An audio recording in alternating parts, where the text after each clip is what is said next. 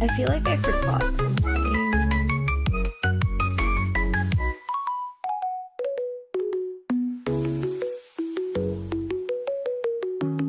What the heck did I forget?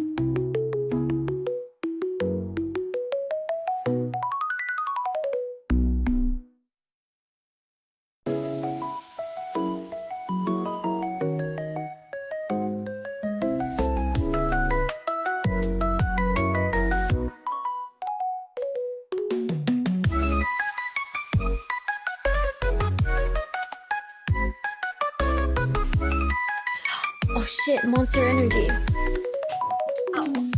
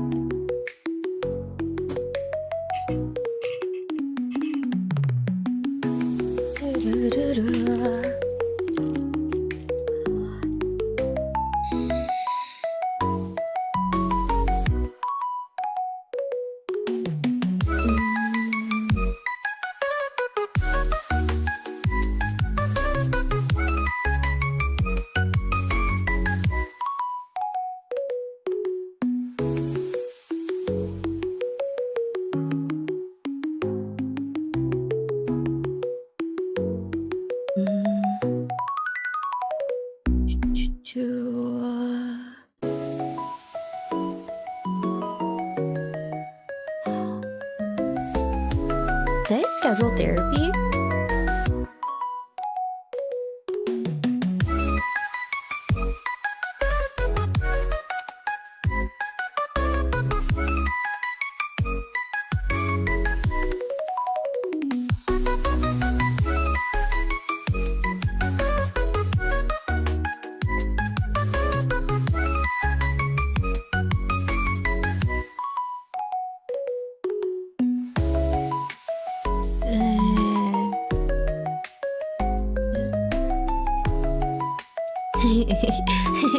Puppy.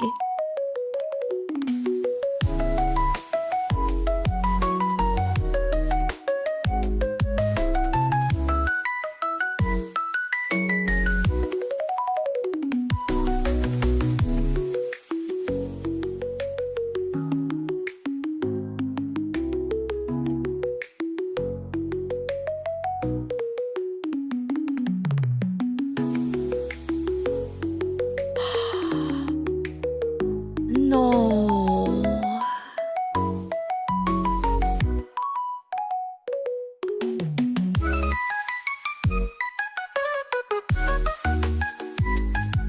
I don't need an eyelash curler with a Moogle on it.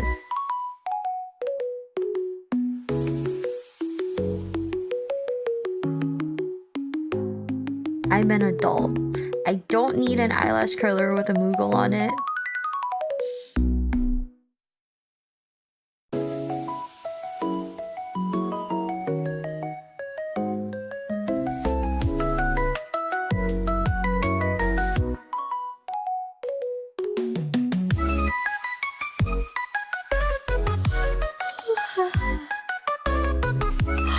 Oh my god, yay!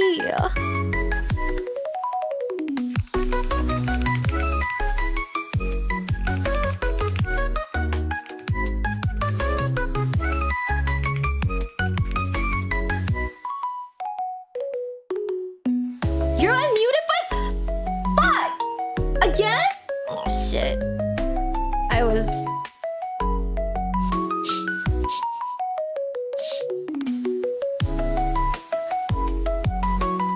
Thanks for letting me know.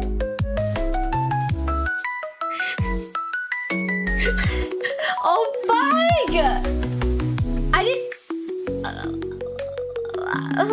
Oh...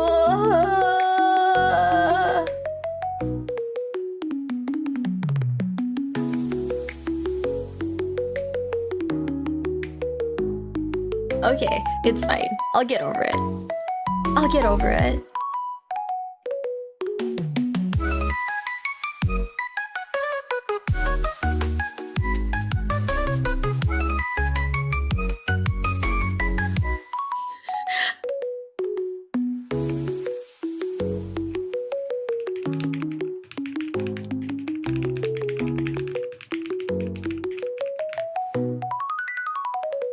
Add the Moogle eyelash curler. See, you guys don't get it, okay? Apparently, this makeup, there's a makeup collab between Final Fantasy and them. So you can like buy your girlfriend an eyelash curler that has a Moogle on it. If you really think about it, chat, I'm doing you a favor. I'm giving you guys a secret sauce. You want your girlfriend to love you, buy her an eyelash curler. And just be like, because I miss you. It has a Moogle on the end of it. So, you know, you think of me when you use it. Every time you like curl your eyelashes. See? That's the sauce, chat. Anyways, good morning, guys. Good morning, good morning. Thanks, best of my girl, be happy. Exactly. Step one, find a girlfriend. Roll that shit back. Roll that shit back and like maybe it'll work out. But yeah, good morning, guys. Good morning, good morning. So yesterday I say harassed, but it's more like I DM'd Mr. No Work and I was like, hey bestie, you like my thumbnail? And he was like, yeah, it's great. But like apparently I use like an AOS like background instead of like a Warhammer Fantasy one. So he was like, maybe you should change that. Here, I'll send you one that's like Warhammer Fantasy. I was like, bet, thank you, bestie. I heard you got cucked yesterday. Okay, so if you don't know, Leah visited Sunny like IRL yesterday. And they were on stream together. And they like called me. They were like, hey, do you think you could do me a favor? Like, we want to go out for dinner. Do you think you could babysit my chat for like a bit? And I was like, okay, of course I'll do that for you guys. Because I love you guys. You're my friends. Anyways, hi guys. Good morning. Good morning. Don't forget therapy. Oh yeah, I scheduled that shit. I'm locked in, chat. I'm locked in. All of the accumulated trauma has been let out into the universe. Also, the ultra thin like glue thing is here, so there shouldn't be like a repeat of like the glue incident anymore. I mean, I've been watching for a while. Wanted to ask, what made you vibe with Imperial Fist and Rogel Dorn? Okay, so in Team Fortress 2, I'm an NG main. So when I heard that like his entire thing, like Rogaldorn's entire, like the Imperial Fist and Rogaldorn's entire thing is building, I was like, bet. Also, he's kind of hot, Rogaldorn. I mean, in like a respectable like daddy kind of way, you know?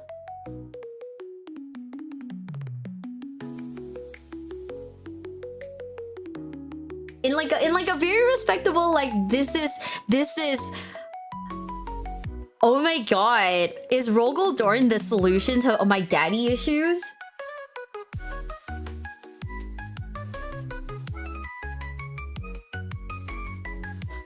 Let's unpack this, shall we? Okay, let's go to the game screen. Let's unpack this, shall we? Do I have daddy issues?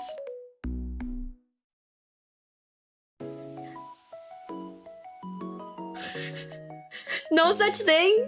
Like what? There's no cure to my daddy issues, or there's no such thing in general? If not, that's why you pay for therapy? Fuck.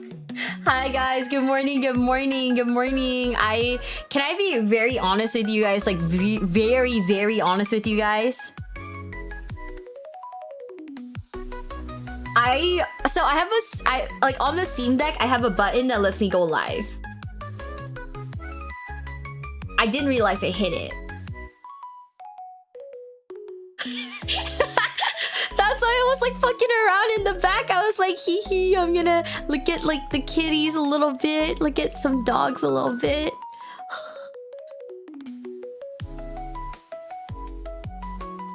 Because daylight savings got me a little fucked up, and I was like, oh, I probably still have like... I was like, oh yeah, in my mind, I was like, I probably still have like another hour. VTubers either have family issues, health issues, PC issues, sometimes all of the above. Oh, it's all of the above, Bessie.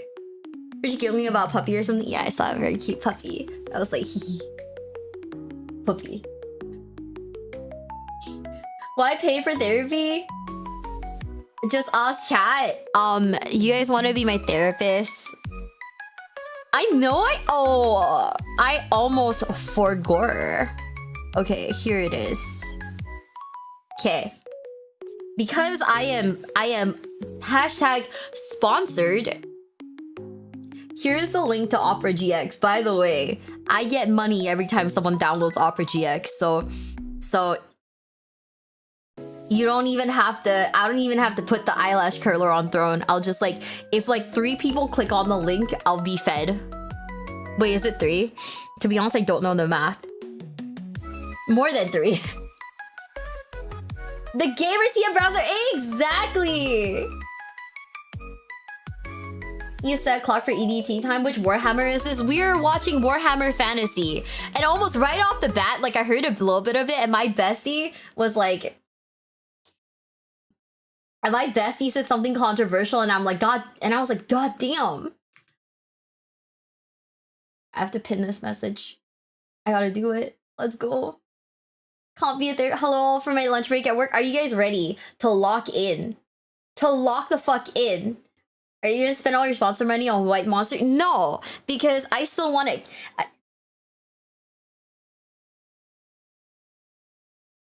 Liver?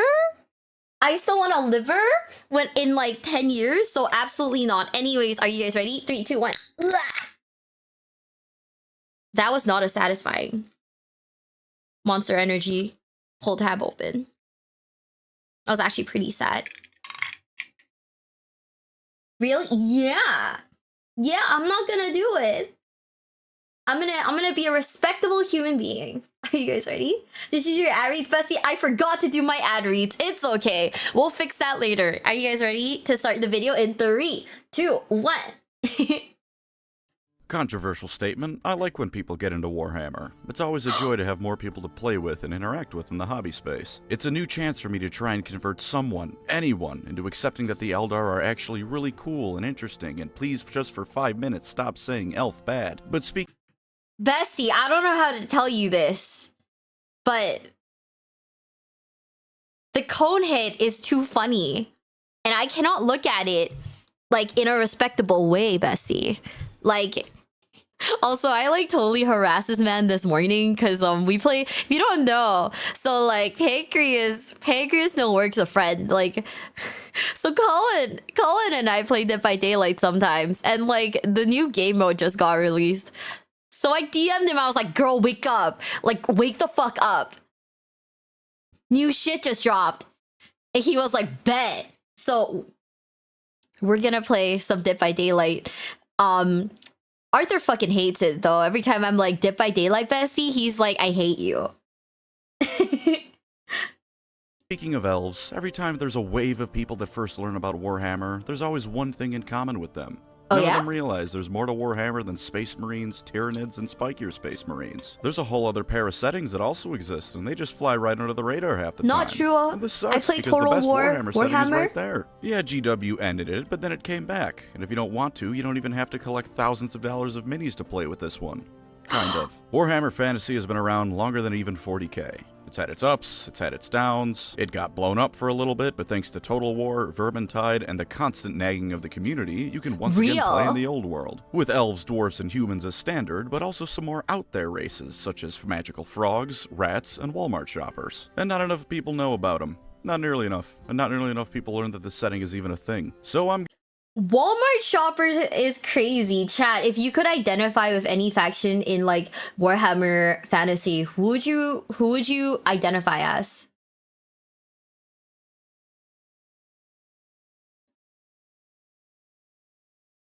Who's Big Mike? Ow! I hit my head.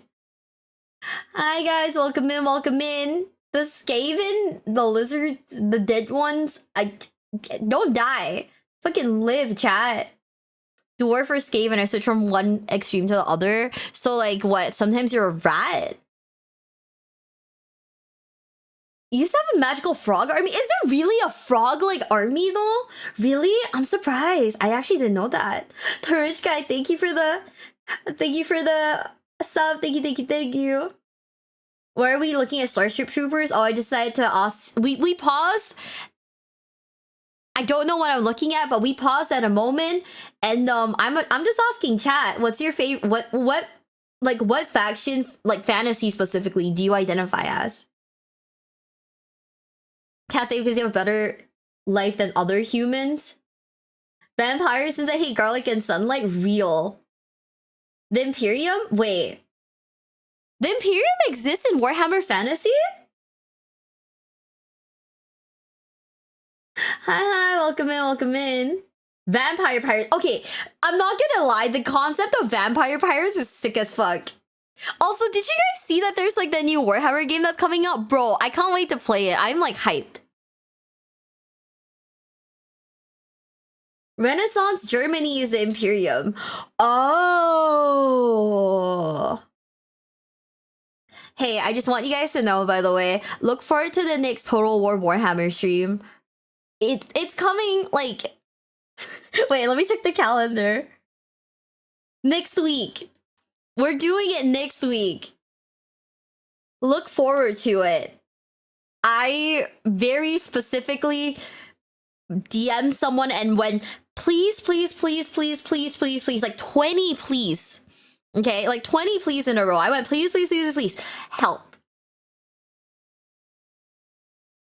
I don't know what I'm doing, but apparently crying and yelling at the archers to move and get the fuck out of the way isn't the strat. Color me surprised. Fuck. Toxie Who, thanks for the 5 gifted. Thank you. 20 please is a lot. Yeah, it was like... I feel like at some point they were like, oh man, like if I don't say yes, this girl will not stop saying please to me. No. It's someone new that we haven't collabed with before. Are you guys ready? We're gonna keep the video going in 3, 2, 1. Hi besties! Sorry. New people keep coming in. Hi besties! Good morning. We're learning about Warhammer Fantasy factions.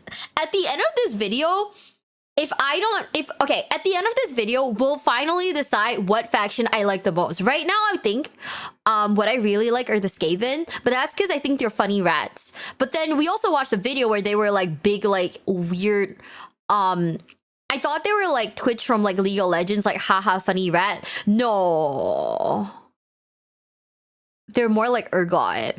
And like low-key, that's kind of scary. So now we're on the hunt for a new faction that I will like.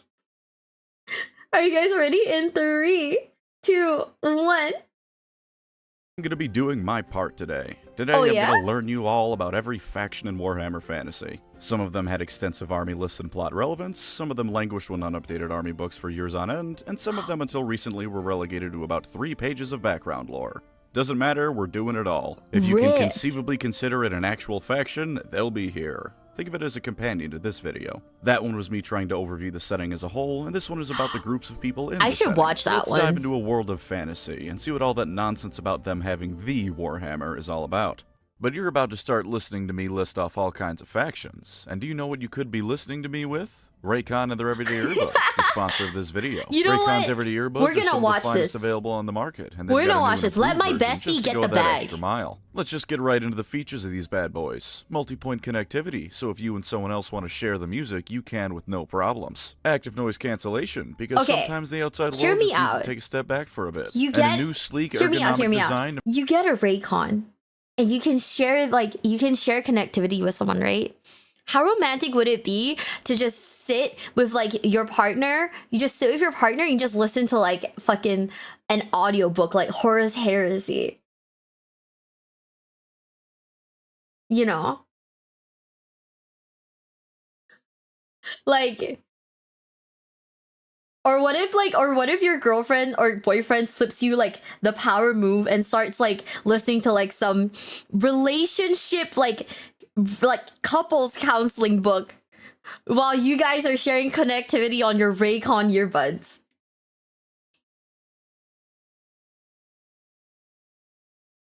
The sound only comes out the L. Oh, really? Step one, again, step one, get a girlfriend. Okay. Listening to Horus Heresy, your partner while painting minis is goals. You know? Like, you know, like Arthur and like the rest, they were like, Arthur was like, I'll wingman for you at Adepticon. I was like, bestie, no. I'm scared. I was like, bestie, no, you don't understand. I'm scared. I don't want. I was like, oh my god. But imagine if a Imperial Fist player walks in, you know, like washboard abs and everything. Like, maybe he can wingman a little. I don't know. But then, right? It would just be so fucking. It would just be so fucking goofy. Watch her like Bretonia? No. But I was also like telling him, he was like, what's your type of guy? And I was like, okay, a guy who will prime my minis. And he was like, dude, at Adepticon, everyone in the house would prime your minis for you. Like if you're like that, if you're like not willing to do it, like everyone in the house will prime your minis for you. I was like, oh, I don't need a boyfriend when I can have my best friends. If I draw your model, of course. You gotta have higher standards in priming your minis, bestie. Oh my god, oh my god, oh my god, oh my god, oh my god, oh my god. Okay. Did I tell you guys about the most like cringe interaction I've had so far with like a Warhammer person? Did I tell you guys? It's so good. Do you have a hobby knife now? No, I need to buy a hobby knife. I keep forgetting. Has it only been fuck, we're only 2 minutes in. Do tell. Oh, okay. So like this one guy like hits me up and he's like, I heard you like Warhammer. And I was like, yeah. Like I guess like he heard through like from like a friend of a friend that I'm like basically like single and whatnot and that I like Warhammer. Okay. So like he's like, I heard you like Warhammer. I'm like, yeah, I do. What army do you like? And he's like, oh, I have like CSM. And I was like, oh, okay, that's cool. I like Imperial Fists. Okay. And he goes, oh, and he's like, oh, that's sick. Do you do anal? I went, what? That's some Slaneshi bullshit right there. Get blocked, fucking nerd.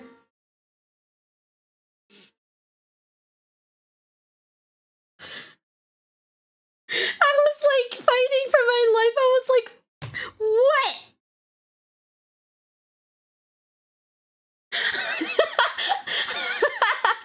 It was so insane. It was so fucking funny. I remember just like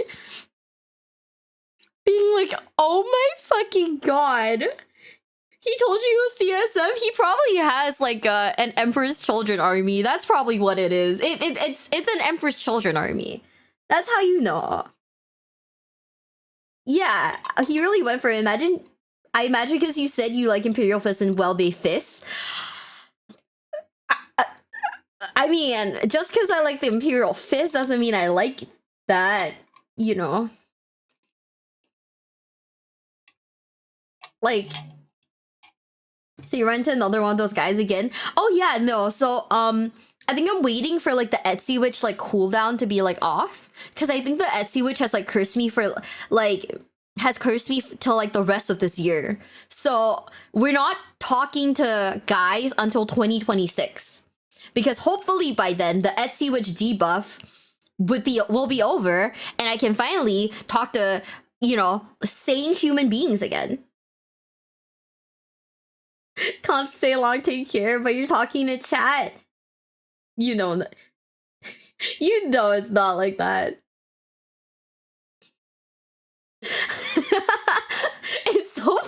funny. I just remember like sitting there and like the problem is that this was like a conversation, like this is like a Discord call, because this was like in my friend's Discord server with other people in it, and I'm pretty sure it was like my friend was in there trying to wingman this guy, and my friend later like DM'd me and apologized because they didn't expect him to be like that too. It was so fucking funny. Have you ever gotten hit on by a same person before?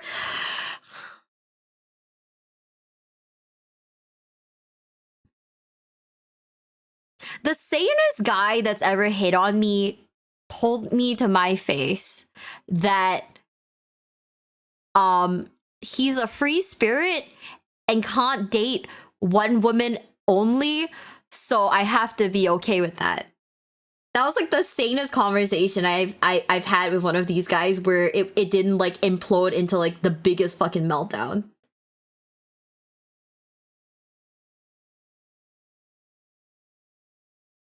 No, it wasn't Tinder. It was like my friend's friend. I was like, oh my god, if you're trying to wingman dudes like this, don't talk, like, do not.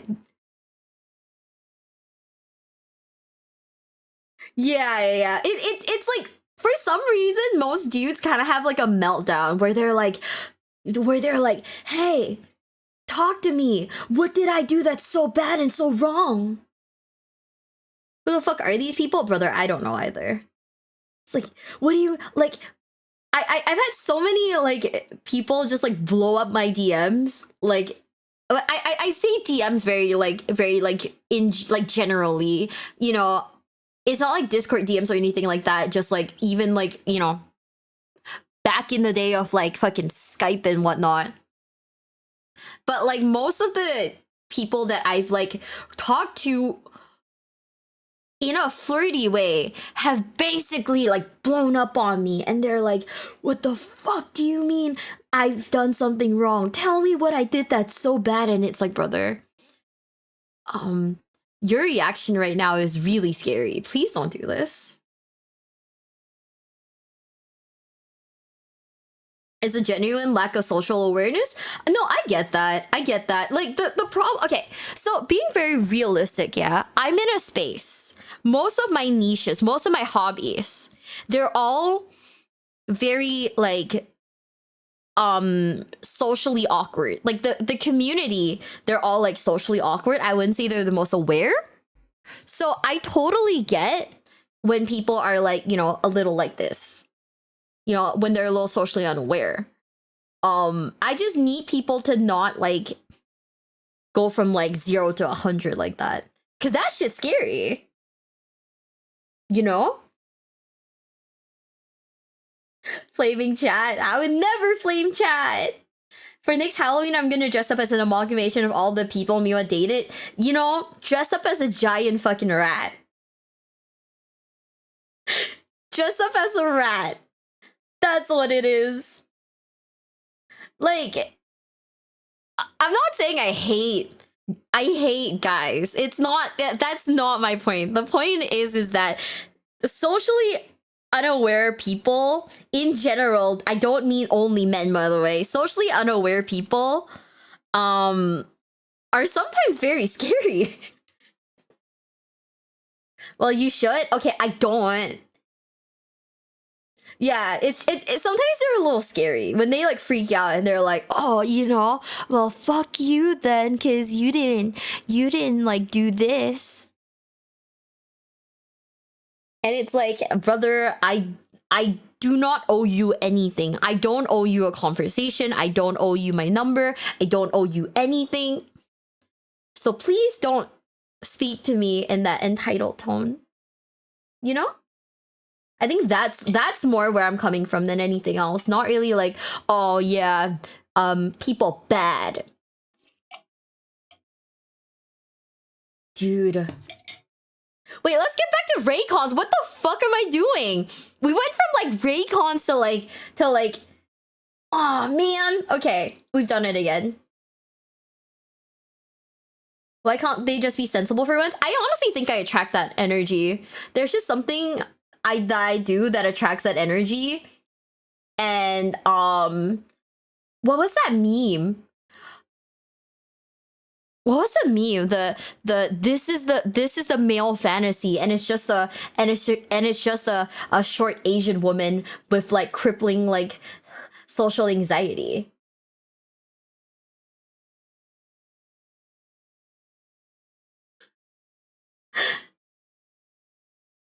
Also, Matt, thanks for gifting a sub to Snuggler, to Stevie. Thank you, thank you, thank you. I've not seen that meme. It's the one. It's like that one BuzzFeed meme where it's like this woman and she's like, "Oh yeah, this is what's wrong with video games. This appeals to like the male fantasy or something like that." It's so dumb. For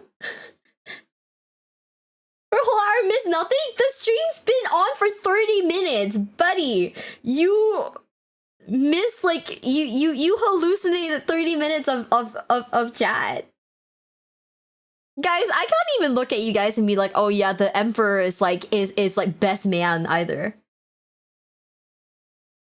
Haven't seen that one. I don't know. I've seen it before, but I'm like I've seen it before, but it was just like really stupid. So what happens when you read BuzzFeed, your brain melts? See, that was like peak.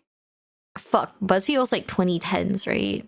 That was like peak 2010s, where like they would compile like that was literally the brain rot before brain rot existed. Like they would compile that shit for you and spoon feed it to you like a baby bird.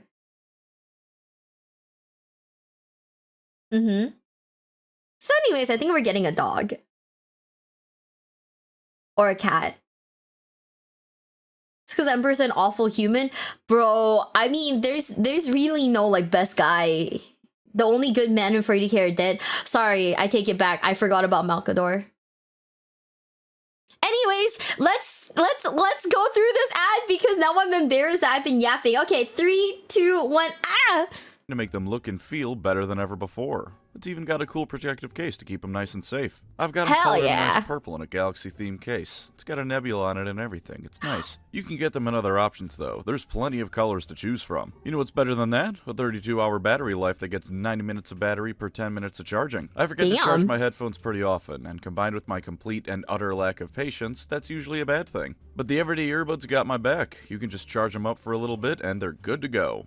I use them when I'm painting or assembling minis. The thumbs up is so good. The sound quality lets me tune out the world and get into the swing of things. This is good because, hold up. We gotta go back. We gotta judge this man's like bedroom now. But even with your own shopping needs, you can still enjoy the Raycon everyday earbuds. Click the link in the description or go to buyraycon.com/pancreasnowork to get 15% off your Raycon purchase, plus free shipping. They're already half the price of other brands, and with my link, you can get them at an even better price. Spice up how you listen to music, podcasts, and more with Raycon's everyday earbuds. God now damn! Then, let's talk about where it all began.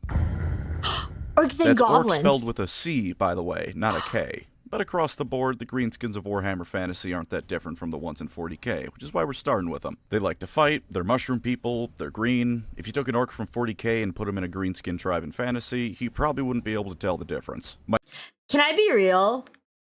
I remember like the first time I saw like Warhammer orcs, and I got very confused as to why they don't look like Lord of the Ring orcs. That's Malkador a hero to you? Oh, so for context, basically someone in Twitch chat said all the good men are dead. So I said, who's dead? And then I remembered, oh yeah, Malkador the hero. He's fucking dead. Sanguinius is dead. You're right. The good men are dead. Bring them fucking back. What? Bring them back. Cause green is the best. Green is... I just remember like all of my like fantasy knowledge at that point in time had come from like Lord of the Rings. So I just remember like, oh my god, why do the orcs look different? I don't get it. I was so sad. I was like, man. Might wonder why no one has a decent Shuda hanging around, but he'd be content with his life regardless. He might even be happier, because these orcs have characters like Grimgor instead of Ghazghkull. There are no thinking and tactics for Grimgor, only beating everything near him to death. The Greenskins used to have some pretty different lore, being closer to D&D than anything else. They had half-orcs, and they didn't reproduce with mushroom spores. Then as time went on, that was moved away from, and eventually we came to where we are now in the old world. He's riding a pig! The orcs hopped to ride with the old ones' ships when they came to the Warhammer Fantasy world. More on them later. From there, they naturally began spreading out across the entire world. The old ones and their servants did their best to get rid of the orcs, as they did all other races they weren't quite fond of, but you... Hear me out. We get a mini of the orc riding a pig, and we paint the orc to look like me, and the pig to look like one of the mini pigs at that mini pig cafe in Japan.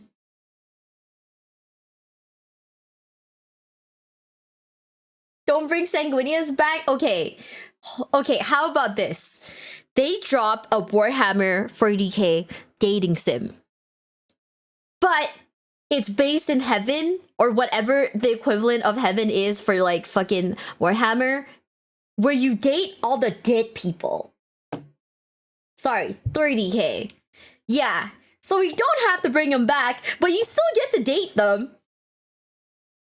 Because you don't want to bring them back because they're fucking dead, but also I still want to date them, so... Is it the warp?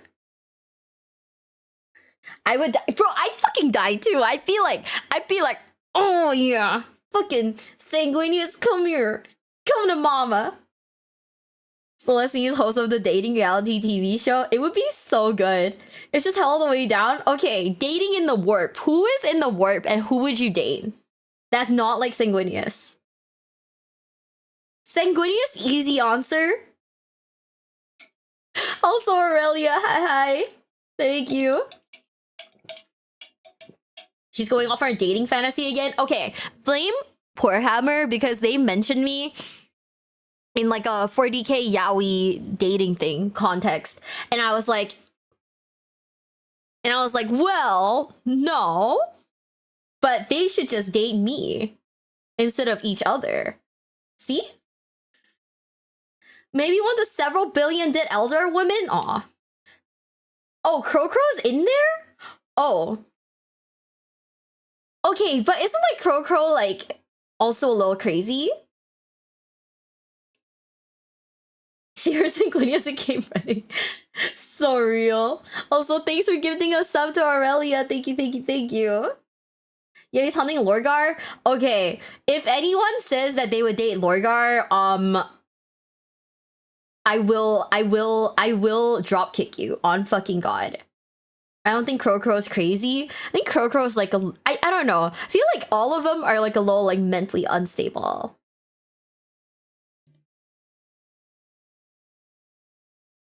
Vulcan, I can understand. Okay, real. Stress has gotten to him. That's what I was thinking. He's on a vengeance for terrorizing Lorgar. He's too busy to date then. Like, imagine getting in between a man and his like mission. It couldn't be me, chat. Does Ferris Mana still have a hidden death? No joke. There is like an actual dating sim where you get to date like a what are they called? Like a Dullahan? Like the guys without heads, right? And like straight up, yeah. Why I played that game? Why is the guy without a hit? Like, bro does not have a face, but he has one of the best like character routes where you genuinely feel like this man loves you.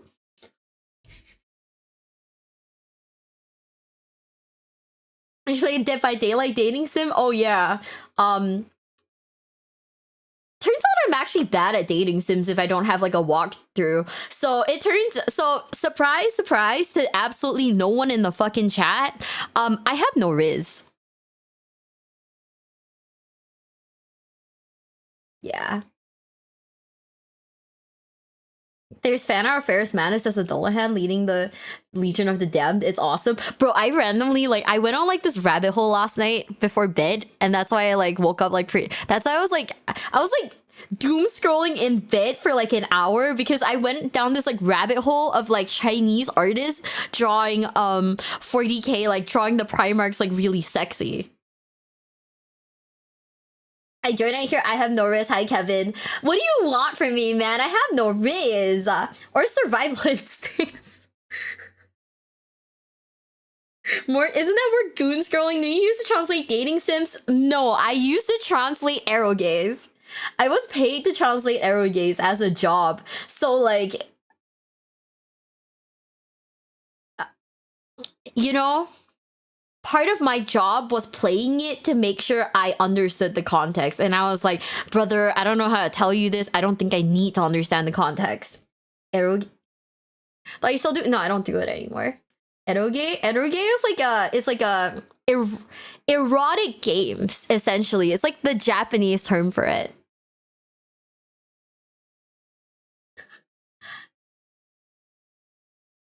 It was so bad. It was so bad. Gunner shit? Yeah, they paid me. They paid me to translate Gunner shit. Hey. There's a lot that I wouldn't do for money.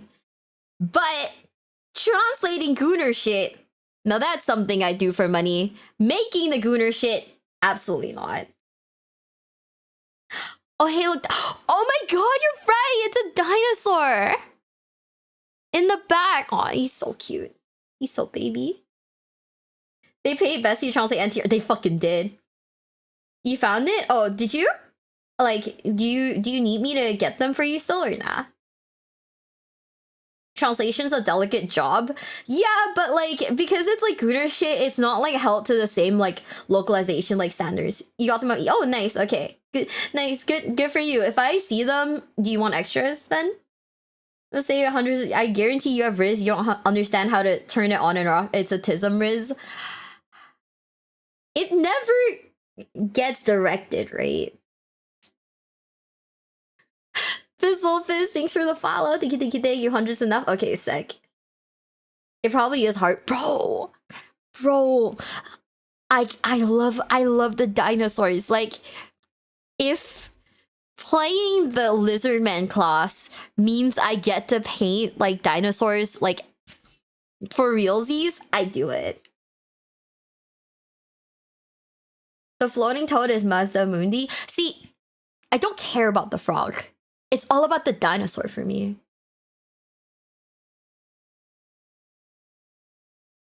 Exactly my point. Aw, man, that, you know, you get to paint lizards riding dinosaurs? Okay, but what if we don't have the lizard and just have Donosaur? They have T-Rexes? Fuck! T-Rexes are so good though! Oh man, T-Rexes are so fucking good though! Ugh! So I have to add something to the Zephyr wishlist? I still don't have one yet. I'll ask. You can run dino armies? To be honest, it doesn't take much of Riz, man. You basically just need to say hello. See, my form of Riz is by awkwardly info dumping. You know? True? Wait, say hi? Oh, I thought you meant my awkward info dumping. Bestie, I got like I got into like fight or flight mode for a second. I was like, oh my god, what do you mean? What do you mean? I'll put like some BGM while because we're just chatting for a bit. Stegodon. Oh my god. Compliment his t-shirt. Compliment genuinely can remember it for a lifetime. Oh good. We gotta compliment men then. Drown them in your current hyperfixation. Okay, so chat. Hear me out. Okay. My current hyperfixation is this game that just like they're sending me a key, which is very nice of them. But do you remember TCG Card Shop Simulator? They're apparently dropping one for like tabletop games, and they were like, hey, do you want to try our game out for free? And I was like, oh my god, I get to cosplay having a job again. Yeah. 99.9% of men go their entire lifetime without being genuinely told they're attractive. See, that's the thing. So I know those statistics, right? And that's why like I send flowers to like my male friends whenever they have like life events that are happening. I will send them like flowers because I know that like men don't like generally get gifted flowers, but I also think that flowers are one of those gifts where it's genderless in the sense that like if I were to send you flowers, you'd still be happy. You know, you'd still be happy even if it's super unexpected. Ain't this a job? Not to my mother, no. Why the fuck is someone sending me flowers?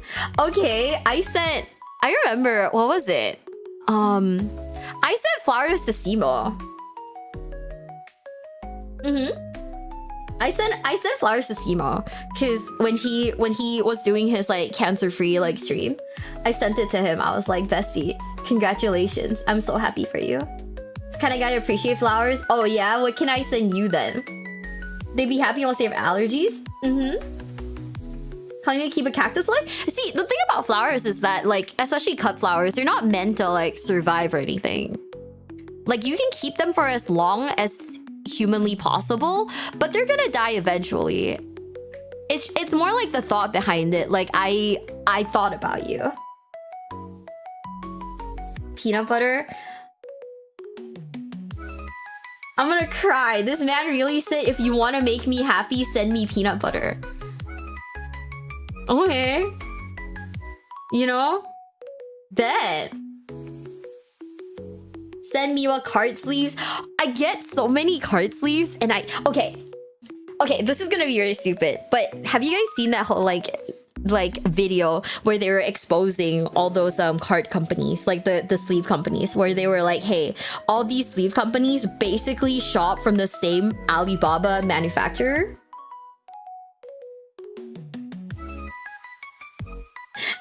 And like I found the listing for it on like Taobao, so where I can get them at like a much like smaller like quantity. I don't have to get like a fucking like 10 cases of it, thank God. But I found them on like Taobao at a much like smaller like quantity. So I decided to order a few of them just to, you know, like see if I like them or not, because they're cheap. It's like $2 for like a pack of 100. So I was like,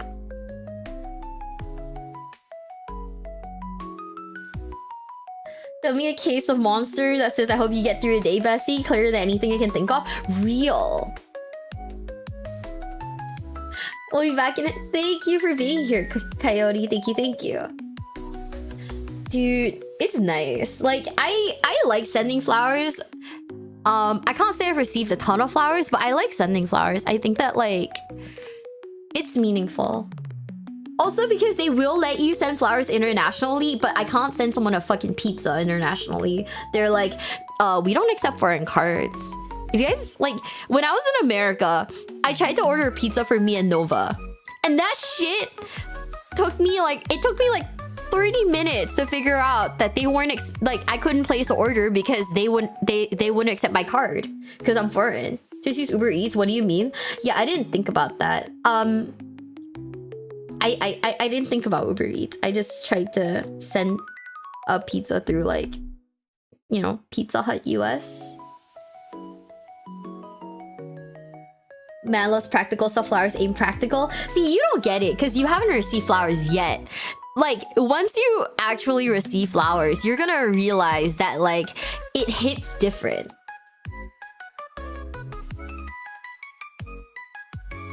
One time I sent a friend of my flowers to I bought them on Uber Eats. That's crazy. Okay, we don't have Uber Eats in my country, so I have to very specifically, like, download Uber Eats just for that. Yeah, flowers hit different than like a practical gift.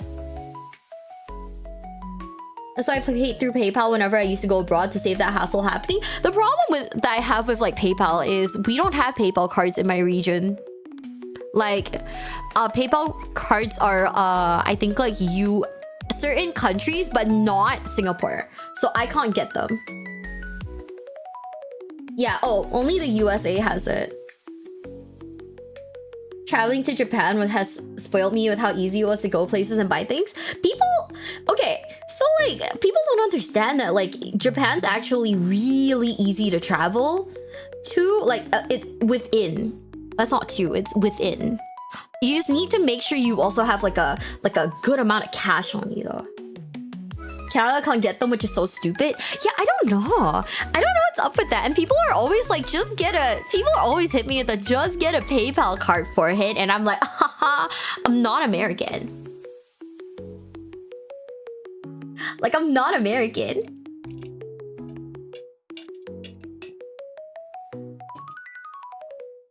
Only receive rose from my sister on my last year of school tradition. I don't know. I think that like it hits different for sure. Oh, you caught a stream. Hi, bestie. Hi. Yeah, I personally feel like gifting gifts, for the most part, most of them are okay. Like, with like my male friends, usually what I will gift them, because I'm an insincere bastard of a person, I'll just send them like a Steam gift card, bro. Like, eventually you're gonna use it. Like, eventually you're gonna use the Steam gift card. So I'm gifting you a Steam gift card. You were in the US for months, so why not get one when you were there? It doesn't work like that. Like, my account is my account's like history is in Singapore. Like, my billing address is in Singapore and whatnot. They do not give you the option to, because my account is like locked in Singapore. Man receives flower once and immediately says, "What are we?" Oh my god. I like cried out of frustration like a month ago, because I remember like I DM'd like a friend. Like I randomly saw my this friend, right? So he has like a favorite Pokemon. And I took a picture of like merch of it in the wild, just like out in public, of merch of it. And I went, "Oh, like, do you want this?" And they were like, "Yeah." So I helped them get it. And then later they were like, "Hey, are you like interested in me or something? Because you helped me get this." I was like, "No, I'm being a good friend. What the fuck?" Like, shut up. Heretic Loot Goblin, thank you for the raid. Thank you. Surrender all your loot. I'm poor. All I have is fake as fuck what is the currency that they use in like Warhammer? Is there even currency? Now that I think about it, what is the economic situation of like the Imperium?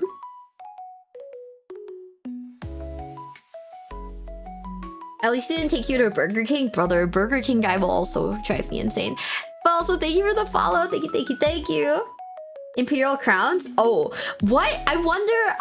Okay, I wonder if there's like a breakdown on like the economic situation in like Warhammer, like 40k specifically, just cause like out of curiosity.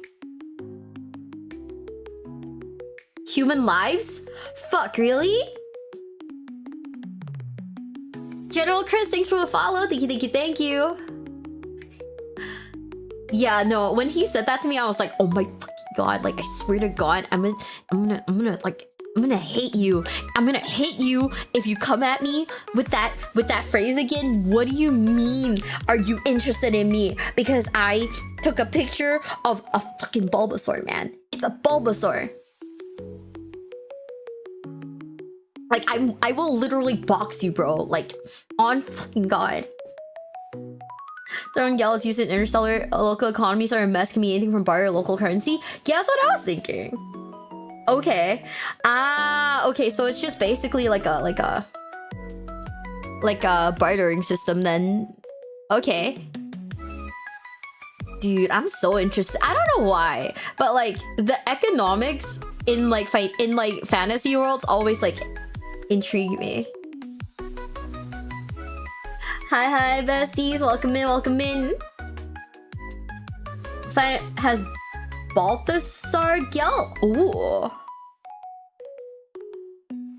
Let us hate. Everyone like, dude, I love how both YouTube and Twitch chat are like, yeah, that's a red flag because he texted this after a Bulbasaur. Why do we hate Galetis again? So much more reasonable than in 40k? Bro, I feel like, I don't know. Like, that's one thing that confused me a little, like in Rogue Trader, because I was like, okay, supposedly we're like supremely rich and whatnot, but like, what do we actually do? I need to play that game again, because I was like, what do we actually do? On Hive Worlds in 40k, water is a precious resource and accepted as currency. Oh, that makes sense. I cause economic recession. Bro, could you financially cripple a whole world by like putting them in a recession? Could you do it? You own stuff? I mean, I guess that makes sense. You own stuff. That's how you're rich. Like, I don't know. Maybe I'm being dumb. But anyways, let's keep it going. If you guys don't know why sometimes the screen like fades out like that, it's because for some reason you cannot. I literally cannot open anything on this monitor. Everything has to be like every window has to be open on the second monitor, because if I do anything here, even just Spotify, it like kind of fades out. It's kind of fun. It's kind of weird in a way. Are you guys ready though? In 3, 2, 1. You can't get rid of the orcs once they're on a planet. It's just not Okay. possible. So Okay. nowadays, if you wander around a given area long my enough, God, chances are you'll mammoth. find some greenskins Wait. kicking about, making things worse for whoever No, that's a lives there. pig. The orcs themselves are one of the biggest similarities between the two settings. The biggest guy is in charge of the tribe, and if you get a real big boss, he might be in charge of multiple tribes. And Do when they you have get a the really red big boss, you orc can get a thing? whole proper WoW going. When this happens, you Wow. usually get a whole lot of dead humans and dwarfs. Painting something red still makes it go faster, painting it blue makes Yay! it luckier, and can block arrows from killing the blue-painted orc. And they still love looting. Not nearly as much as in 40k, but you can always find an orc in a tribe wearing dwarf plate armor or wielding a human greatsword he grabbed off a corpse. They do have some more Oh. savage brethren who judge other orcs for using things like basic tools or digging a pit to shit in rather than just letting it drop where you stand, but aside from being a bit more magical, those orcs aren't really all that different. Where you get the biggest change, though, is with the goblins. See, in 40k, grots are an entire species of plot irrelevance to the orcs. You'll get one like Makari once in a blue moon who are allowed to be in the shadow of the spotlight of a far more famous orc, but the goblins in fantasy are an actual threat all by themselves. Sure, they're still cowardly and will refuse a stand-up fight unless they outnumber the enemy 40-1. Sure, they're still kicked around by the orcs and are used to do all the manual construction stuff. And sure, they're still slightly smarter than the orcs, so anything resembling any actual construction or research is done by them. But every now and then, not often, but every now and then, you get a goblin who's a cut above the rest. And when that happens, everyone's in trouble. The goblins feel are like I cunning vaguely little remember buggers. this. They know in a straight-up fight they're gonna lose, so they'll wait till the biggest orc around is sleeping and slit his throat, or poison his food, or convince him there's something shiny in a nearby cave filled with hungry trolls. And sometimes, if they're really insane, they'll overdose on literally magic mushrooms, and when they come back to reality, they've slaughtered every orc in charge in a manic frenzy. Now instead of a What? big green moron who just about knows which way is forward leading the army, you have someone like Skarsnik leading an orc army. A green little Sun Tzu who's gonna run circles around you and your entire military. Or you can get one that pretty much just lucks into the position, like Grom the Paunch, hallowed be his girth. Instead of being clever, he just got incredibly lucky and was forced to eat troll meat. Instead of exploding, which is normally what happens when you do that, he just kept growing alongside it. Three things happened. 1, he got so incredibly fat he'd beat rival orcs by sitting on them. 2, he became a legend among goblins everywhere. The alpha male fantasy they all wish they could be. And 3, he nearly No. ended the world by sailing from the equivalent of the Middle East or Africa to the middle of the Atlantic and destabilizing the High Elves. If you like grots but wish they could, do anything important ever, maybe take a look at the goblins. Their history really isn't anything special though, mostly because they're greenskins and what you see is what you get. Usually, they beat each other up. Every now and again, one of them beats up enough orcs that he convinces them all to go beat someone else up instead. This Is he actually peak male physique, or is that a meme? Please tell me that's a meme, because I can't tell. I'm like, I feel like you guys. Yes, he is. Meme peak for goblins, bro. Man's built like a fridge. Judge goblins too harshly. They got their own fanfiction of shroom addicts. It's like skooma then. Peak goblin at least. So about the Imperium economy, there are many money in circulation from what I know. Like now in the world, Imperium itself doesn't ask money but resources like men from the Astra Militar. Mio as our goblin. I'm not a fucking goblin. Reggie said, "Best men want to be him, women want to be with him." I don't know about that. If he can kill people by sitting on them, that sounds kind of dangerous, chat. Sounds a little dangerous. You telling me it's not? That sounds a little dangerous. I don't know. What are you then? A rat? By the way, I changed my Steam username. Tell me if you guys like it. Now my Steam username, please don't add me. My Steam username is Thought Daughter of Dorn.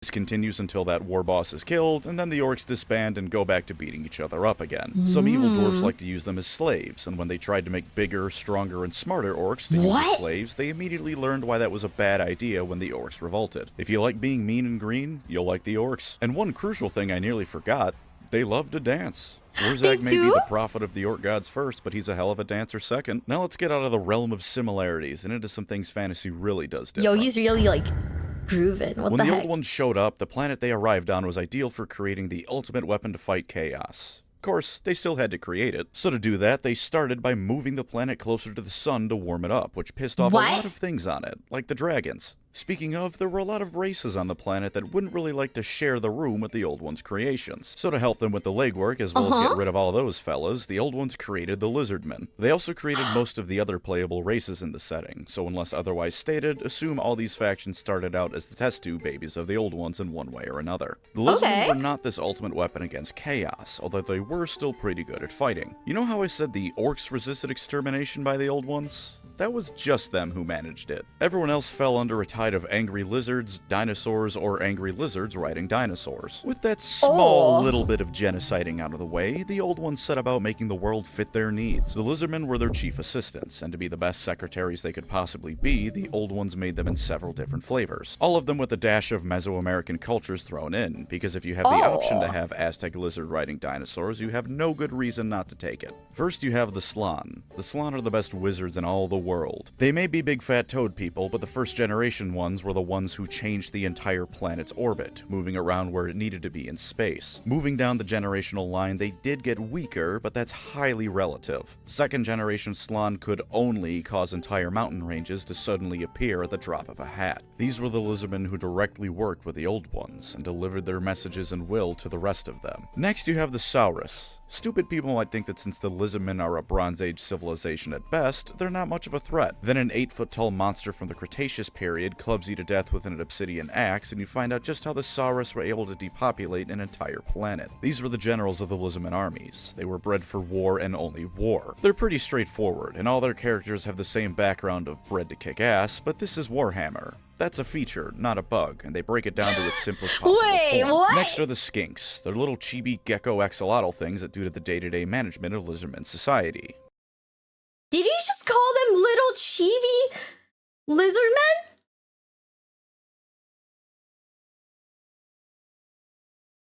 Oh my god, my bestie is fucking brain. Oh my god. Okay, I'm gonna DM him. I'm gonna be like, "What's up, you nerd?" I'm gonna do it. I'm gonna be like, chibi gecko axolotls. Oh my god, you're like a weave or something. You need a building planned out or to do basic diplomacy, you send the Skinks. They're also skirmishers. When the trees start speaking Great Planese, it's the Skinks doing it. They've even got their own god all to themselves, Sotek. It was a bit of a controversy when he came around at first, but the rest of the Lizardmen seemed content enough to let him be worshipped. Finally, we have the Croxagores. They're alligator men. They build the buildings and gator death roll all over enemy armies. That's it, but that's all they need to do. When Chaos first came and the Old Ones fled, the Lizardmen had to figure out how to not only survive, but continue the Old Ones' work in their absence, which they kind of sort of have been pulling off a little bit. They held off the invasion at the cost of almost all the first Slan and most of their spawning pools, turning them into a very numerically disadvantaged race. Not that this stops them from still sometimes rampaging across the world, but they are largely held up in the jungles of Lustria nowadays, also known as South America, because Warhammer Fantasy is just Earth if someone with really shaky hands drew a map of it. They're isolationists, the Slan will spend centuries of their time meditating on the few plaques the Old Ones have left, and they really hate when tourists come to Lustria because it's usually to steal those plaques. They're all gold, you see, because gold doesn't tarnish or rust. Convenient for writing things down in a jungle, less convenient when all the warm bloods come to steal the shiny stuff. If you see a Lizardman army, you're either screwed because the Great Plan dictates your death, or screwed because you're somewhere they don't think you should be. Very simple faction, but again, that's a positive. Sometimes being dino-brained is the way to go. The also Empire known as of the Man. Imperium, but not as awful. So, this is Collins, man. Right here. This is Collins, man. He sends like emotes and stickers of like when we talk. I'll send him like Chikawa memes and he'll send Carl Franz and I'm like, okay.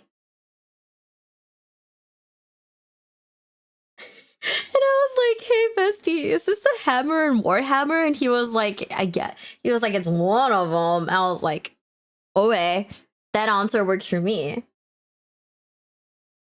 It's John Warhammer at the Warhammer. Oh, is this the Warhammer? It's not a Warhammer, it's the Warhammer. Yo, okay. Damn.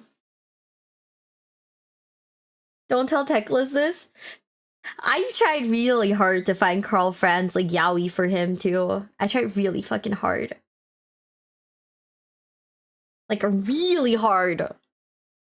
These guys are the default protagonist faction. They're the strongest nation of men in the world, and that's no meaningless boast here, because there's actual competition they have in that department, unlike the Imperium. They formed about 2,500 years prior to the setting's modern day, when a pretty cool dude named Sigmar was born. Sigmar had a dream, uniting the scattered tribes of barbarian into one unified nation of mankind, to drive back the darkness and bring peace to the land. He did this chiefly by beating up everyone who disagreed with him, but in fairness, most of them deserved it. If this sounds familiar, let me just remind you that this guy was here first. Plus, Sigmar realized that outright killing everyone just because they disagree with you is perhaps a bad idea that will lead to problems later down the line, so he settled for only beating them up. Sigmar didn't just beat up people, though. He also beat up a lot of orcs. Like, a whole lot of orcs. So many orcs that the dwarfs swore eternal friendship with mankind, because if Sigmar is so kick-ass, surely the rest of humanity can't be that bad either. He united most of the tribes of man in the area, and you better believe I'll come back to the most later, and formed the Empire of Man. 50 years later, he just up and left. A little bit after that, he became a god, and the Empire soon worshipped Sigmar as the chief god of their pantheon. The Empire is pretty unique as far as fantasy factions go. Usually a fantasy setting will reach the medieval era, and then very explicitly never move past that for the next trillion years of its history.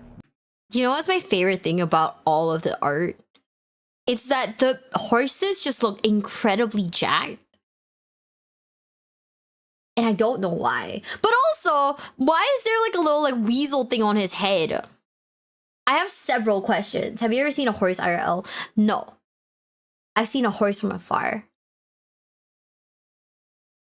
On Wednesday, I returned to Warhammer World. Here's some news. Buckman's has expanded their alcohol menus. Now they got vodka one. Their now I got vodkas. One is as blood for the blood god, but I didn't try it. I was playing games, so no getting hammered. Thank you for the super chat, Commissar. Thank you. Yeah, like, aren't they swole as fuck? Like, look at it. That's a lion? Bro, why does it look like a weasel? Am I, like, going crazy? More horses are like that, though. I mean, I guess, like, having the little face, like, plate helps, because, like, at least they can't get headshot, right? Have you ever seen a warhorse? No! Horses are just built like that, bro. I still want to go to, like touch fucking wood, touch fucking grass, touch whatever, but I still want to go look at Oguri Cap before, you know, like Oguri, you know, does the funny thing. It's supposed to be a lion.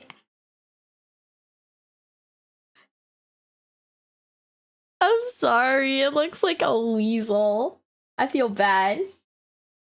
Sorry, not Ogre Cap. Gold Ship, funny thing? Yeah, before Gold Ship, like, keels over, I guess, is the term for it. I don't know. I just want to go, I want to go see a, like a proper, like, horse. Look up drawings of lions from, like, the 1400s, you'll understand. Oh, yeah, no, like, 1400s, like, painting was, like, they all look kind of goofy. Well. Dude. The image is a depiction of Richard Harf of Lion, the English-French king. Man, I don't know. I feel like with how goofy the lion looks, it's like less drippy now. Like the other side's like way more drippy. Okay. Like the other side's like way more drippy, right? Ogre, I know. Ogre Cap already did the funny thing. I know. I meant Gold Ship. My bad. On the real time of Oh, I don't think my PC can run games that old. I'm sorry. For big cats, but don't quote me on that. Ooh. My kin's being called Weasel and Goofy. Okay, it's this one that looks goofy. I like lions as a whole. This one just looks a little goofy. European heraldry is too derpy. It looks kind of funny. It looks kind of goofy. I like it, but it looks funny. Like if I could get a model for this guy, I would paint that thing pink. For obvious reasons. Some guy who worked on that is becoming sad in the afterlife hearing you talk about his lion. I'm sorry. Okay, you know what? The guy who painted this lion, I'm sorry. I don't mean to shit on your lion. I'm really sorry. I'm really sorry. The other party just has like more drip. Yeah. He would just be like a little like bright pink like goober. You paint everything pink? Well, that's not the point. The point is the goofy, derpy little lion should be in a cute color, right? We'll paint him to look like Espeon. Goofy ass lion. It's a reproduction of his helmet. The same lines on the banner. Bro, I can't. The Singapore like fucking lion also looks goofy as fuck. I'm like, yo, it feels like the people who drew this heard a general description of what a lion is and drew it based off that description. Pink was not available at the time. It's okay. It's available now. We'll eagle-ify the lion. Sure. We'll do that.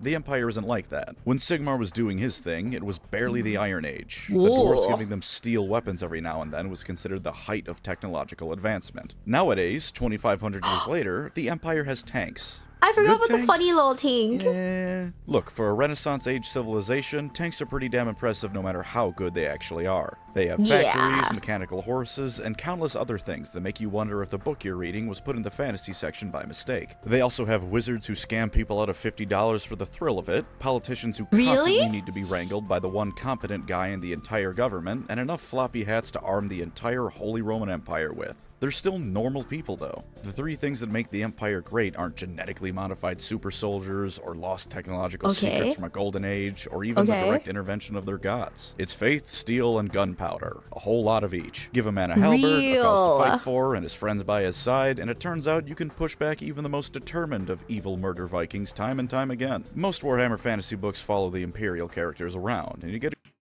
this guy's outfit. Like, this guy's outfit has no fucking drip whatsoever. What is that? This guy's called Balthazar Gelt. Oh.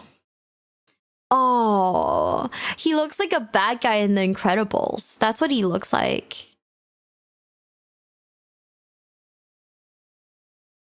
Fuck. I'm sorry, bestie. Like, it's called camp. Is this camp? I don't fucking know, dude. He's the biggest troll in fantasy. Like what? He scammed someone out of $50? Okay. Tell me about this man. The greatest con artist. Why is he a con artist?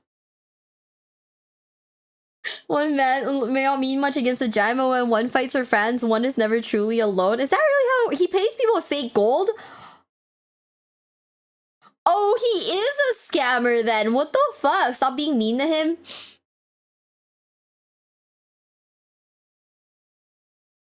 I'll do my best. That's insane. Wait, he has a whole video? Oh, I have to watch it now. See, like, the only reason why I don't know of the other Warhammer Fantasy videos is because, like, I genuinely don't know much about Warhammer Fantasy. So now that I know what videos to search out for.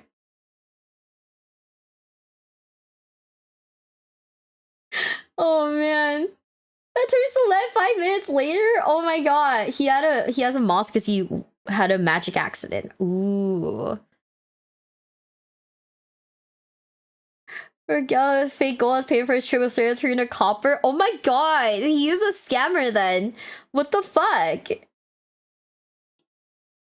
I still don't really know. Okay, so I want to be very like I want to be very very clear with you guys. I know nothing about Warhammer Fantasy. Absolutely nothing other than what we've seen in the Total War Warhammer trailers. I know nothing else. So this is like my first like proper like sit down into Warhammer Fantasy. Mm-hmm. Yeah. Weirdest part is he can make real gold, but he makes fake gold anyways because it's often more work. Bro is low-key a chat. What the fuck? That's the whole purpose of watching this? No, yeah, it is. It's just that like I gotta preface it because sometimes in like the YouTube comments people are like, what? She doesn't know anything about Warhammer fan. She doesn't know anything about the video she's watching. What the fuck? Tourist. It's very funny. The other day someone called me a tourist because I said corpse starch is icky. And they were like, if you think that's grimdark, you're a fucking tourist. And I was like, oh, pardon me for not wanting to eat orphans. My bad, sis. Are you learning about Warhammer? Planning getting into it? I'm basically like invested in like Warhammer 40k. Like this is very shameful. I have my own pile of shame now. But yeah. Are you gonna look into Age of Sigmar too? I just learned today that these are all separate things. Like Colin like told me that they're all separate things. I was like, what the fuck? Okay. At some point I have to get like one of the guys to like help me out with it. Like tell me like what are good videos to watch on the subject. But yeah. 777. Hell yeah. I don't know. It's so fucking funny. Corpse starch is icky though. No, exactly. Balthazar Zorgel is the Grand Patriarch of the Empire's College of Magic and a direct advisor to Emperor Karl Franz himself. Oh my god. He's like a scam artist with a job then. That's good protein, you're just being picky. That's crazy. Brother, I don't know about you, but I feel like I don't know, as like a person with like in a privileged situation, the thought of eating another person's kind of gross. It's a pile of opportunities. You're not wrong. You're absolutely not wrong. Spread it on some bread. I'm not spreading cornstarch on bread, chat. That feels like a crime.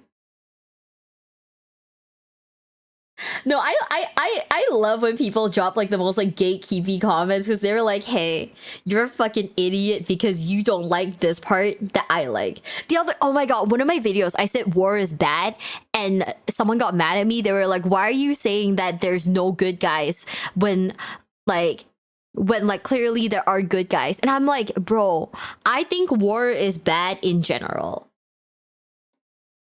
you know?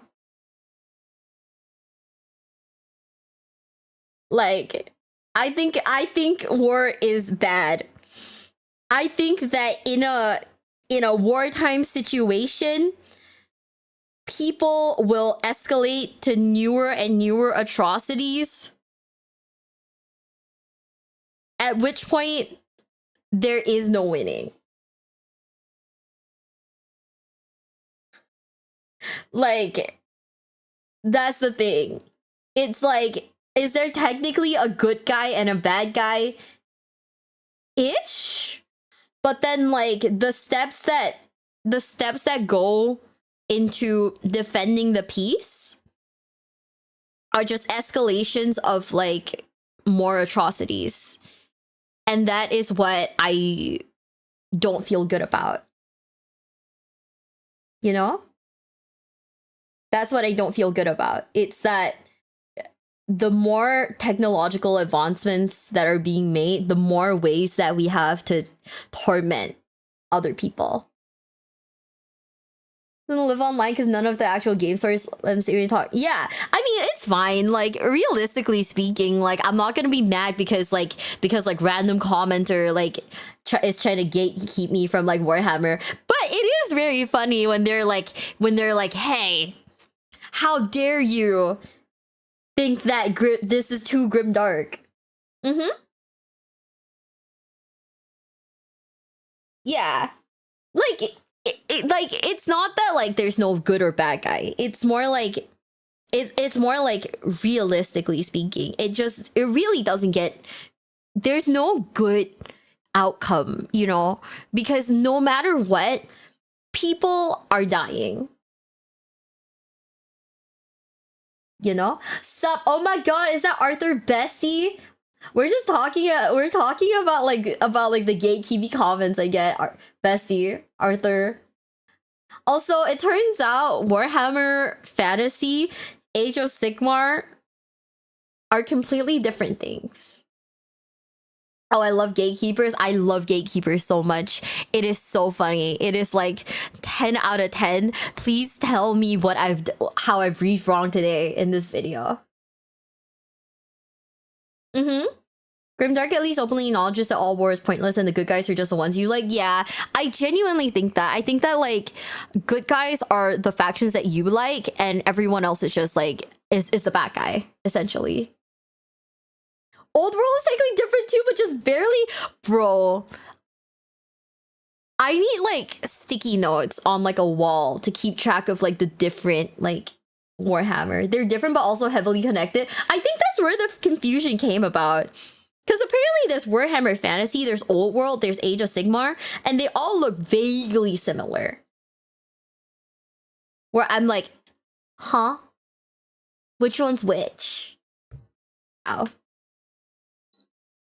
I wouldn't say technology makes worse war crimes, just new types, and the cruelty it enables doesn't end on the battlefield. Exactly. Yeah, I think that's basically my point. It's that like we find new ways to be cruel to one another, and that makes me sad. Someone needs to make a flowchart, but mostly it doesn't matter except between AOS and fantasy. I need someone to make like a war, like, you know, that For Dummies like book series. I need someone to make Warhammer for Dummies, where it like breaks down the different the differences between all of them, so I can just like zero in on that shit. I don't even know what you said, Arthur. That's how bad it is. AOS minis are so cool though. I'm gonna be so for reals. I walked into like the Warhammer store and I was looking at minis and I was like, okay, I can't tell the difference. I can't tell. Seeing someone in a dark hole and walking away, oh, that's really bad. Oh, that's really upsetting. Oh. Like, call me a tourist all you want. I have a lot of fun with the Warhammer games. Like, the games. That's my personal favorite. That's where I'm at. It's the video games. Very fun, very funny.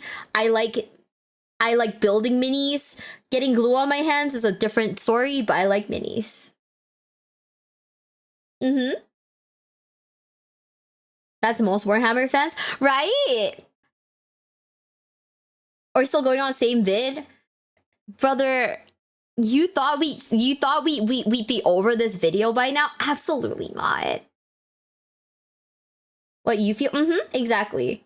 Sometimes you have bad taste that hasn't defended itself yet. Like, well, it's hated because it's seen as a lazy cash grab. Instead of promoting your fan, they just rebooted everything.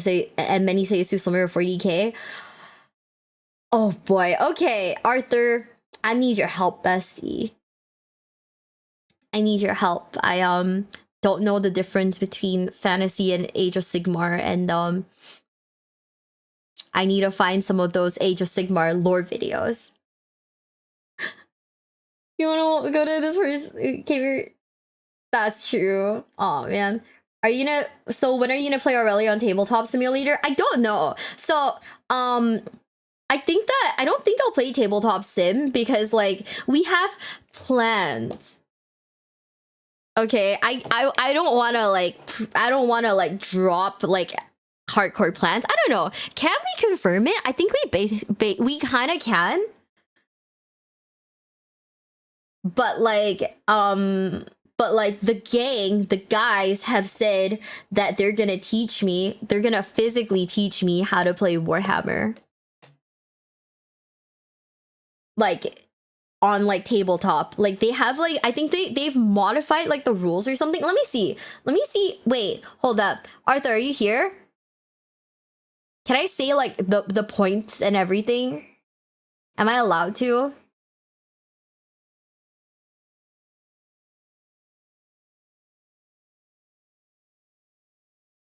Yeah. So basically we're gonna be like building combat patrol boxes and like wait, how many points is it that we're gonna be playing at? I have no idea. It's just my homebrew rules for of 10 because 10 sucks. Oh, okay. Oops. Wait, hold on a second. Do me a favor. Are you free right now?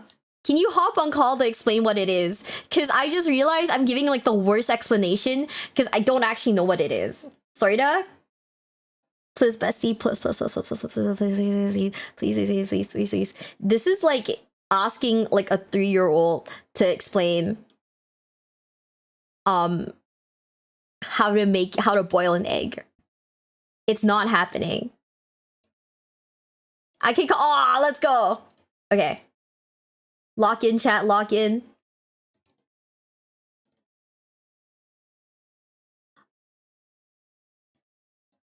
Hi. Hello, everyone. Hold up. Can chat hear you? Yeah. Potentially. Oh, wait, I was recording this morning. Let me adjust my volume. You're good. We can hear you. Let's go to 85. Crank that shit up a little bit. Hello, everybody. Yo, It's crank me, that Arthur shit. Bones. Yeah, nah, Soldier Boy. That's a timely reference. I'm not old. You're not old. We're not old. Everybody else is. Brother, don't say that to me. I got out of bed this morning and I was like, wow, my tailbone hurts. Yeah, I fucking had to wake up to piss 3 times last night. I'm like, man. So what's that image of the fucking white rabbit holding the clock pointing at it? I'm like, oh, you're getting closer every day. I'm like, stop. Fuck. Okay. Hello, everybody. So what am I doing here? I'm also supposed to be like, it's really funny because like literally the Yeah. second I just threw this on because I'm like currently reading over submissions for a contest that's going on in my Discord server because I'm the tiebreaker judge. Yo. And I'm literally reading over them right now. And I was like, yeah, I'll look them over. And then I just was like, I'll throw on something to kind of just Send me the good one so I can tell you if it's good or not. That'd be funny. Yeah. They're just sending me the criteria now. Let's so go. what do you need?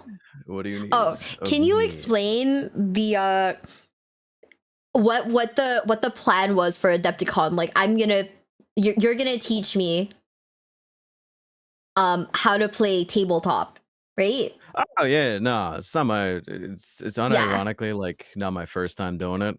So basically what I've been doing is I've just been like teaching friends how to play like 10th edition because 10th edition is relatively speaking an easy game to get into. Okay. But I just hate it so much. There's so many rules that I just don't like. So I made up my own how do I say this? I made up my own specific rule set for 10th edition in terms of like scoring and objectives to make it easy to understand. Like, oh hey, Okay. every game, slay the warlord. If you can slay the big character, the Nate guy that your opponent said is their warlord, you get a point, just one. And then we tally it up at the end with like a bunch of other stuff. So how I've been doing it to teach people how to play is we start really, really small. We do 500 points of a thing. Like you showed them during the glutastrophe incident that you got the yeah, I got the Imperial Fist Combat Patrol. Yeah, so that's like 540 points. So you're already set for the lowest point value. You have to take some stuff out, weirdly enough. Oh. Yeah, so it's just good. It's so good.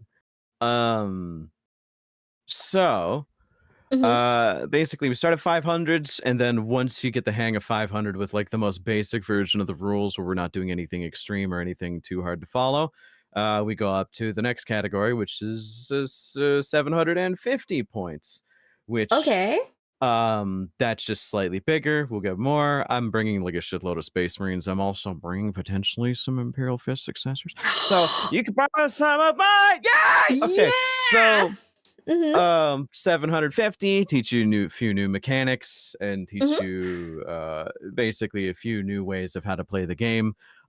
Even if you're playing against me, I'll always like instruct you like what is like the best thing to keep an eye on, like how to hold objectives and all Oh that. I'm not yeah, a backseat the competitive fuck out player. of me, bestie. Yeah, of course. Well, actually, I'm not even like backseating you. I'm literally like T-boning you with my Ford pickup on the highway because you're also fighting me at the same time. What So the fuck does that even mean?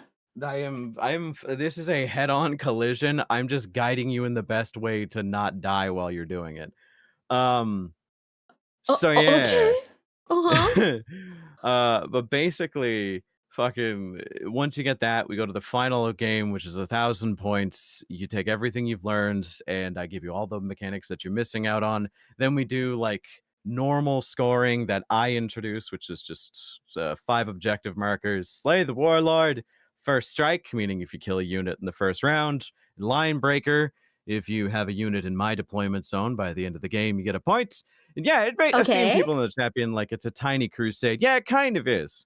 But also, there might be like the Warhammer tuber fucking battle royale might be happening because everybody else is. I've kind of gaslit like a bunch of other people to bring like 500 points of a 40k fully painted army. So we might have like a 6 to 8 person Okay, I'm mini gonna be so tournament. for reals. I don't know if I think I'll like bring the combat patrol with me and I'll paint it there because I genuinely do not have a way of transporting minis from Singapore to America. You could do what I always do, which is just stick them in a Tupperware container and then piss off everybody. I mean, they're Imperial fists. They're built Ford tough, so. That's true. I thought about bubble wrapping that shit. You know, I was I gonna don't like even do that shit. I just glue it back together and piss off quite literally every single YouTuber that I meet up with. They hate me Girl, for I'm it. not They trying really to do. piss people off. Oh man, I'm gonna come back from like a Adepticon and see that like everyone's fucking blocking me except for you. Fucking, I'm really appreciative that you hold faith in my. Yeah, okay. Of all people, the person who consistently says that I want to throw rocks at you, and also am actively practicing misogynist. Yeah, you want me in your life still. That's cool. Actively Fantastic. practicing is crazy. Yeah, this bitch is Yeah. like every few days he'll be like, I'm gonna throw a brick at you. I'm like, okay. Like, okay. Oh my god. Oh my I told Colin that we need to get like boba. Cause he's never had boba. It's not my thing, but like I could see it's a texture thing. I just don't like the pearls. Though I've You tried can the get it tapioca pearls. without. Yeah, Yeah. I've tried the tapioca pearls. I didn't really like them. I just didn't like the texture. I know there's Yeah. another one you can get that I'm interested in, but whatever. But yeah, Yeah, you were there's saying. different kinds. Yeah, I told him like we should go get boba. And he was like, yeah, we can get boba after we go to that one pizza place that made everyone shit themselves. I was like, brother, Yay! we're going from like the shit yourself pizza to milk tea that's like basically game over for anyone that's lactose intolerant. So we're just gonna like we're just gonna go from like one like tummy tsunami to like the next. Like that's gonna be fucked up.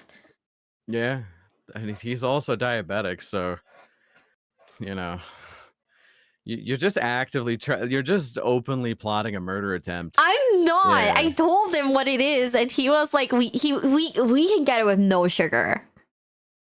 No, that's oh yeah, let's go Yeah. get no sugar matcha. Yeah, that's great. Let's just have him suck on the base of a tree root. Why don't you? Fucking all right. I Um mean, I say that as someone who genuinely likes like a good old matcha drink of any kind, really. But yeah. So yeah, I'm gonna force Miwa to play a tournament actual between a bunch of Warhammer.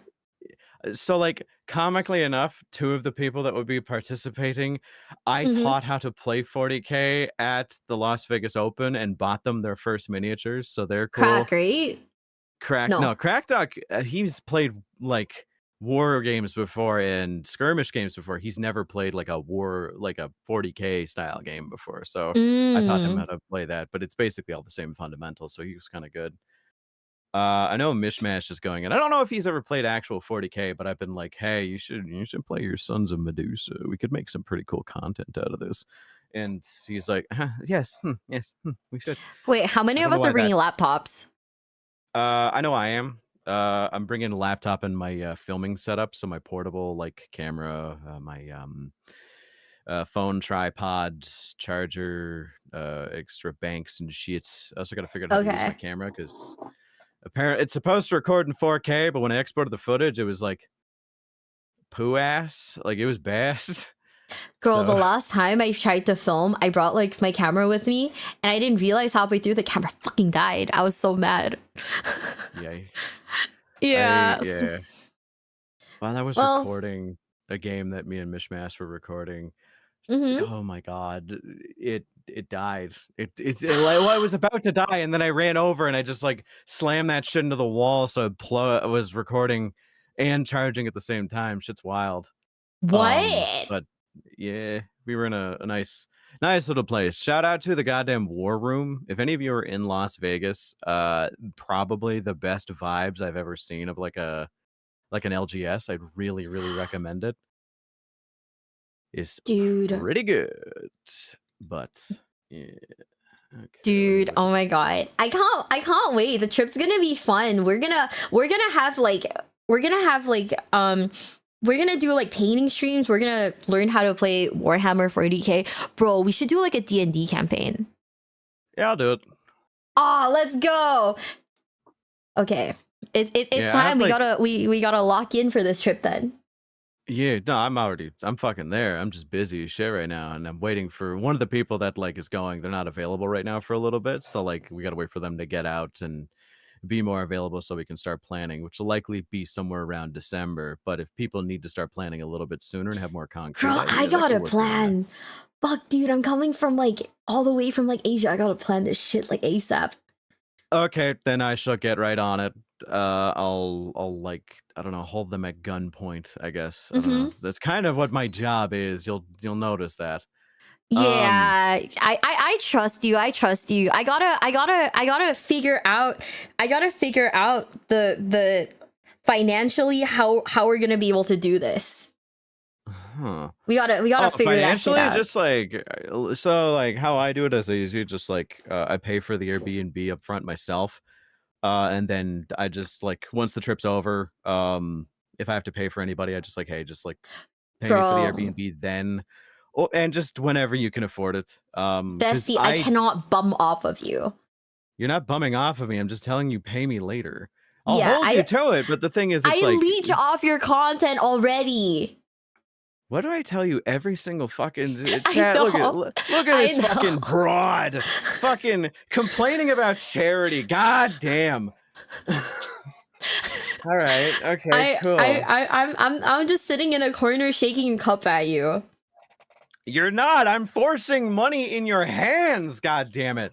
There's a difference. I'll cut the top off of like a monster can and I'll like shake that at you. All right. Okay. Cool. Just pay me back whenever you can after the trip is done. I still have people who haven't paid me back for the Las Vegas Open trip, and you know what? That's okay. I don't spend my money on shit. I just keep it saved up for like events and stuff. Because like I'm usually just painting my backlog, and that's my main hobby. So, fucking. Don't worry about Girl, it. your main hobby is threatening me. This man has said that like at the Airbnb, bro said he's gonna put me on a shelf and walk away. Yeah, you fucking look at that little gnome. She's too short. She can't do much of anything. Honestly, I could like fucking just stick her in like one of the cupboards on like the fuck? top shelf. I'll have to get one of my tall friends to do that because I myself am not too tall, but you know, at least I'm not, you know, like someone here. What And the fuck? you know, fucking get her stuck in there if she's ever being like disagreeable, you know. So just, you know, stick her up there, let her cool down a little bit. Give her like stick a little like AirPod in there. It's too big for her ears, so like I just put it in there so it kind of functions like a Bluetooth speaker. Play some Frank What the Ocean, you know, fuck? have it be chill. Brother, oh my god. Uh, Can I bring a notebook? I'm just gonna like make that my book of grudges. That's gonna be my burn book. yeah, go for it. Yeah. I just assume I hate everything and everyone when I meet them. Yeah, Like, I'm just gonna have like one page just be like Arthur Bones on this day he did this shit to me. oh yeah, no, you totally should. Like, I'm fucking again, half-hearted abuse is kind of like my main way of showing affection to both friends and lovers alike. So like, you know, I've gotten a lot of practice. You're really unlucky that I dated someone who was 4'10" once upon a time. So like, I Oh, just thank got, God I'm taller. yeah, my shit's on lock. I'm like, I got like Fuck. short jokes out the ass. You have no idea. Fuck. Yeah, no, fucking, you buy your shoes at Build-A-Bear? Jesus Christ. Shut the fuck up. Oh my No, I got some God. good ones. Wait, I'm can just we go to trying to Build-A-Bear? disperse them. I'd love to. I've Oh my always God, wanted let's to go go to to Build-A-Bear. Build-A-Bear. Let's go to fucking Yeah. Build-A-Bear. Let's go. Chat, if I Yeah. die, if you don't hear from me after Adepticon, that's because these fuckers have left me on a shelf. Yeah, no, it's okay. Don't worry. There's like a little sign there, like you put when you put your pets in like a locked car, and be like, no, don't worry. The AC's on, and she's listening to like, I don't know, Frank fucking, Ocean. yeah, Frank Ocean. Yeah, just to relax a little bit. Just to take the edge off, I put my friend on a shelf with like an AirPod playing fucking Frank Ocean. Yeah, nah. I don't know. I always feel like I don't know. I always feel like I Yeah? talk a big game when it comes to trips, but like either I get super overstimulated quickly and I just tend to be a bit of a wallflower, or I'm just stealing people's shit and rage baiting the entire time. It's just there's no in between. So like you better hope you get the former there.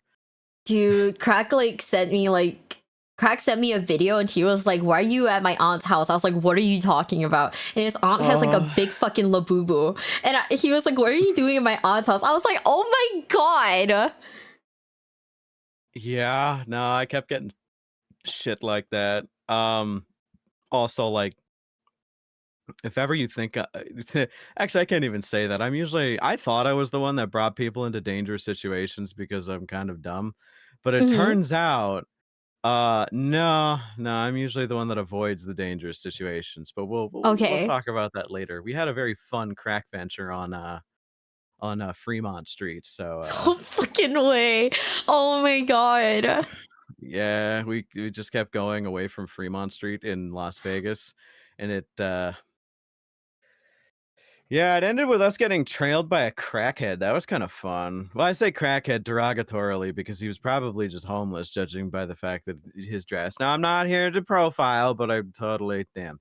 And it was very disheveled, a disheveled 30 or 40 something year old man who just kept appearing behind us and then disappearing into an alleyway and then reappearing later.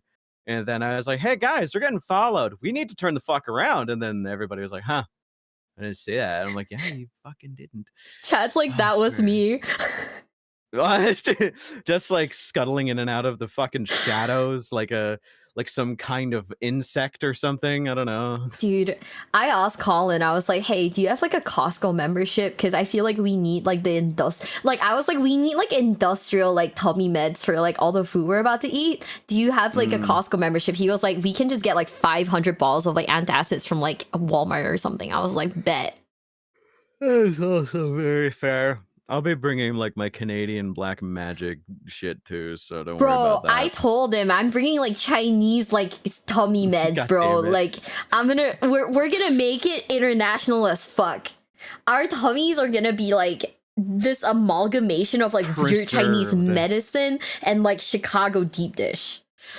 Yeah, no, Yeah. that tracks. Mm-hmm. Godspeed. Well, I look forward to I have no idea how the vibe's gonna work between me and you. I Mm-hmm. feel like it's gonna be literally the Bro. worst. We're either gonna argue or we're gonna be like best friends. We're gonna be the Chikawa meme that I keep sending you. Yeah. Or are you gonna be like, "I hate your guts. Get the fuck out of my Airbnb. Like just get out of here." Or this is gonna be us. Or we're just gonna be like two Chikawas like having a fun time. No. I already know it's fucking. No, this is gonna What? be us. This is totally gonna be us. Shut the fuck up! Oh my God! I'm gonna show chat. Why did this whole fucking sent me this chat? Like straight up. Yeah. What the fuck? What can I say? I treat my friends worse than I treat my enemies, so that's what it is. Now it's funny because it's especially funny either way. Like if you're the one trying to throw me off as like an aggressive, violent individual, that's really funny. But it's really I want funny. you to know. I Yeah. don't portray you like that. You just come on and say, I'm gonna throw a brick at you. I don't know. You You do keep inviting me on and calling me your friend, so I feel like I'm doing something wrong, or there's something particularly wrong with you. I don't know. I'm a VTuber. I think a ton of things are wrong with me. Well, you know what? Both things can be right. My therapist says Shut that all the the fuck time. up. Oh my god. Yeah? Yeah, no, it's Yeah? pretty cool. It's pretty cool. But yeah, no, I'll teach you how to play 40K. We'll do Yeah. fucking dumb bullshit, record it. I'm still talking out a sponsorship for you of some sort potentially. But Thank that's you. in Thank you. the works. Thank you. I will It's leave okay. you I to will sort out a sponsorship for us too. I got you. ominous, but okay, cool. What, Oh shit. what the fuck? Don't worry about it. Anyway, you guys have fun. Okay, thanks for everybody explaining the thing, because I know I can't do it. Oh yeah, no, it's fine. It's fine. So before I go, hello everybody. I'm Mr. Bones 40K, and if you could do me all a favor, put your best short jokes in chat. What? This bitch really said put your best short jokes and then fucking dipped. Oh my god. Okay. Is the dog taller than me? Shut up, no. This is how you know we're friends, by the way. Like, if you think that, like, the friendship is performative, it's not. He tolerates me. It's not. We actually are friends. Meanwhile, it's a short joke. Shut up! Oh my god. Okay, I gotta pee. It's been 2 hours. We've watched this thing for 13 minutes. I'm gonna tell Colin and be like, this is my new record. It's been like 2 hours and I've watched like 13 minutes of this video. This is fucking great. Be right back, guys. I gotta pee though. I've been chugging Monster this entire time. It is not good.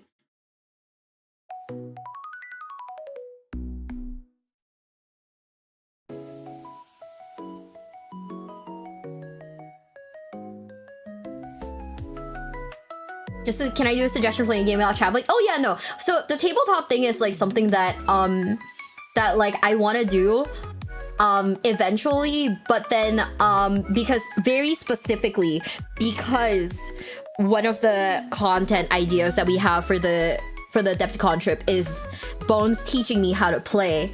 I want to go in with like as little knowledge of like how to play 40K as much as I can. That way it seems like it's a more like, yeah, this is genuinely like a teaching stream and not this is like a I'm reinforcing like what you already know kind of stream. If that makes sense. And also a time wizard. I don't want to explain the time wizard because like I don't really know all the details too. Proportional size bladder? What can I say? I'm 4'11". Where do you think this shit goes? Not very far. Be right back.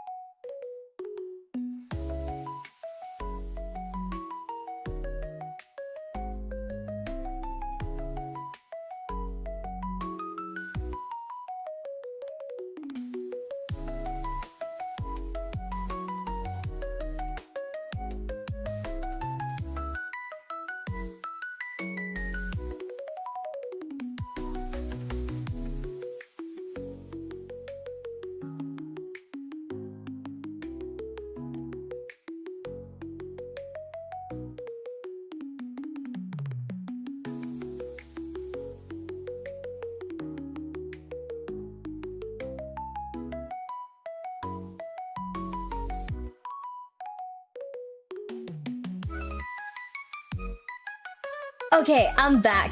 And are we ready to lock the fuck in? Like this time? Like we're so locked in. A short joke, a Mio body pillow is just a pillow. I'm not even kidding. I actually do have a body pillow. And it's somehow life size. Unintentionally, that shit is life size because it is the exact same height that I am. So I was like, what the fuck? That's crazy. So anyways, yeah. Congratulations, guys. She won't be locked in. I'm gonna lock in. I'm gonna lock in. I just want to know, why does this horse look so smooth? I was busy looking at his like drip that I didn't realize how smooth this horse looks. What the fuck? Are you guys ready? In 3, 2, 1. Get a good feel for just how fleshed out this land is through them. You've got the Heartlands, sure, places like Altdorf where it's interconnected with the wider world, magic runs through the very city through its colleges of magic, and elves and dwarfs can be seen regularly. Then you have backwater shitholes like Ostermark, where the people are outnumbered by everything nearby that wants to kill them, and guns are still a scary black magic invention for a good half the population. Or Averland, whose most noticeable trait is that they hunt halflings for sport there. There's halflings in the Empire, by the way. They can vote on the next emperor because they baked a previous one a really good meal. They also had a civil war over pie. Don't be a halfling in Averland. You're gonna decorate someone's mantelpiece sooner or later. So anyways, we're not gonna play Averland because I'd fucking die there. We're not gonna do it. Of course, this is still Warhammer, fantasy or not. Sure, I said it's not as awful as the Imperium, but it still has witch hunters who will burn you alive for being a wizard, or being a mutant, or just for being a bit too ugly, because that's also a sign of chaos mutation. And it's still a Renaissance Age civilization. For 90% of people, this means it's a medieval civilization, but you might see more pretty statues and paintings than your ancestors did. You're still probably gonna die of the water making you poop too much. They're bordered by the undead, beastmen are everywhere once you leave the city limits, and worst of all, they have people who have sex with horses for neighbors. The Empire is constantly on the defense. From orcs, from chaos, from beastmen, which are a different kind of chaos, and really anyone else who's feeling a bit bored that day. But the average citizen of the Empire will do their part to keep the hordes at bay, and at the end of the day, they did this for 2,500 years until the authors decided reality itself had to go, which is a Okay, hold on a second. We gotta run that shit back. Who does what with horses?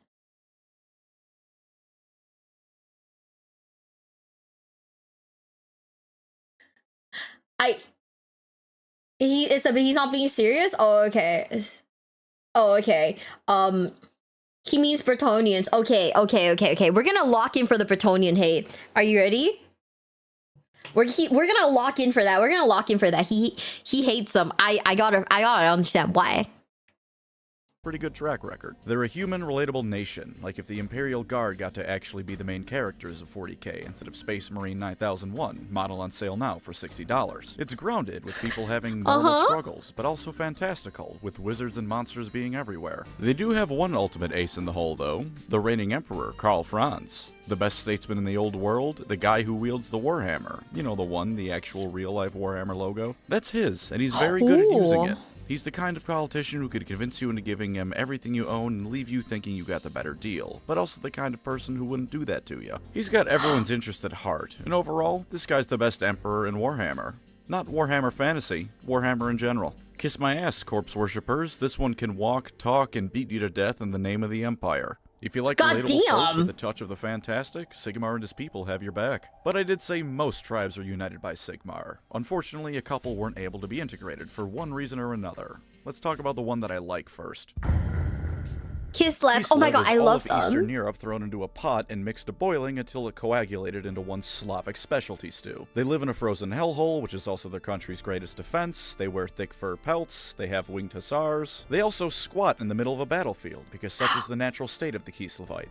And vodka. Even the dwarfs and their genetically ingrained alcoholism respect the drinking skills of a Kislevite. Kislev's job in the setting is to face tank chaos invasions before I just they get love to the their Empire like of Man, polar bears. which they do pretty well. Half their cities are torn down in the process, but they're a hardy bunch. They walk into the winter snow, and when everyone occupying their land freezes to death, come back in and rebuild. Their religion is different from the Empire's, and they view them as weak southerners, but the two nations are still staunch allies. Mostly because when the forces of actual hell are your neighbors, anyone else is going to be a good friend. They're led by the Tsar guess or so, Tsarina yeah. of Kislev, because GW was worried you wouldn't understand which region this place is based off of. Many times, and indeed the last one before the world blew up, this was an ice witch, a handy person to have running your country when a raging blizzard is considered a mild day. You still can't play as Kislev in the old world, thank you GW for that extreme blue balling, but they had some pretty heavy redesigns, and a lot of the marketing for the old world did at one point feature Kislev. Here's hoping GW Okay. realizes that winged hussars riding bears is something people are interested in. Shame that sentence needs to be said. I don't know why anyone would ever need to be told that. I Blech. love the bears. Oh, These are those people who have sex with horses. When Sigmar was uniting everyone, they refused to join him, because obviously they were too good to join him. Did they have some super special magical secret, or a technology that could let them surpass the fledgling empire, or some other race in the whole? No, but they copied the elves' homework and our French, so they decided they were too good to shack up with a future god and went it alone. Bretonia looked at all the cool advancements the empire was making, how it was a dynamic nation in a genre that usually gets to the medieval era and then freezes like it's going into cryo-sleep, and said no, we will not be doing that. We will be staying as medieval land. It is mandated by the government that technology will not advance, that society will never have any major upheavals, and that everything is just perfect the way it is. It's like that old Goddamn. decree the Pope made that declared crossbows were a blasphemous weapon, taken to be an entire society's philosophy. Bretonia is all about knights. Baby knights proving themselves, magical knights defending the realm and saving damsels, knights leading the country to further the goals and interests of the rest of the knights. Imagine King Arthur. That's it. Just imagine King Arthur stretched out to be a whole faction. The in-universe justification is that they saw high elf cavalry and just ran with the concept. Out of universe, it's just King Arthur and every medieval stereotype thrown together. You could, admittedly, say the same thing about the Empire and the Holy Roman Empire, or Kislev in Eastern Europe, but those are eras and places fantasy writers don't usually copy wholesale, so they get a pass from me. Bretonia is the land of almost every fantasy setting ever conceived since Lord of the Rings, and it shows. Unfortunately, they can afford to do all of this fantasy stasis, because an elf goddess is playing them like a fiddle. Their precious Lady of the Lake, also known as the elf goddess of magic, chooses some super special knights to become Grail Knights. They sip from her chalice of bathwater, and when the now Grail Knight emerges, they're like supercharged D&D paladins. Bullets are an inconvenience, their armor is magically toughened, and their mounts never tire, so until the Empire invents the Gatling gun, they're able to keep being aggressive backwater dickweeds. so e-girl bathwater is real.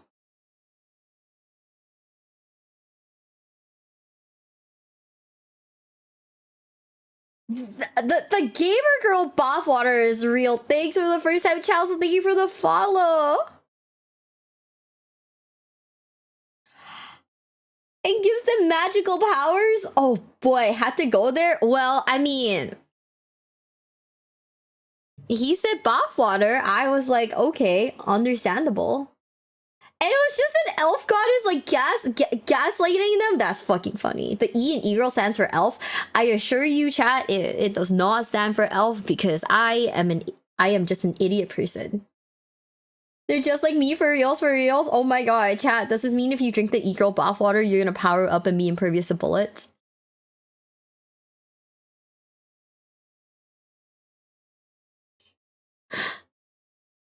But it makes you British. I thought they were canonically French. Are they? Oh no, they're like the mix, right? Ooh, their Lady of the Lake is also a big barefoot enjoyer. That's crazy. If you start selling some, we could find out. Absolutely not. I am not selling my bathwater. That's insane. That's insane fucking behavior. They're both okay. With enough Gatling guns, anything can be stopped, I guess. I mean, fuck, dude. Shit. Bretonia is England and France. It's all about that. Their naming sense is French. Ah. Only if the Lady of the Lake picks you.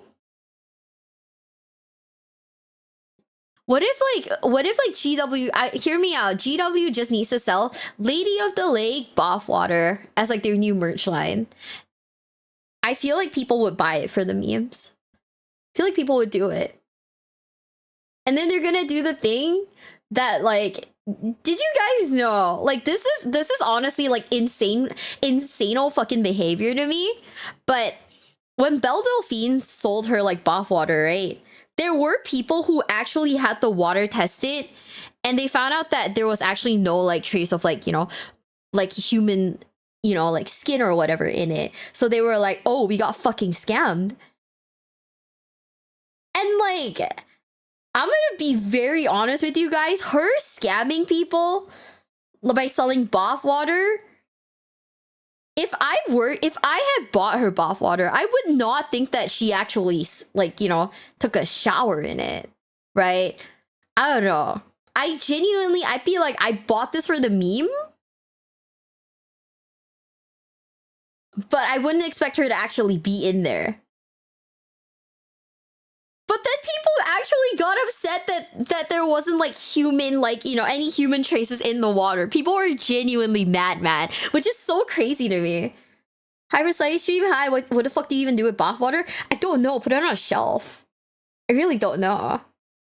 You can't mail a biohazard? That's what I was thinking. Like, you can't mail a biohazard, so like, what the fuck? You know, it's delusional. It was kind of base. I know like a lot of people were like, ew, it's so gross that she'd do that, but I think that like part of the blame's also on people for buying it and like making it sell out. Because after that, people like e-girls all over the internet just started bottling up whatever else they could.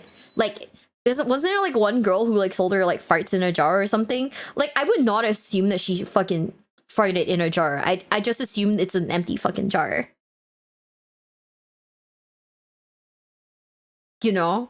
Like, didn't someone drinking get really sick? I'm 90% sure the reason why bro got sick was because like it's like water from like a different source of water, which if you don't know is a thing that happens. Like if you drink water from like a different source that your body is not like used to, you actually can get like diarrhea from it.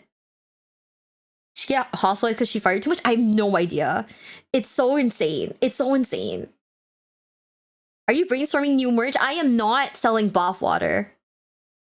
The microbiomes or whatever. Are you still eating breakfast when I watch streams? It's not me. It's that people are kind of... Bro, there was like this one post. It very recently happened. But it was this one post where it was kind of insane. We're talking about like... We're low-key like dipping into like talking about parasocialism. But like... It's so insane because very recently, this one girl who was part of an idol group in Japan, she posted a picture of herself like... at the movies, right?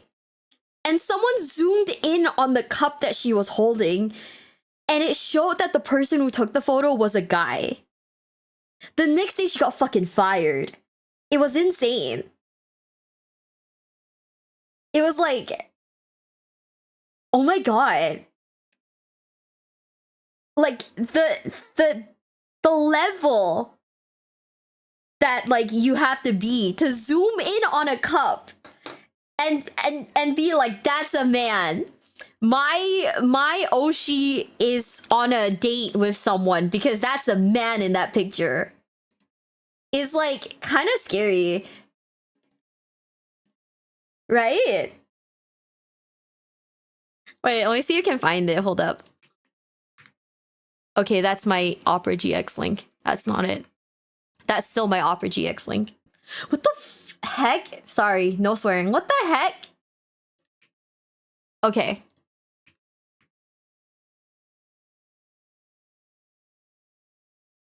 Here. So this is the girl, right? So she just took it's just a very simple picture. It's like, it's just a very simple picture, right? And like this like comment here says... Yarakashitana, like I'm being like it I'm maybe this is like it's like a bit suspicious, but like you can see your boyfriend in the reflection. So like you should just quit. And the zoom in on the fucking cup that shows a guy taking the picture is insane.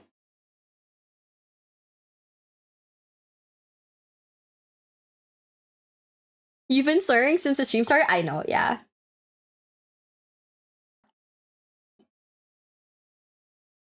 Can't be around people? I have no idea. Silent Hill Dog reveal. What is that? Oh, it's this Japanese idol who basically got fired. Like this is like the message from like the company basically like firing her. But it's just this one Japanese idol, okay, who like posted a picture of herself at the movies, and someone zoomed in on the cup that showed that the person who took this was a guy. And so they fucking fired his ass. They fired her ass. Essentially, yeah. Didn't one guy also zoom in on a selfie, saw a street name in the eye reflection, she had to move? People are kind of insane. She should have just said it was like her brother, cousin, dad. Oh, they just fired her like straight. Like, I think the response was so fast. Like the day after she just posted this, right? The day after she posted it, they fucking fired her. What's the context? Oh, we're talking about like parasocialism. Basically this one Japanese idol, she posted a picture of herself at the movie. Someone zoomed in on the cup and saw that it was a guy who took the picture, and she got fired like the next day. Yeah. It's kind of insane. Like, you know, it's kind of insane. Don't do that, of course. Like, don't fucking fire people because a guy's taking a picture. Actually, I just realized you can't even really tell it's a guy. What if it's just a girl with short hair? But yeah, we're just talking about like parasocialism because we're on the topic of Bretonians, and of course, like when we talk about Bretonians, a gamer girl bathwater has to come up. Or imagine if it's the manager. I mean, it could be like she could have also like. There's so many possibilities. She could have asked a random person to take a picture of her. It could have been like her a family member. It could have just been like a tall girl with like short hair. But people are parasocial, and like in Japan, in Japan, a lot of people don't like it when their idols are dating someone because they think that like in their mind it's their oshi cheating on them. That's like 100% like the thought process. So it's a little like, oh, that kind of blows. And the fact that like people have to be so careful about the pictures that they post just in case like people zoom in and go, oh, a man took this picture. You have a boyfriend. Quit now. It's insane. It's so insane. Yeah, it's so insane. It's what the Warhammer elders would want, brother. No. That's a lot of girl streamers in general. Yakai. Yeah. Don't worry, we're locked in. Thank you, bestie. It's so crazy. I'm gonna like unabashedly tell you guys this. If I ever post a picture and it looks like there's a guy in the reflection, it's probably someone who who's helping me take the picture. But also, I only ever post selfies, so hey, what's good? Don't worry, Miwa, we want you to get some. You know, I kind of want that too. But you know, it's okay. It's okay. We're giving up until 2026. What was saying, man? Because you have terrible taste in men. We need to vet them. Conjure movie. It's better that could happen to her when she got free from her position. Yeah, it's so dumb. It's so we're not parasocial. We're para wingman. Get at the same time, but I just don't imagine myself doing that because it seems frankly off-putting. It is like I can't imagine being so attached to a person to the point where like them having a life outside of like whatever context that I enjoy them in. You know, I can't imagine being super mad at them for having like a life outside of that. It's kind of bad. Fanbase banging our Oshis to get some. I'm trying. I'm really trying. Chat. God damn.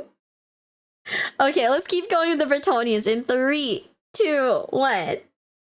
In older lore, they were tolerable, but in modern lore, someone must have felt they weren't angsty enough and made them nice and extra oppressive. The peasants are honored if What? a noble allows them to have 3 pennies a week instead of 2. Ladies who aren't magical are property because medieval times, and social mobility is a punchline. I hope you like medieval medicine. The Empire's medicine already isn't that great. Bretonnian medicine is the kind of thing that has a 300% fatality rate.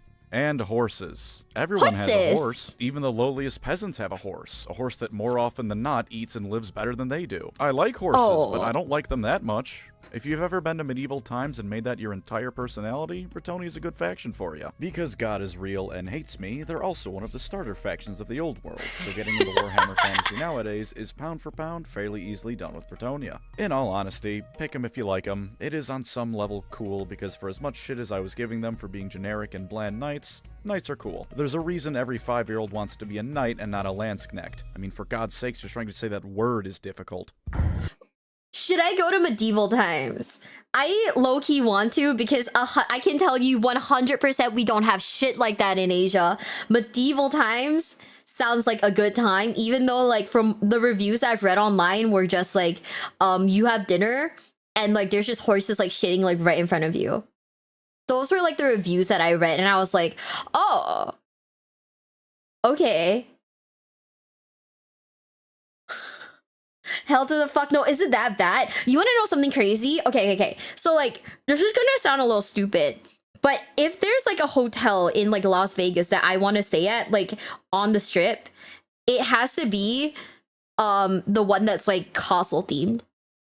Just because I think that it sounds and looks goofy as fuck, and I really want to go there. Just go to a Renaissance fair? I should ask my friends to take me to one. Yeah, like even though I know like a lot of the reviews were like, this place is dinky and dingy as fuck and it's probably like really gross, I think it'd be really funny. Medieval China, medieval Europe. Okay, but you see, the problem is that I'm Asian. So, medieval China is something that I am intimately aware of. Okay. Medieval Europe, on the other hand, I am not aware of that. Like I'm very excited about it. I'm interested about it, you know? It's ugly as fuck inside. Is it really? I thought it was like the funny hotel. Oh my god, me too. Yeah. Warrior Stays period themed restaurant. Bro, I know so much about Sangguoyin Yi that it's kind of insane. The Circus Hotel. Oh no, Circus Hotel looks straight out of hell, and I absolutely do not intend to go there. The Circus Hotel, I hate clowns. I think clowns are scary. Absolutely not. A Sengoku cafe.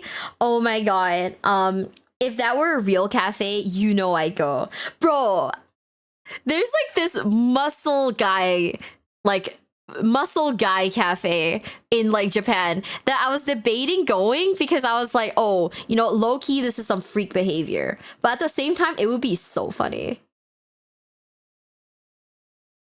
Is that Harlequin noises? Okay, it's not my fault that like clowns are basically like super like demonized. Okay, like that shit's scary. Thought she was speaking about actually going back in time. No, going back in time to any period as a woman is pretty bad, bro. What a right. Isn't there a Muscle Girl Cafe too? Oh yeah. So for like, I think it was like it's not even that expensive, but I think for like $10 they'll like squeeze like an apple to make apple juice for you or something like that. And it's like, I've paid worse for like more expensive drinks. Like I've paid more for like coffee. Getting an apple squeezed in front of me, even though that's kind of unsanitary, but if it's by like, you know, a hot guy, okay. Can't you pay them to slap you? I mean, I guess. Yeah, waiting for Mio to bring up the Dinosaur Love Hotel. Okay, we can't go to the Dinosaur Love Hotel because I can't go in there as a single person. I need to find someone to go with me. L. L in the chat. Like literally L's in the chat. I'm gate kept from like going to the Dinosaur Love Hotel because I get no bitches. L. I'll just do it myself and save the 10 pounds. Girl, it just fucking hits different if it's like a hot guy, you know what I mean?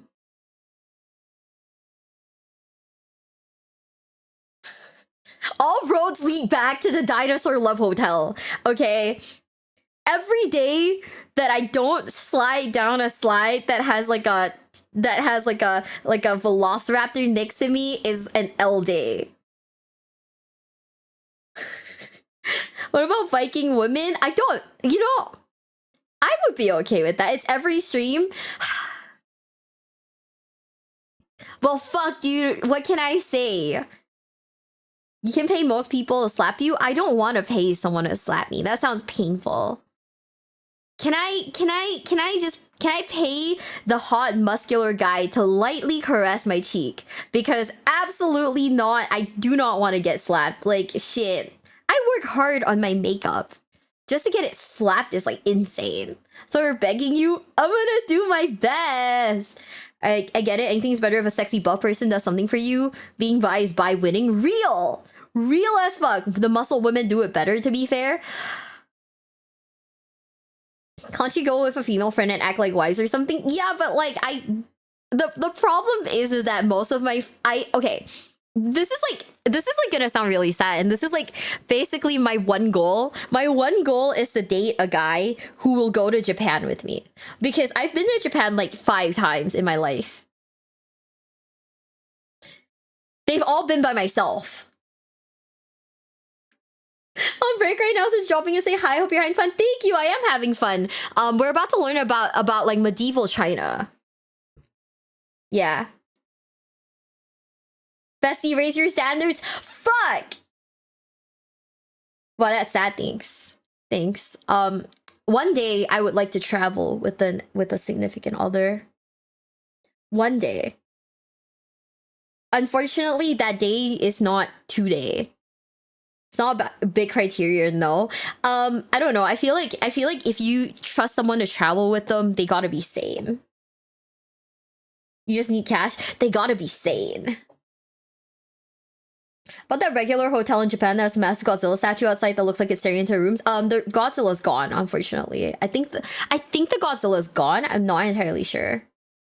But yeah.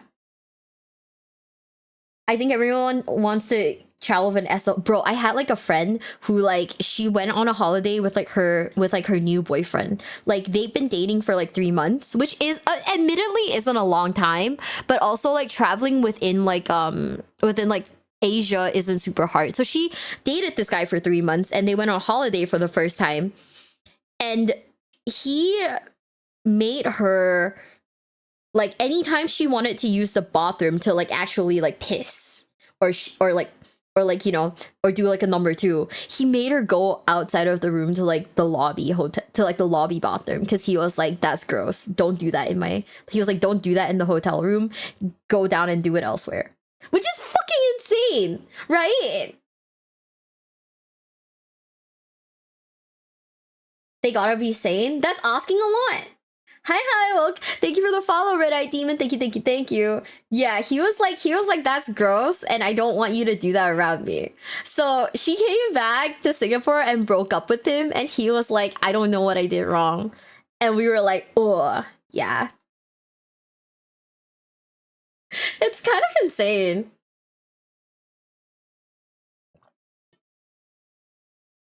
Y'all don't know each other well enough? Yeah, we figured like that was the case, because like at that point, they'd only been dating for 3 months, and they like very spontaneously decided to go on a trip to Malaysia, which by the way is like an hour away, like by car. So it's like, eh. It is gross, so you shouldn't discriminate on that. It's so weird. I think he was just like bothered. Like he could use a bathroom in the room, no problem. He would not tolerate her doing that. They can't be in their house while she's taking a dump. That's so weird. Like, oh my god, I would not tolerate that kind of behavior. Like, bro, if like we're sharing, if I paid for like half of the room, I'm gonna use the room as much as I want. If I've paid for like half of this living space, I'm gonna use this living space as much as I want. I am not going to like to do something like that. You know, like be so for reals. Mm-hmm. Like, I don't know, maybe that's a hot take, but if I've paid for like my half of a hotel room, I feel entitled to use the room as much as I want to.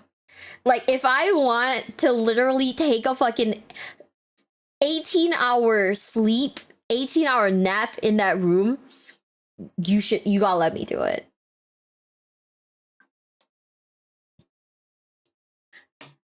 Like, if you gotta piss, go please go to neighbors. That's insane. That's like insane fucking behavior. Like, if a guy ever said that to me, like, hey, piss in like, go to the neighbors and piss there. Do not piss within the house. I'd be like, yo, give me my half of the rent because I'm leaving. I'm fucking leaving. Single bathroom, you're freaking showering people on toilet? Yeah. That's a reasonable thing to expect. I don't know. Hot fucking take. Oh. But then I just joined. Oh, we're talking about my one friend who had like a I wouldn't even say psycho ex, just like he had like the weirdest fucking aversion. And like they went on a holiday. They were sharing a hotel room, but he wouldn't let her like he wouldn't let her like piss in the bathroom. If she wanted to do that, she had to go down to the lobby to use the lobby bathroom. It was insane. It was like just fucking insane. Pay for a whole toilet, I'll use the whole toilet. Exactly! Also, anyways, let's watch like medieval China, because educate me about medieval China on horses. I am interested in this. Are you ready? In 3, 2, 1.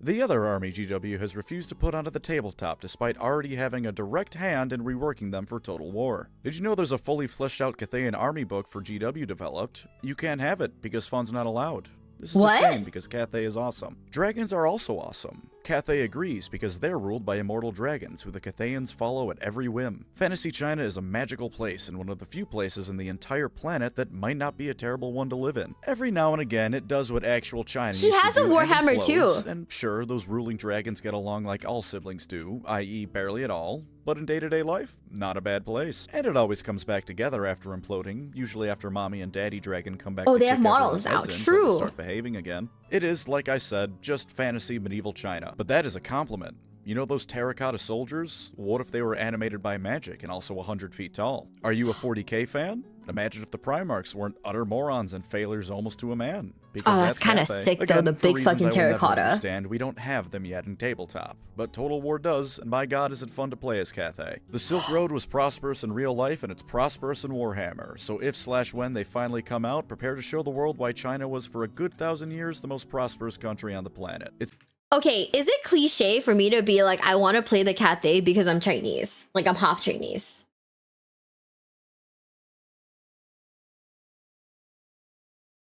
Now there's models for terracotta giants. Bro, I want to get one. That sounds sick. That sounds sick as fuck. Not at all? Okay. Okay. Because I want to play them now. The Cathay models are sick. Oh, I want to play them so bad.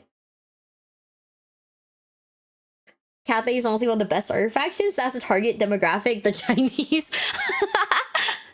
No, I fuck with that. I think that's so funny. I fuck with that. I kind of want to get like the terracotta stuff now, because I think the big terracotta stuff sounds really cool. It's even better here because this Great Wall has magical dragon ladies guarding it. Oh, Cathay is Damn. also near the countries of Nippon, Ind, and Koresh.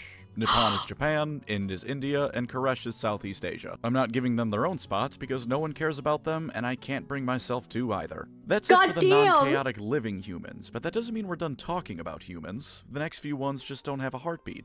Or skin. Hold on a second. I don't care about Southeast Asia. Fucking crazy statement. Oh my god, bestie. Bestie. How dare you? Okay, this is like a year old. We're best friends now, though. Wait, you're half Chinese? Yeah, I am. We have no lore on Nippon, which is kind of surprising to me because you would think that like they make like fucking, I don't know, samurais or something, right? The Warhammer Japanese taught the Ratmen how to be ninjas. Oh my god.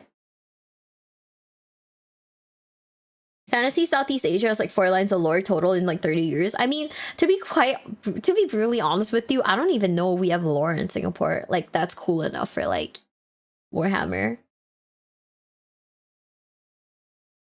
Oh, he does? Oh, maybe we should watch that. We should watch that.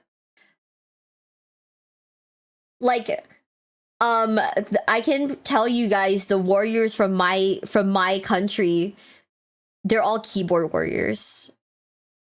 Does that count? No. Not really. But, you know, 10 out of 10, I guess. All we do is like he's rating his PC. Oh god damn. Are most of them cats? I have no idea. They would probably have to make them like one of the cooler like Southeast Asian countries with like actual lore, just not my country specifically. All we do is just troll online and yell. Oh, I don't know. Southeast Asian countries, all we do is essentially is just like point fingers at each other and yell. These are the bad guys when chaos is taking a break. Yo, Imagine let's Dracula, go. if you will. Now Dead by imagine Dracula Daylight. if he had a 100,000 strong army of zombies, skeletons, lesser vampires, and pretty much anything else that you could find at a Spirit Halloween. The total history of the vampire stretches back thousands of years, but for the purposes of this video, we're only going to go back a few hundred. We go to a fella named Vlad von Karstein, because if you haven't caught on yet, this setting is allergic to subtlety. He showed up to the very on-the-nose empire province of Sylvania, which was a horrible place to live. It was covered in swamps, the people were dumb and afraid of scary monsters, and because this setting is what it is, they weren't even wrong to be so. When a peasant in real life says a witch made their family ill with the plague, it's baseless superstition. When a peasant in Warhammer says that, there's a good chance they're right. When a Sylvanian peasant says that, they are right. Vlad shows up to this province, marries the daughter of the ruling noble to become its next ruler, and despite being a blood-sucking vampire, this place sucked so hard it was a marked improvement. Even better, him and his wife Isabella actually loved each other. They had vampire kids like Conrad von Karstein, who was insane and liked to twist the heads off of peasants, and Manfred von Karstein, who was the worst. Of course, this wouldn't be Warhammer if everyone was just nice and peaceful, so one day Vlad had a brilliant idea. What if he was the Emperor? He could live forever and usher in an eternal age of prosperity, mostly for vampires, but for some of the people too. So he tried to become the Emperor. At gunpoint. Zombie point more like, but 100,000 zombies is a lot more effective than most Renaissance age guns were.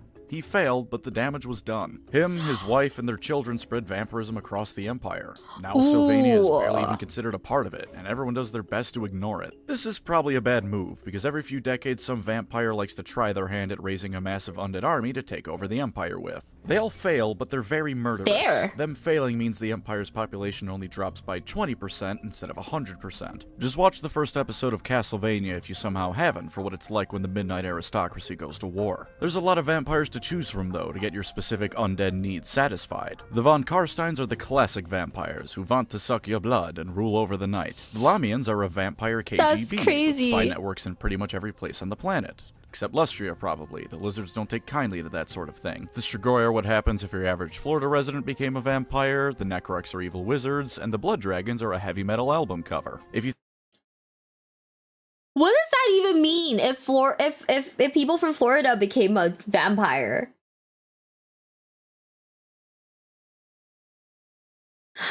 What does that even mean?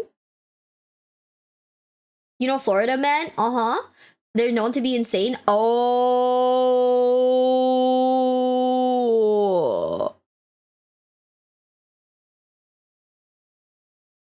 Oh, that makes sense. Okay. I get it now. Bath salts? I don't know what bath salts are. Florida's crazy? Okay. Everyone who's from Florida, cover your ears, okay? You're probably not crazy. I was in Florida this weekend. Oh god. A guy from Florida ate a guy's face. I'm not gonna lie. One of the things that come on my timeline from time to time are like driving related crash out videos, and half the videos are from Florida.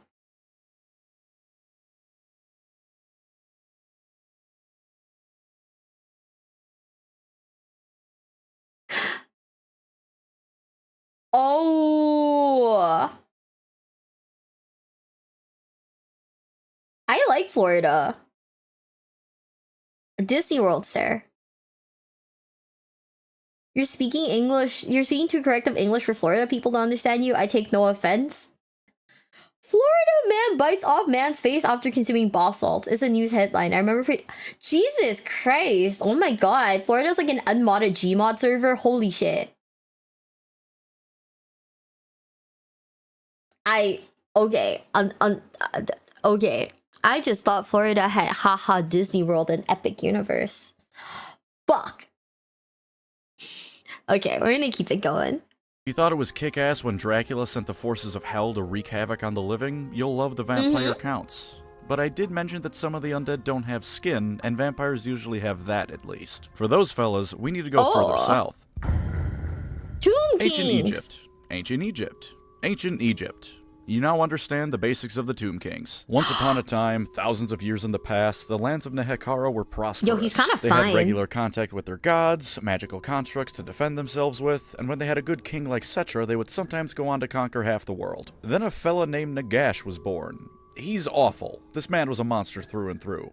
He's really smart, He though. sucks? Smart enough to capture dark elves and force them to teach him dark magic, which usually humans can't do. Smart enough to invent necromancy with what he learned. Smart enough to overthrow his brother, the king, and take over most of the land with his undead forces. And he's also quite powerful with his magic. He was eventually overthrown and cast into the desert where he died, but he invented necromancy. Death is a suggestion for him. Such is his power. When he inevitably came back, he discovered someone had stolen his research notes and used them to make vampires. He made those vampires his generals, and no, they didn't have a choice in the matter, and then decided ruling just Nehekara with undead wasn't enough. So he formed a plan to kill everyone in the region at once, resurrect every corpse on the planet, and take over the world with his World War Z undead army. Part 1 of the plan went off without a hitch. It was only through the intervention of the Skaven, who I promise you will love, and the last living dude in the region, which kept most of Part 2 from happening. Then everyone in Nehekara promptly stood back up, realized their hearts were no longer beating, but they were still standing, and things got messy. Imagine Game of Thrones before it became horrible, with all the political fighting over who gets to be king. Now imagine Game of Thrones if every single person who was ever the rightful king was now alive at the same time fighting over what was their throne. Not they believed it to be their throne, or they wanted it to be their throne, it was the throne they sat on once upon a time. And also they can respawn. And also, most common people were mindless undead skeletons who had the flesh flayed from their bones with the desert winds and could only follow basic orders, like kill that guy who thinks he's the real king. This does not a stable nation make. Luckily, the priest woke up that Setra guy, who cockslapped everyone until they started behaving again. Now the Tomb Kings no longer have skin, have no clear path to achieve immortal bodies to feel with again that they so crave, and no longer have the backing of their very gods. Fortunately for them, death is more of a suggestion. They can still use magic, even if not quite as good as it was when the gods were helping, and they now have eternity to do whatever they want, as long as it doesn't involve some sort of physical sensation. Sometimes they still fight amongst each other, sometimes they spend their newfound immortality pursuing whatever hobbies they want, and sometimes they sail all the way from Egypt to Sweden and burn half of it to the ground because someone stole their hat. And on the rarest of occasions, a tomb queen will tell a strapping young lad that if they still had functional genitals, she'd fuck him so hard the experience would kill him. What? What the fuck? What the fuck did I just hear? Yeah, that's canon?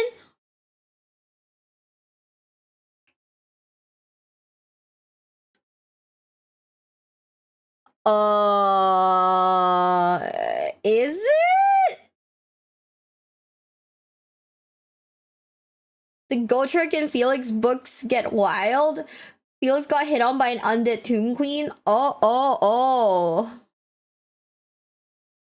For Florida Man jokes, it's... Wait. The actual reason for Florida Man jokes is that there's a law in Florida that makes most government records publicly accessible. This includes arrest records. So if you're being fair... Dude, there's a video that I want to watch with you guys. That's like, why do CVS's like attract cars?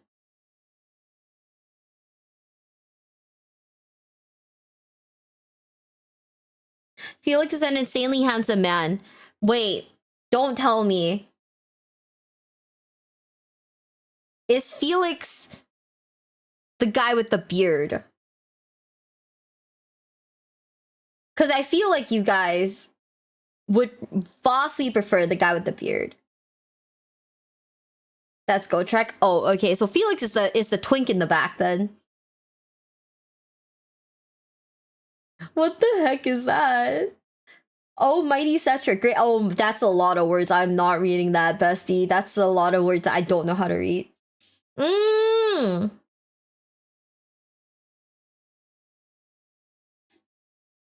I get it now. You know, deserts once oceans? Yeah. Gotrek definitely sounds more like a dwarf name. I don't know. With like chat being like, oh yeah, Grom is like my Oshi. That's my male fantasy. At this point, I don't really know if you guys are like memeing when you talk about handsome men anymore, you know? One of Felix's girlfriends also became a vampire. Goddamn.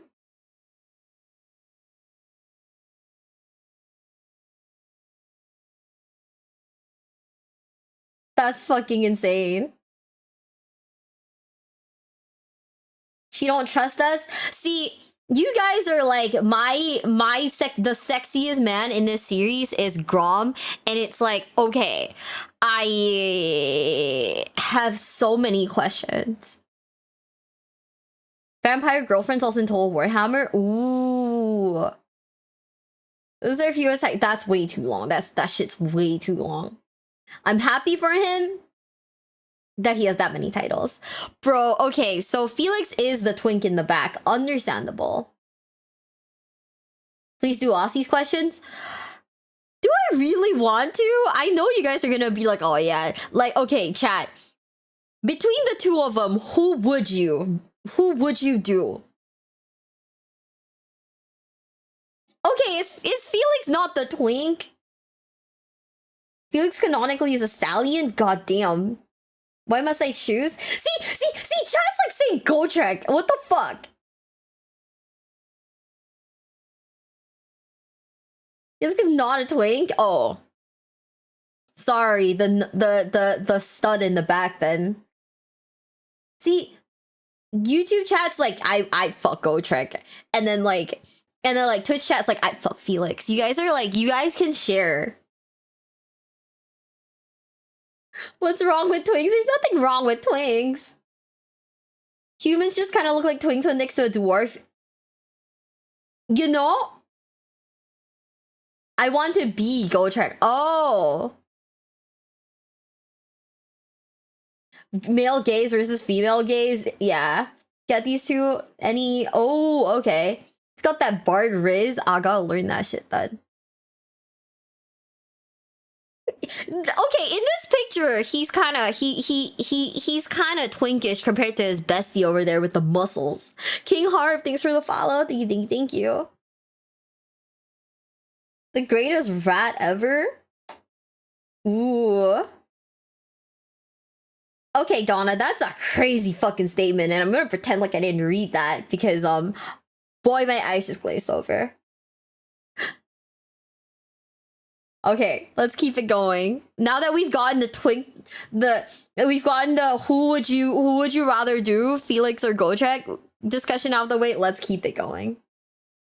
They're very fun. They're true neutral to the core. Some of them want conquest, some of them just want to find new hobbies, some hate the living out of jealousy, some don't care either way as long as they serve, and some go out of their way to find human members to recruit for their court because it reminds them of what they've lost. If you can think of a motivation, there's a Tomb King that has it. It's a very simple thing to know if the Tomb Kings are for you or not.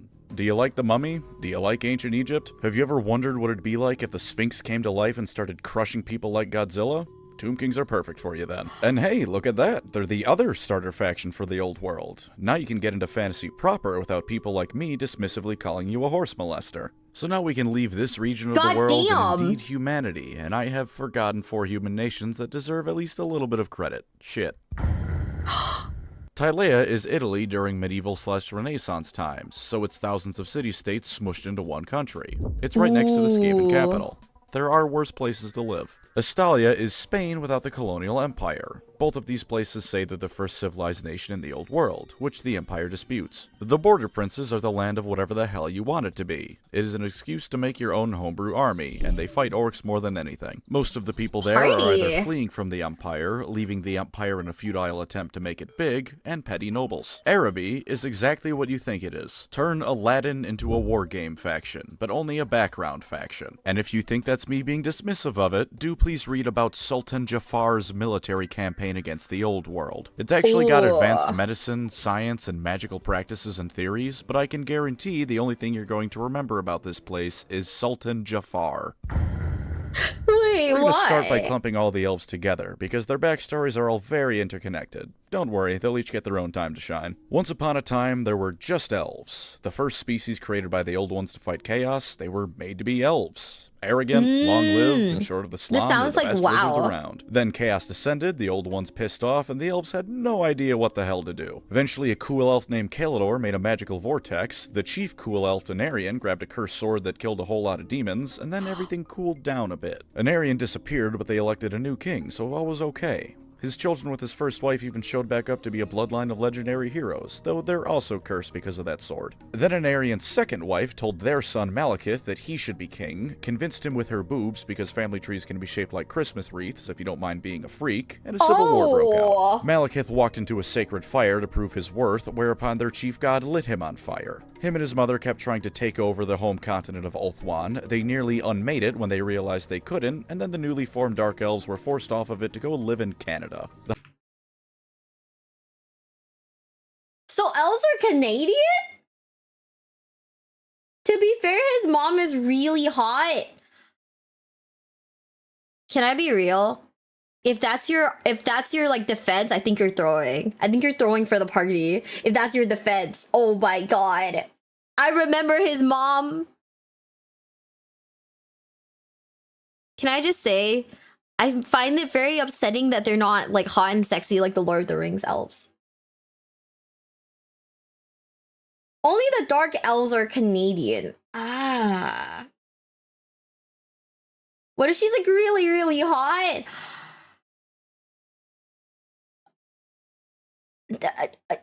I don't know. This is like a Stacy's mom situation, huh? To be fair, this is old art. Yeah, we're the sexy fucking like elf men. Like, I'm not even gonna lie, fucking Legolas from like Lord of the Rings made me realize, oh yeah, no, I do like men. That was the moment where I was like, oh yeah, no, my ass is like straight. Fuck. I mean, look at her. What if she's the hottest in the whole world? I guess. I know my bestie's low-key a little freak for him. Legolas wasn't... Yeah, Aragorn was hotter, in my opinion. No, Aragorn is, like, hot in, like, a different way. He's got that, like, rugged, like, sexy, rugged vibe going on. But then, like, Legolas has that, like, twink, like, hotness to him, and that's, like, pretty nice. And then I remember watching Pirates of the Caribbean and being like, oh. And I was, like, less interested. Wait. Does that mean that I don't like men? Oh my fucking god.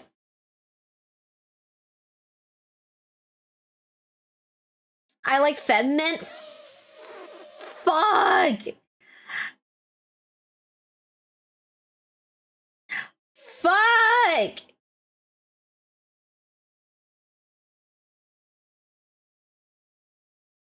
What does it mean? I don't know. We're learning. I'm learning something new about myself today. What the fuck?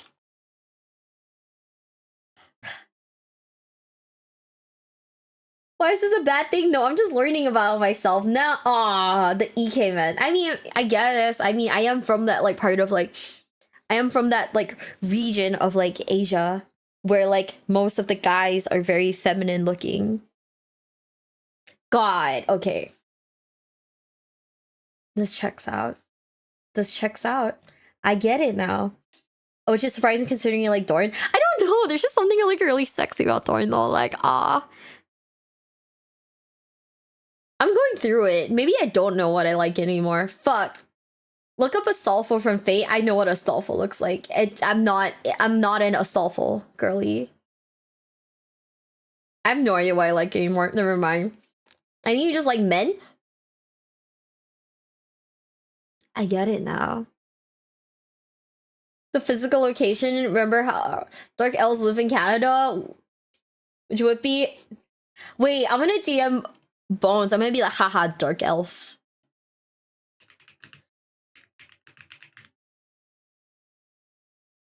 I'm gonna do that. I like tomboys. What's your point? See, tomboys are base though. I'm weak for women that can pick me up and throw me about like a sack of potatoes. Have you guys seen that one video of this like Chinese girl? And like she just grabs like the corn and just breaks it in half and like cooks it for the guy. That shit was like, oh, I get it now. I love how most of you guys have seen it. Oh man. So Stim's a dark elf too? I'm sorry to tell her this. I heard they are Canadian.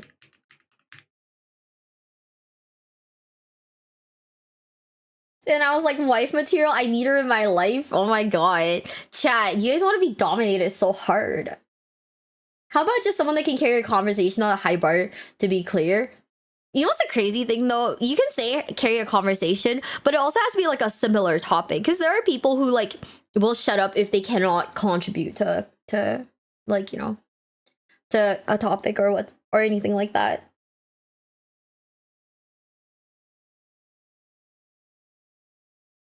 That's the energy you want in a woman? Oh my god. Coder's a dark elf? Don't tell him that. Shit. I'm an equal opportunity lover. You know what's the thing? This is gonna be a really horrible thing to say, but I think that throughout my dating history, I think I really need to set my standards up. Because if guys are gonna be mean to me, it better not be a guy who's like mid as fuck. Like if you're gonna yell at me, you better not be mid. You better not be like the okayest person I've ever seen in my life. You know? If you're gonna be rude to me, you better at least be sexy. Fuck. Maybe don't get with guys that yell at you. Yeah. Yeah. Man. Just gonna leave us in the dust like that? What? That's crazy. If a guy yells at me on fucking God, I'm gonna go, chat. He's a bitch. Yeah, pick a struggle. Are you gonna be mean or are you gonna be mid? Pick a fucking struggle, bro. My only real standards are about personality. I think the problem is that, right? And I think that this is my issue. It's that people are okay at the start, but then like the longer you spend with them, the more the moss slips off. And that kind of sucks.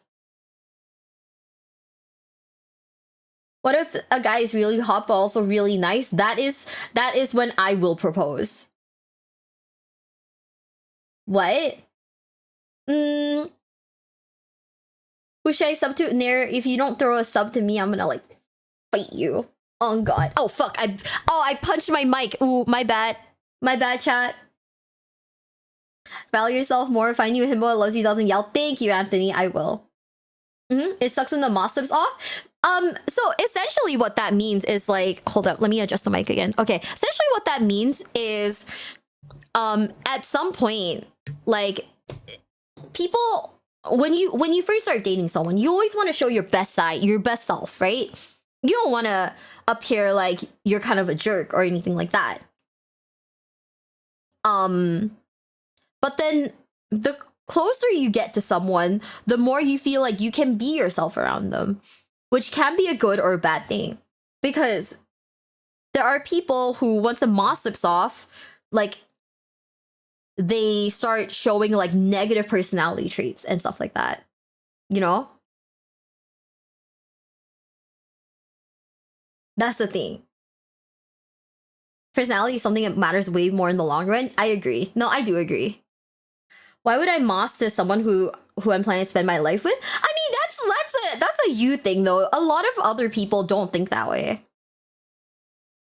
So it can be great or it can suck. Exactly. Like there are people who can like who are just like genuine from the start. They're genuinely good people and they're just genuine from the start. Or there's people who are like, oh, now that I've gotten her, I don't have to try anymore. You know? Always treat people like enemies. I know, dual logs, you treat me like a fucking enemy. Nice of you to assume we think. I assume you guys think because you guys like Warhammer, that means you, to a certain level, you guys read. That's silly. That's how people behave though. Like, I can't tell you the number of times that I've encountered guys who think, oh, she's my girlfriend now, I don't have to try. We be reading and whatnot. Exactly. That's because you're silly. It's like weird. You like Warhammer, but you don't read. I'm not good at reading. That's why I play Yu-Gi-Oh. So from it, because I've mental and physical issues, even though I still think it's wrong for me to date due to those things. No, I feel that. I feel a lot of like guilt. You know, I feel a lot of like, I personally feel a lot of guilt because it's like, shit, dude, like, am I mentally well? Abso-fucking-lutely not. So yeah, she's lying, she knows 4 languages. That doesn't mean I can read though. That doesn't mean I can read. I really gotta lock in when I read. Audiobooks are great, only focusing on a book is so boring for me. Okay. I think that I found a new strat. And that is, I physically go outside. I go to a cafe. I sit down and I listen to an audiobook while I like do like some work. That way, I'm not at home, so I can't accidentally fall asleep out in public. And I can get through the entire book, like, focused. Miwa say pasta? Pasta? What's wrong with pasta? How do you know what you're saying if you can't read? Telepathy. We vibe so hard that I get what you're saying. No one is mentally well last time I checked. I think that like there's like a surge in like people who have like undiagnosed like mental issues. Not that it's a bad thing, but I've also like dated guys who are like, I would never go to a therapist because I'm perfect and have no issues. Like, what? No, we all have issues. Like, don't be like that. I blame the internet. I think like to a certain extent, yeah. No, Dulo's got time now. What did he even say? Oh, I'm not gonna look at that. God damn it. That's just a guy thing? Is it a guy thing though? Like, guys being like, I'm too tough for like therapy? Guys are all socializing, the only acceptable emotions are anger and horny. I do agree. Especially living in Southeast Asia, where there is like a... I want to say Southeast Asia, just Asian countries in general, there's like a very low emphasis on mental health. You know?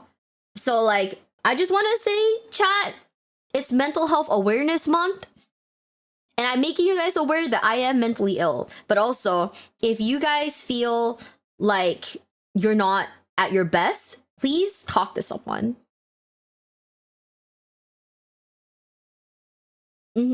Please talk to someone.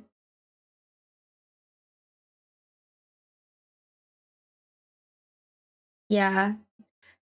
You know, like, no matter how low of an opinion you have of yourself, I think you're great. And I think that you deserve to take care of yourself. I'm not looking it up, Dual Locks. Not looking it up. I'm gonna punch you, I swear to God. Okay? You're good. You guys are good people, and you deserve to take care of yourselves. In whatever way, shape, and form possible. Okay? It is not shameful to ask for help. And it will never be a shameful thing. So how are you gonna segue to elves? So anyways, talking about the mentally ill, elves, everybody. The High Elves, those who stayed behind, once again got to rebuild the shattered remnants of their home. At least they still had their firm friendship with the dwarfs, that's a good thing. Oh, wait, that got ruined too. But don't feel too bad, the High Elf King ruined that one for them himself by being the worst. That one wasn't an unfortunate tragedy, it was a self-imposed unfortunate tragedy. The dwarfs and the High Elves fought Fantasy World War I, and it was pretty miserable for everyone involved. Picking a victor is sort of meaningless because both groups were pretty thoroughly wrecked by the event, and the High Elves had to return home when the Dark Elves began the first of many invasion attempts to retake Ulthuan. Some High Elves didn't go home and sheltered in a magical forest called Athel Loren instead. Now we have our third group of elves, the Wood Elves. Okay. The Wood Elves are the easiest of the subgroups to explain. They sit in their magical forest and are insane. Sometimes people walk into the magical forest. It's safe to assume that unless stated otherwise, I was right about the mentally ill part, huh? The magical forest. Sometimes even if you come out of the magical forest, you find that 1,000 years have passed since you entered, and every single one of those years catches up with you as you age to dust within minutes. Aside from that, though, your first instinct might be that these are stupid, uninspired, lame D&D Wood Elves who love nature and harmony and trees. And in fairness, they do love all those things. It's just that these trees are 50 feet tall, mobile, have a craving for the suffering of mankind, and the Wood Elves will invite peasants to feasts to fatten them up for the forest spirits. They don't give a rat's ass about the outside world aside from how it might affect their perfect little lives inside the forest. There are a few scattered enclaves of them across the world that are a bit friendlier, but the general motivation of the Wood Elves is getting other people to get the hell off of their lawn. And when the lawn can come to life and devour you alive, it's a pretty easy task to do that. They also gaslight the Bretonnians into thinking their goddess isn't an elf one, although as it turns out later on, the extent of the elven gaslighting goes even further beyond their understanding. They're led by the avatars of two of the elf gods, naturally the ones that are focused on nature, because Wood Elf. The king... I'm just saying, I kind of want to play the gaslighting faction now. I think that's really funny. Oh boy. But I don't know. This sounds really fucking funny. They also write beetles now? Oh, that's kind of sick. Fuck. Likes to rampage across Bretonnia every now and again for funsies, and the queen sometimes says don't do that, sometimes doesn't care, and sometimes encourages it when she's in a feisty mood. They're not my thing, truth be told, but I can respect the idea of wanting to be left alone for all eternity. So if you too cringe inside a little bit whenever you get a text message or a Discord DM, these guys might be for you.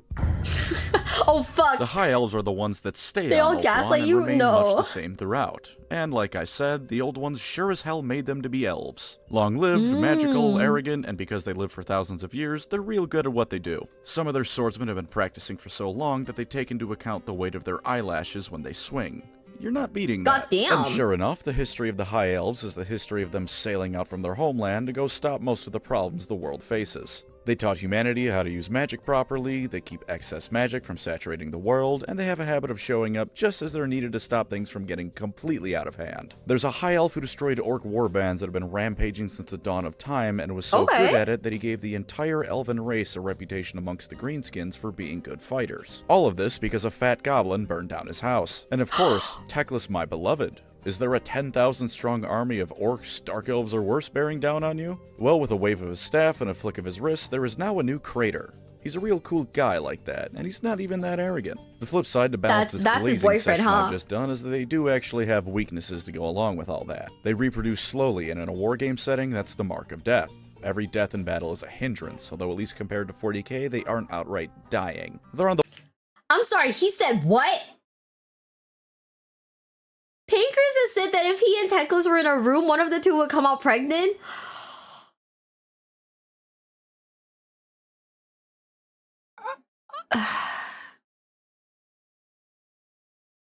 I wish I could go back to the me from like 20 minutes ago.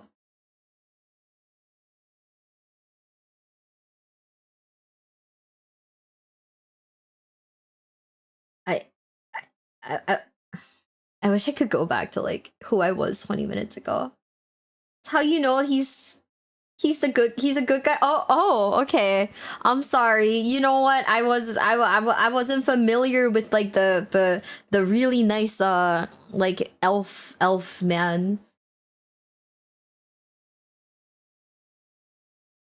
I wasn't familiar. Is Pancreas freaky or is Teclis freaky? That's the true question.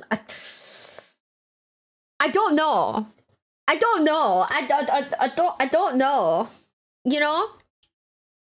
We're gonna hang out with that man. And at that point I'm gonna be like, bestie, so what's up with you? Just a general question. What is up with you, sir? Out of like pure curiosity and nothing else. You good? He does have some freaky moments in the lore. Like, does he fuck? The Carney was enlightened. I'm like adjusting like my mic right now so that like from like the cable so that like I can like pull it out a little bit better. Yeah. Pancreas is freaky. I think Teclis is just a super acoustic wizard elf from what I've read about him. Oh man, but like fuck dude, we love our men a little acoustic though. I have to like adjust my mic so that it doesn't fall off the stand because this stand is like getting a little old and like rickety and this mic is a little heavy. So like this shit will fall and it will scare the fuck out of me.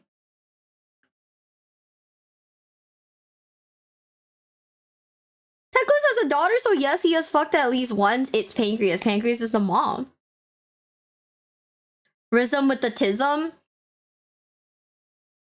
Wait, Mia loves men. I thought she swung the other way.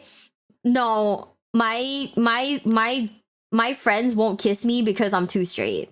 It's really fucking sad. Just watch this, dude. We have so many videos for me to watch today. Holy, are you guys ready? We'll keep it going in 3, 2, 1.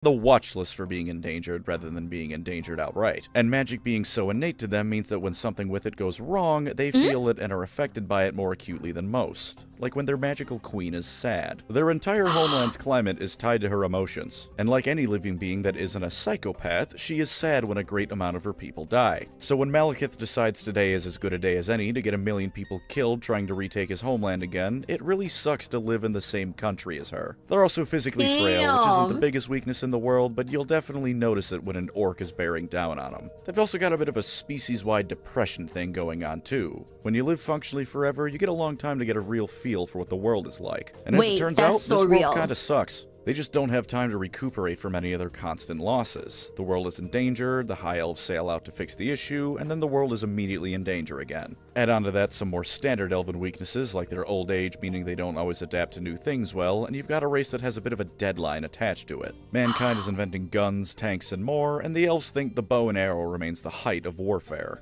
To their credit, though, they're damn good with that bow and arrow, especially when it's a magical lightsaber bow and arrow. And dragons. Ooh. The High Elves are best friends of almost every dragon that isn't from Cathay. Dragons are scary in a fight, and let's be honest with ourselves. If a dragon declared your hometown to be the best thing ever and made sure to always visit and help out when it was in trouble, you'd have an ego the size of Mount Everest too. Overall, if you like elves, you'll like these guys. Even if you don't like elves or only associate Warhammer's elves with the Eldar, the High Elves' ability to actually put their money where their mouth is might win you over. And if nothing else, there's an elf character named Aletha Nar who skins dark elves alive because he just hates them that much, and is overall Michael Myers if he had pointy ears and special forces training. Hard to get more un-elven than that guy. Speaking of ego, though, oh, dark take elves! the stereotypical elven arrogance, or if you're not a big fan of the race, elven racism. Now jack it up to the logical extreme endpoint of the concept so that they don't only think they're the best, they think of all other races as vermin that should either serve them as slaves, be hunted for sport, or outright eradicated. Welcome to Nagaroth, friends. It only goes downhill from there. Warhammer North America sucks. It's home to the Dark Elves after they got kicked out of their old home, and the entire thing is either a frozen hellhole, a desert hellhole, or a frozen hellhole bordering actual hell. There's something called the Altar of Ultimate Darkness inside of this place. Do you think anyone that lives here is gonna be nice? Sure enough, the Dark Elves aren't nice. There used to be some human tribes that lived in Nagaroth, and then the Dark Elves killed or enslaved them all. They have cities built into mountains they use as ships to raid and enslave others. They kidnap High Elf children to raise as Dark Elves, and the entire society looks like what would happen if every single Decepticon was Starscream. Did they just like roll the dice and just do every single crime imaginable? Okay.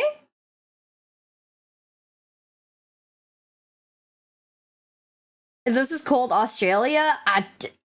Yes, and more. Oh, they love hunting actual people for sport. Pleasant fucking people. Holy shit. Murder and treachery are only illegal if you get caught, and if you're powerful enough, not even then. They're led by Damn. Malekith and his mother Marathi, the same two elves who formed the Dark Elves 10,000 years prior. Oh, Marathi's kind of boy. just always awful, but sometimes if you squint real hard, Malekith can almost sort of a little bit resemble a noble elf hero he once was. Then he Oh. does things like instituting the elven god of murder as the head of the Dark Elf pantheon, uses demons as auxiliaries when he invades Ulthuan, and starts the Warhammer Fantasy triangle slave trade. In spite of failing to retake Ulthuan every time he what? tries, he's a damn powerful wizard and warrior both. He's just Darth Vader, actually. He's even got the suit of armor that helps keep him alive because he was severely burned. And who can forget his mommy issues? Although I don't think Anakin ever piped his mother, so a little bit different there. There is no height of cruelty that Dark Elves don't aspire to. Acting nice gets you killed because it clearly means you're weak. Admitting you're a bit tired or injured gets you killed because if you were strong, you wouldn't be injured. So clearly you're weak and someone else more fitting should take your spot. They don't have as many dragon allies, and the ones they do are corrupted by dark magic, so they just grab whatever monstrosity they can find in the Midwest and put it in chains until it's time for battle. Much like their cousins in space, if you find you're about to be captured by them, it's probably best to just off yourself. They may not have quite as exotic measures of torturing you, but they make up for it with a real go-getter attitude in the field of human rights violations. There's a holiday called Blood Night. The cult of the god of murder goes around and kidnaps people to murder. They steal elven girls to be trained as witch elves like them, and they throw elven boys in a cauldron of boiling blood. If they survive, they get trained as an assassin. I don't think a concrete statistic has ever been given, but you can assume that not many people survive this. If you like being edgy, either ironically or because you think suffering is inherently deep, you'll like the Druki. I can already feel the viewer retention going down, though, from how long I've been talking about elves, so how about we move to their polar opposites? Okay. The dwarves! Elves are posh, regal, and always at least a little bit uptight. It's the Dwarfs are brash, to the point, and consider sobriety a sin. While the elves of Warhammer have a few things that make them stand out a bit from the standard elf template, the dwarfs of Warhammer could fit in just about any setting with minimal issue. They like drinking, they like mining, they hate orcs, and getting them to compliment non-dwarf craftsmanship is like pulling teeth from an orc. They hate magic both because it's weird elf nonsense and because when the old ones made the dwarves, they made them so opposed to magic their mere presence makes it not work properly. They love mining in mountains because that's just what dwarfs love.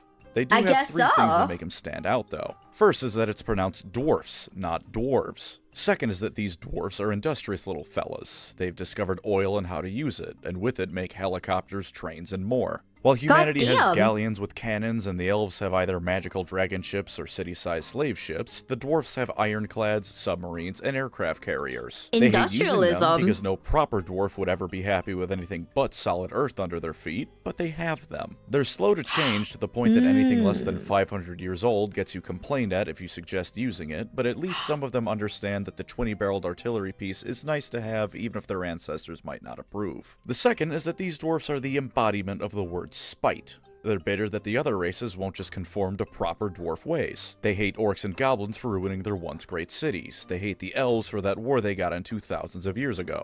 A war that ultimately started, mind you, because the dwarf diplomat forcibly had his beard shaved. There were some other factors leading up to it, but that was the final straw. The average dwarf doesn't know about the lizardmen much, but they'd certainly hate them too if they knew the Slann were involved in shifting some mountain ranges around that destroyed a whole lot of dwarf holds. Have you ever wronged a dwarf? Into the book you go. The Great Book of Grudges, that is. Every single thing that has in some way wronged the dwarf race is put down in there. Most dwarf holds have their own personal ones for slight against them in particular. Some dwarfs have their own personal book. Even if they don't, they have photographic memory. If you've wronged them, they'll remember. It doesn't even need to be on purpose. A human town once shorted the dwarfs 2 coins by accident in exchange for some construction work. The dwarfs sent an army and killed everyone in it. If this happens to you and you try to seek some sort of retribution for this insane idea of compensation they seem to have, you're going back in the book for any harm you might cause doing it. They will spend centuries and entire military campaigns fighting wars to right grudges, and naturally anything that happens to them during these campaigns leads to more grudges, which leads to them trying to right those grudges, which causes more grudges. You know that saying about digging 2 holes when you set out for revenge? 2 holes is not nearly enough for the Dowie. And who could forget the Slayers? Let's say you're a dwarf, and you committed some seriously dishonorable action. Hold on a second. I'm short and I hold grudge. Kaius, did you just say I'm short and I hold grudges?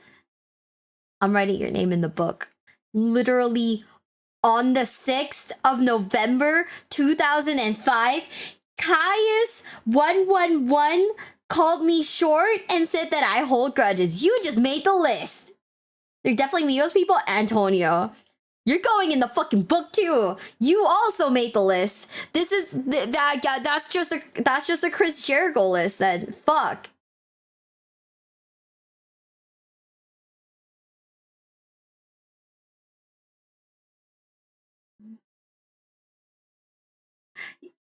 Can I be on the list?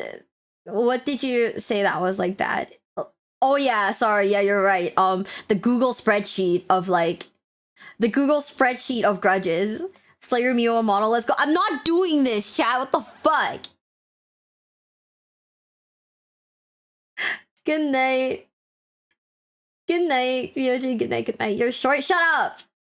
Oh my god. I'm gonna put all of you guys in the fucking book. Okay? What the hell? Chat. Remind me to get a notebook so I can write everyone's like names down. Everyone who's like wronged me at like Adepticon, I'm gonna write their name down. Can I go on the list for not knowing Metallica? Yeah! How dare you! This is gonna be a short book. Fuck! No! This is gonna be like a Google Docy, like a whole ass Google Doc. I'm canceling everyone. Chat. What the fuck? Canceling all of you guys for being mean to me. If I paint up Slayer with pink hair for you, are you gonna put me in the book asking for a friend? Yeah! I'm gonna put you in the Google Doc, chat. That I do not, you Django. Do you require men to be able to rope their beard around you? What the fuck does that even mean? Can I go on the list because I'm an asshat? Sure. Get cancelled. Everyone's going in the fucking Google Doc, chat. I don't have a temperament? Oh, man. Yeah, the Google Docky, chat. Huh? Can I stay off the list if I bribe you with Rogaldorn? Yeah! We're grudge against orcs because they sold the beer of a brewmaster? That's crazy. I mean, fuck, in the book you go, I guess. Maybe your negligence led to other dwarfs getting killed. Maybe you fled at the height of a battle. Or maybe you just lost a bit too much money on a bet or had your beard shaved against your will. In any of those cases, there's only one option available to you. Kill yourself.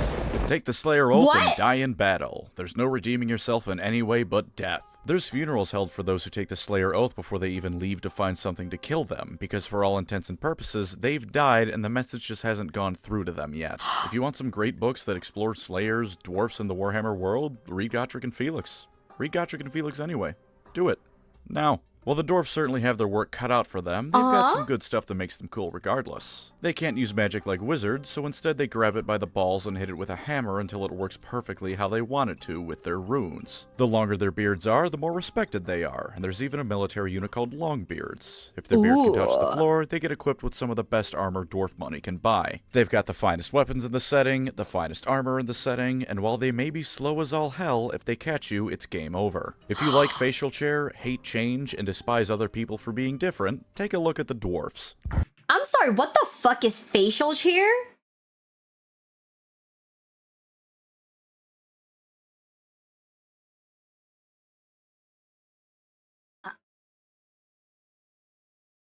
Oh, facial hair. Damn, my bestie's goofy as fuck. I was like, what does that even mean? Like, do they sit on faces or something? What? He misspoke. That's my goat. That's my goat right there. Holy shit, that's my fucking goat. Imagine dwarfs without that silly grudge ideology. You've committed a wrong and have to make up for it, but you can right it without causing your own death. And what's more, you can properly use magic. Fireball and lightning and all those other lovely spells you can think of. Without the shackles of tradition or even their own biology holding them back, they can produce wonders of both magic and industry. Unfortunately, they replace stupid grudges with one of the most horrific slaver cultures around, and they forego tradition to worship actual demons and dark gods. And being able to use magic isn't necessarily a good thing, because it eventually turns them into stone statues. These are the Chaos Dwarfs, and they're horrifying in a way the more human followers of Chaos can only dream of being. Saying they take the best of the dwarfs is sort of overstating it, because the best of the dwarfs is their willingness to stand by both the letter and spirit of their word. They'll have your back no matter what. Plus, while their incredible stubbornness does hold them back from a lot of progress they can make and gets them into some stupid conflicts, it also means they're not only going to accomplish whatever they set out to do, but always stand by your side. If the dwarfs say they're going to help you, they're going to help you. And if a human, dwarf, and elf are all fighting together, the dwarf is going to be the last one to break. The Chaos Dwarves take these traits and have molded them in a way that is best suited to being an evil bastard. The craftsmanship of the dwarves makes weapons, yes, but also architectural wonders and genuine pieces of art so good it can make a man weep. The Chaos Dwarves make hell factories that are 2,000% efficient and make the most brutal weapons Chaos has to offer. They take the runic magic of the dwarfs and use it to bind demons into their weapons and armor. Okay, but that's kind of sick, though. Like, that thing in the picture, that's fucking sick, right? I'm not crazy, right? Girl, thanks for the super chat. Thank you. You're adorable, so here's some money. Thank you, Bestie. I appreciate it. They're the Iron Warriors of Fantasy. Fuck. Okay, never mind. I take it back. That shit lame as fuck. Man. I'm sad. No, I love Mecha Godzilla.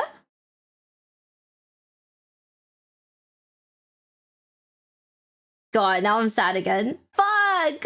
Armor. The demons aren't happy with this, but the Chaos Dwarfs are still dwarfs. They're so good at what they do that more often than not, the demons are powerless once the Chorfs get their hands on them. They aren't numerous, and they aren't even terribly expansionist, but when the Chaos Dwarfs do go to war, there's nothing that can truly equal it. The finest weapons and armor just like the dwarfs, only now bolstered with the power of Hellspawn. They even have the closest thing to a nice chaos god to worship, which give them all sorts of benefits. Okay. Sure, he's called the Father of Darkness and is the god of tyranny and is overall exactly as evil as you'd expect from that, but he doesn't screw the Chorfs over. They want power, he likes it when tyrants are in power, so in exchange for them using their dwarf talents to enslave others, he gives them power. The most commonly seen use of Chaos Dwarfs is as artillery crewmen for the Hell Cannon unit, as well as frequently selling Chaos Lord's weapons and armor. This is because of both their isolationist nature and because they don't really have an army. They do have legacy rules for the old world, and they have had an army, unlike Cathay, but their status as properly playable is a bit all over the place.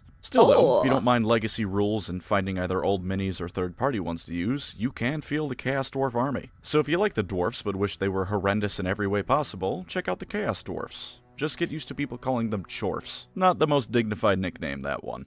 No, I love calling them Chorfs, The ogres were the last race the old ones made before pissing off. They're resistant to chaos, tough unlike the elves, capable of changing things up quickly unlike the dwarfs, and are as ambitious and fluid as mankind. Unfortunately, the older ones couldn't quite get them to stop eating everything in sight and never properly finish them before they left, or their homelands for that matter. When chaos invaded, the ogres were left unfinished in this state, and many became nomadic after they ate everything in whatever their first homeland was. They also ate the ancestors of the modern-day giants, who were a whole lot smarter, wiser, and powerful than the inbred alcoholic morons that giants are in Warhammer today. Things were made worse for them when they decided to migrate into Cathay, because the Dragon Emperor dropped a meteor on their homeland and blew it up. Now they had nowhere to return to, were still really hungry, and that meteor made a big hole called the Great Maw. It's a big hole in the ground with teeth, and the ogres throw food and people into it to get magical powers. They also worship a volcano and drink its lava to get fire magic.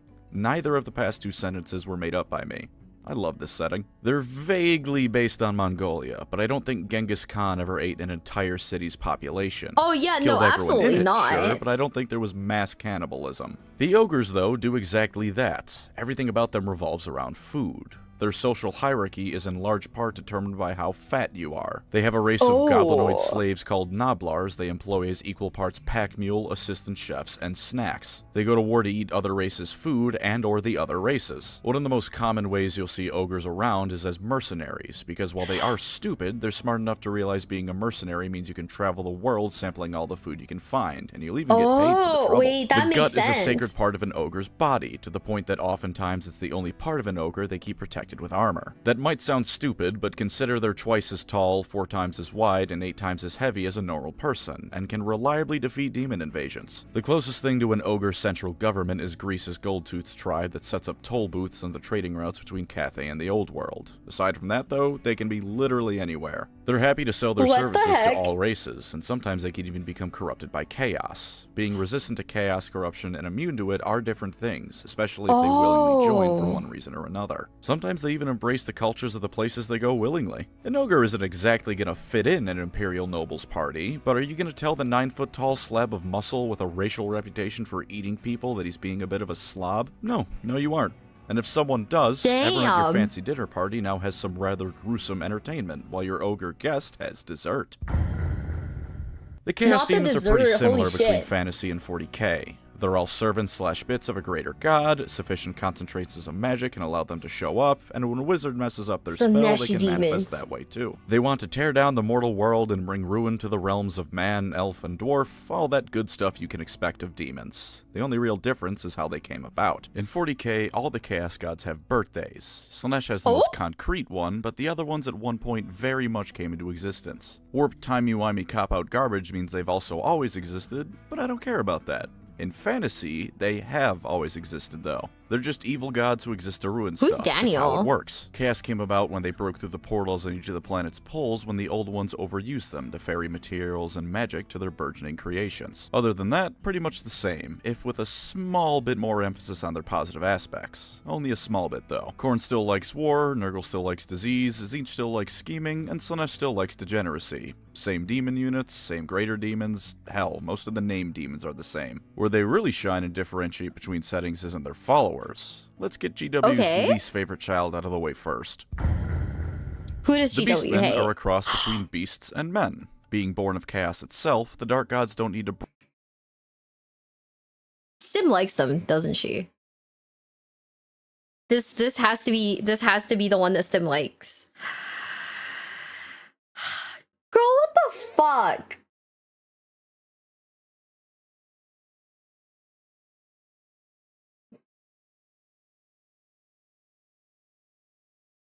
Girl, what the fuck?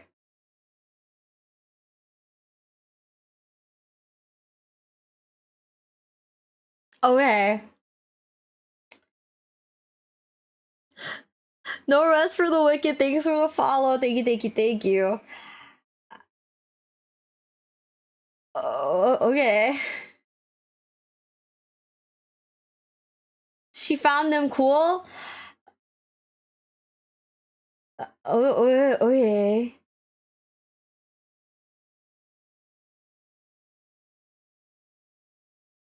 You know, as a human woman in Warhammer Fantasy, there's a tiny chance your child will be born as... Hold up. I need a message, man. Bestie. I have a lore question.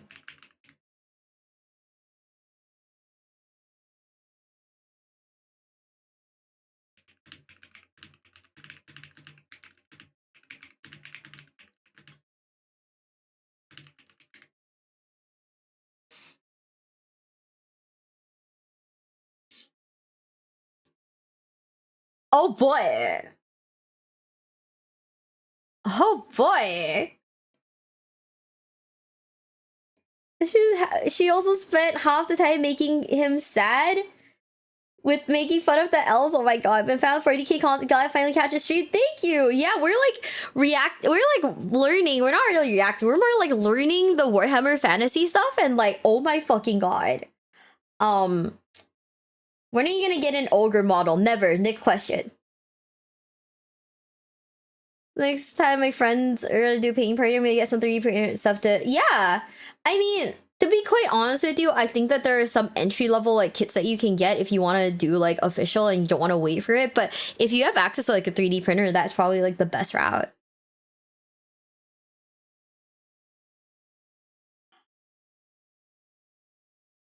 Jesus Christ. He said 1 sec. Okay.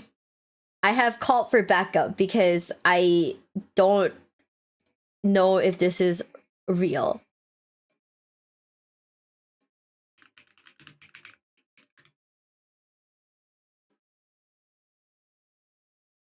So sure thing. Okay. Can't. Okay. Okay. Let me call in for backup. Hello, Hello. bestie. Hi, Hello. bestie. So I got to the part about Beastmen. And I have a Right. question. Yeah, no, don't worry. It's not that I'm not talking. Stim likes the fucking bull guy. Why? Stim had some. Mm. Uh, mm, Is it horrible, true that? horrible words came out of her mouth. Oh boy. Okay. Um. Someone said that as a human woman in Warhammer Fantasy, there's a tiny chance your child will be born as a beastman. Is that true? Yeah, that can just sometimes happen. Oh, It's so, like is usually not like a whole ass beastman, but sometimes you're born a okay. mutant, which usually means they leave you in the woods. So you know you either die or get found by the beastman. What the fuck is this setting?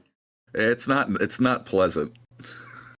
Like literally, on God, what the fuck am I listening to? It's a magical place full of wizards and magic, and also leave your baby in the woods if it has too many fingers. Okay. Also, who's They Daniel? do that in 40K too. They do? Yeah, but usually that's like, you know, they just leave them in like some hive city like sewage outlet pump. So there's, you know. Oh my God. Okay, Interesting child place. abandonment goes hard in this series, I guess. It's a running theme for some reason. Brother, Also, yeah. Oh no, sorry. No, I was just gonna say the child abandonment's fucking insane. I mean, I guess like if the Emperor did it, it makes it okay. You know, yeah, now that you say it, it's a surprisingly common thing in one way or another. Also, this is Daniel. That one has a funnier explanation though. That's Daniel. Why is he called Daniel? So he's called Daniel because he's like the faction leader of one of the Total Warhammer factions, like one of the lords you can play as.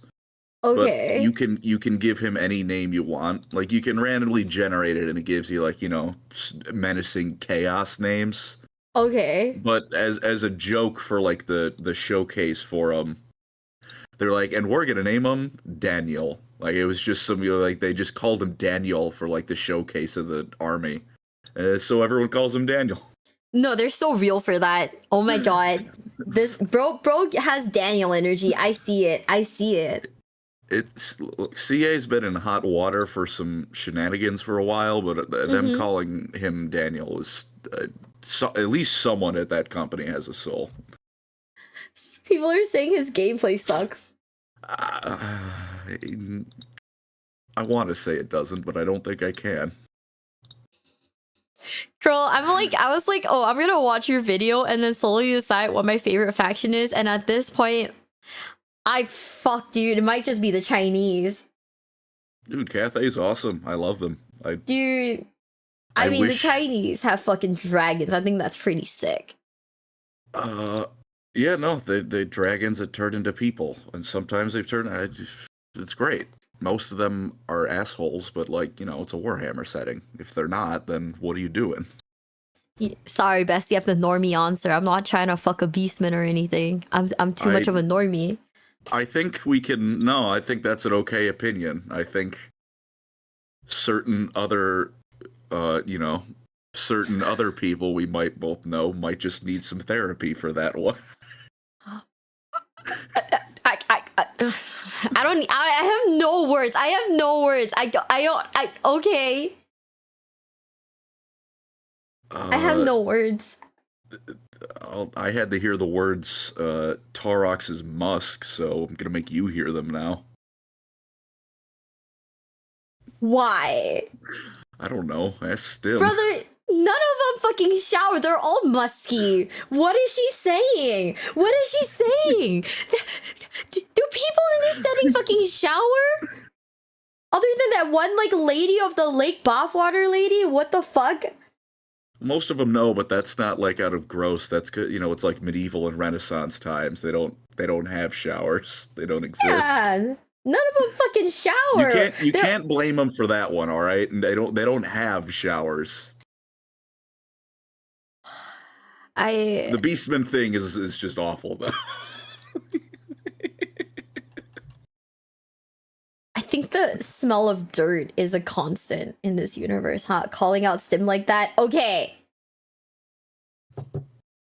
Is it calling out? I don't know. I've never once looked at a cow and thought, yeah, I'm gonna fuck that thing. No, what? Is it calling out if it's words that were publicly said to me on a live stream? I feel like that's not calling out. I feel like I'm just repeating. I think I have very normie opinions, and one of them is I don't want to fuck the Beastman. I think if that's a normie opinion, then I don't want to be on the internet anymore. I think if I'm gonna get ever yelled at for not want to plow a cow, you know, I'm okay with that. I'm gonna proudly take that stance. I'm a peaceful individual. And I don't know. I've never once thought, oh yeah, this thing has like fucking tusks. That's hot. It's, you know, Mm-hmm. some people are into Skaven, so I'm not surprised. I'm not happy about it, but I'm not surprised. What? What? Yeah, never look up Skaven art. Never do that.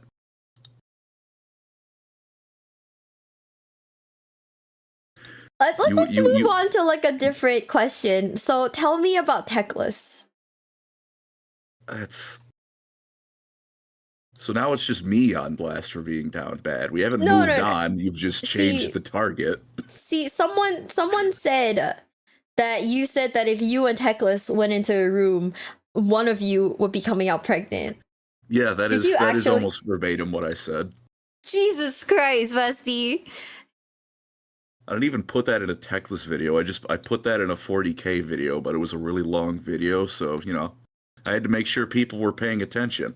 Oh. So I had to, you know, I just had to put that one in there. I guess that's fair. Look, I just like elves. Yeah. And I don't what they have down there is irrelevant. If the ears are pointy, I'm in. Oh, okay. Are you like that for like every elf?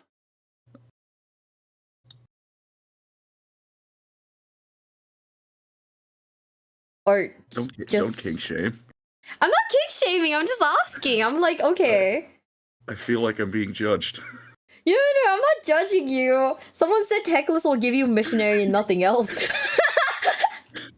And they'd be okay with that because I can look into his beautiful blue eyes the whole time. Wait. How do you look into his eyes if you take it off the bum, though? He's an elf. He can be flexible. Is that how that works? Oh my god. He's actually like a super magical tuberculosis baby. I think he's the one elf that isn't flexible. Wait. He's a tuberculosis? What does that even mean? Magic tuberculosis. His whole bloodline is cursed. But his brother got the cool kind of curse where he's like really angsty over a magical demon sword.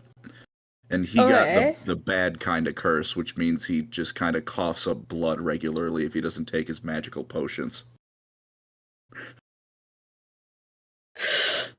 He can barely walk for like the first 50 years of his life. Your Oshi is the magic TB patient. Yeah, and you know what? I don't judge.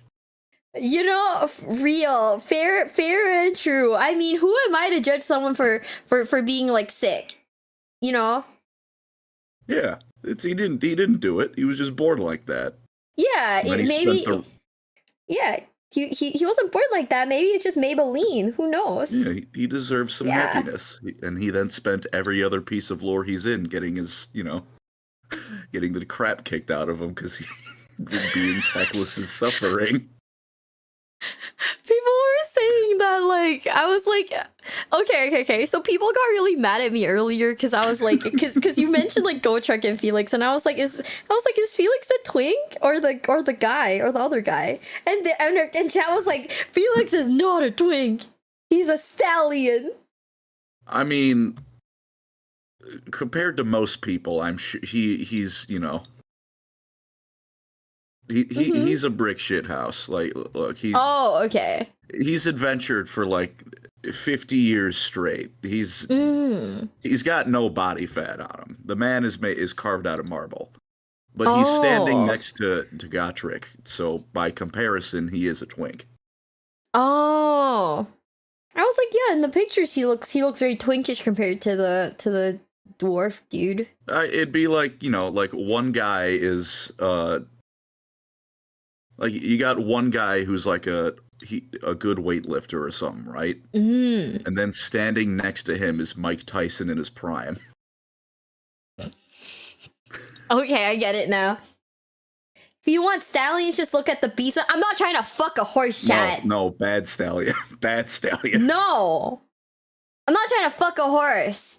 I just want to know which faction has a sexy man in it. That's what I want to know. Elves are not a bad pick, but if you want muscular people, that's kind of right out. Yeah. Some of them are pretty muscular. I shouldn't say that.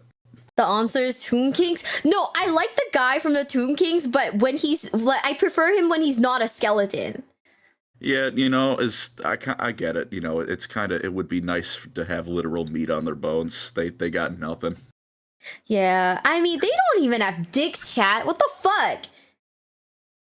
No, they're quite angry about that, actually. I'd be mad too. If I feel like anyone would be mad if like you woke up like you had a schlong and one day and the next day you woke up and you just didn't, I went to bed. Yeah. I went to bed. 4,000 years passed. Where are my genitals? Chat's like, do you want to fuck this guy called Norska? Who is that? That's just kind of a country region, but that's where the Vikings live. Oh, he doesn't look like he showers. Every area has a problem that keeps him from being perfect sexy, right? Norska, big buff people all around. They're all yeah. They're all Viking people. They spend a lot of time working out and raiding and fighting. Peak physical condition. Okay. They worship demons. I'm just gonna say it. I think worshiping a demon is a bit of a turn off. Did I tell you about the recent encounter I had with like someone who's like who plays CSM? Sure. Oh my fucking god! Oh shit! Okay, chat already heard it. You guys know exactly what I'm talking about. So, one of my friends tried to set me up with one of their friends, and this was like a Discord call with my friend and their trying to wingman for this guy. And this guy's like, "So I heard you like Warhammer." I was like, "Yeah, what factions do you like? Like, what do you play?" And he's like, "Oh, I play CSM." And I'm like, "Oh, okay, cool. I like the Imperial Fist." And then bro goes, "Okay, yeah. Do you like anal?" I went, "What?" That was question number 2. That's some demon shit right there. That's some Slaneshi shit right there. Jesus fucking Christ. Oh my god. And my friend like apologized later because like they didn't think that this dude was like that. But also like I was fighting for my fucking life. I was like, oh my god, I want to beat this person up. I don't. How do you just say that to another person in full earnest? Like, that's the I kind of thing I guess- say to my friends, like in a Marvel Rivals match when we're messing with each other. How do you ask that question in full seriousness? I guess bro was just trying to when my friend was like, I'll set you up with this girl, bro was like trying to trying to be like, hey, this is my kink, like right off the bat. But also, what the fuck, brother? I've known you like 3 minutes. You don't open with that either way. That is not the opening act. No. That's like a fifth question statement, not a second question. Oh my god. He's just trying to get right to the point, but also holy fucking shit. Yeah, a little bit of tact, just a little bit of class is what. My chat's like racist standard past the fifth question. Okay, that's like a we've known each other for a year now kind of question. I was like, this man is fucking like demon spawn. Who says that to another human being? Hey, what Warhammer army do you like? Also, how tight's your butthole? I'm gonna start using that in tournaments. That's gonna be a real big mind game, I think. Are you playing CSM? Do you take out the butt? Oh yeah, if I ever play against someone playing Chaos Space Marines, I'll just keep that in the back pocket. It's so fucking bad. That'll ruin whatever their plan is. Grind their train of thought to a halt. Wait, can you get like penalized for that? Like, can you actually get penalized for that? Like, will you get DQ'd? I don't think there's an official rule against that, but I feel like that probably falls under like a blanket of harassment. I've never been. I've never been recognized. Sexual harassment. I've never been recognized at like a tournament or a GW store. But imagine like just do it. You're someone playing. I don't know. I don't know any like big league streamers or anything like that. Oh, I can do Dead by Daylight. Yeah, yeah. You know that. Never mind. Yeah, imagine you play a game. You finish a game of DBD, right? Yeah. And you see in the chat it's Ots. And he goes, "Good game. How tight is your butt?" That's some demon shit. No. What the fuck? Ots would never do that. He's too pure. Ots would never do that. Ots would never do that. Oh my god. Not my Ots.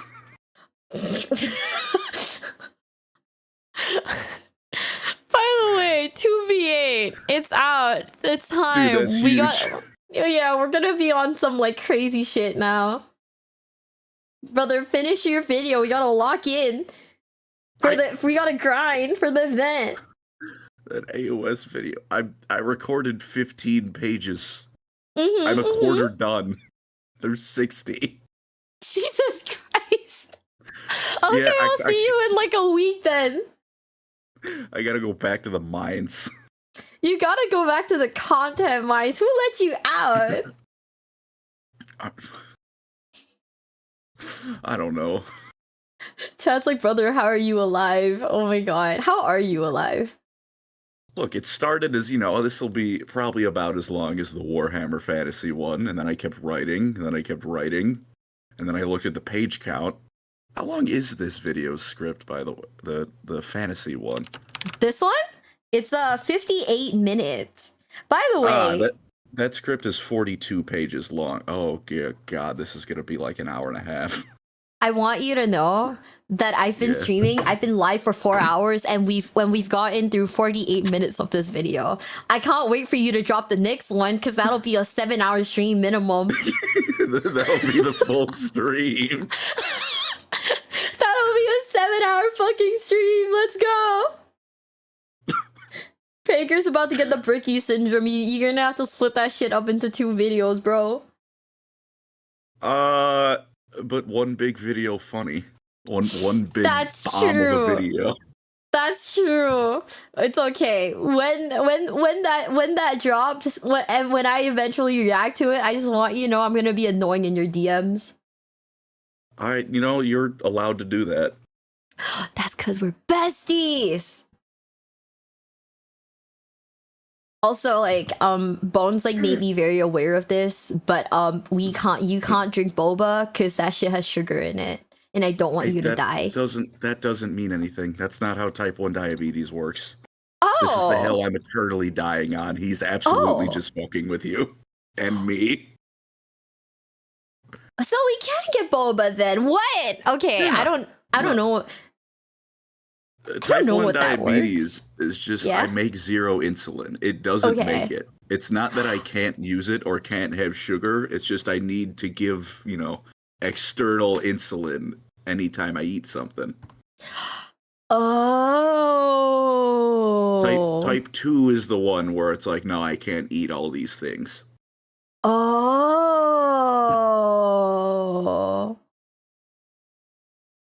So he needs sugar.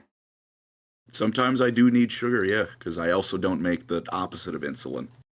Bestie, I'll carry around a pack of M&Ms for you. That would be absolutely huge. I'll If I pass have out like a from, thing. a low blood sugar, just kind of funnel them in my mouth. If you pass out on the floor in a Adepticon, you'll see like an Asian girl standing over you, shoving like an entire pack of M&Ms down your throat.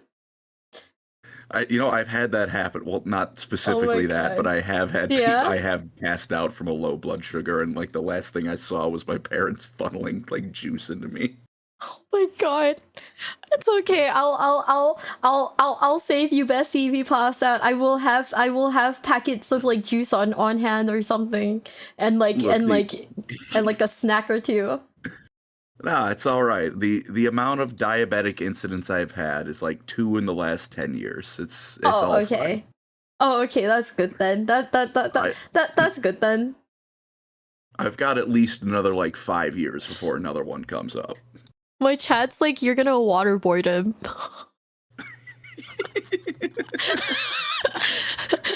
Look, if it's the only way, it's the only way. Just me shouting, no, guys, he needs this. While I shovel like a frappuccino down your throat. Drink, Like, no, guys, drink, stop. you need it. He needs it. He's got that white girl energy in him. He absolutely needs a frap, guys. You don't understand. He needs the triple espresso sugar monster coffee.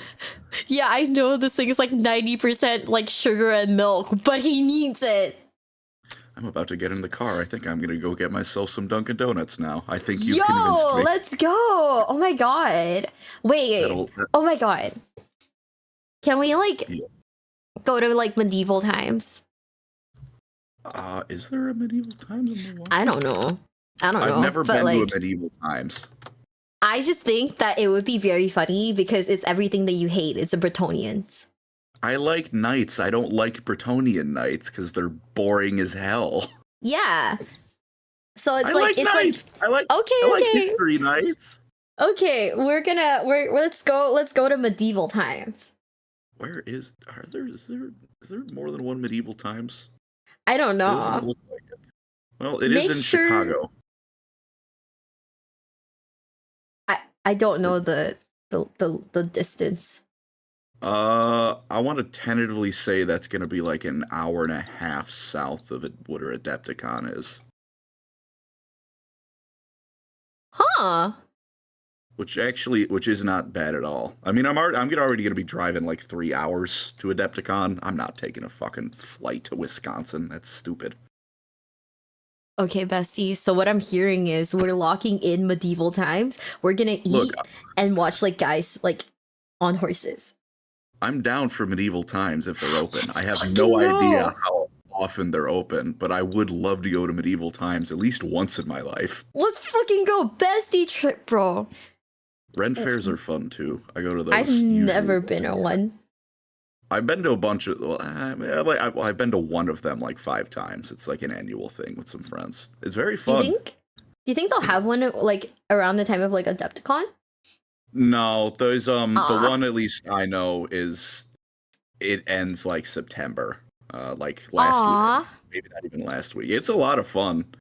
Uh seeing jousting at 12 in the afternoon after 6 cups of mead is lovely. It's beautiful.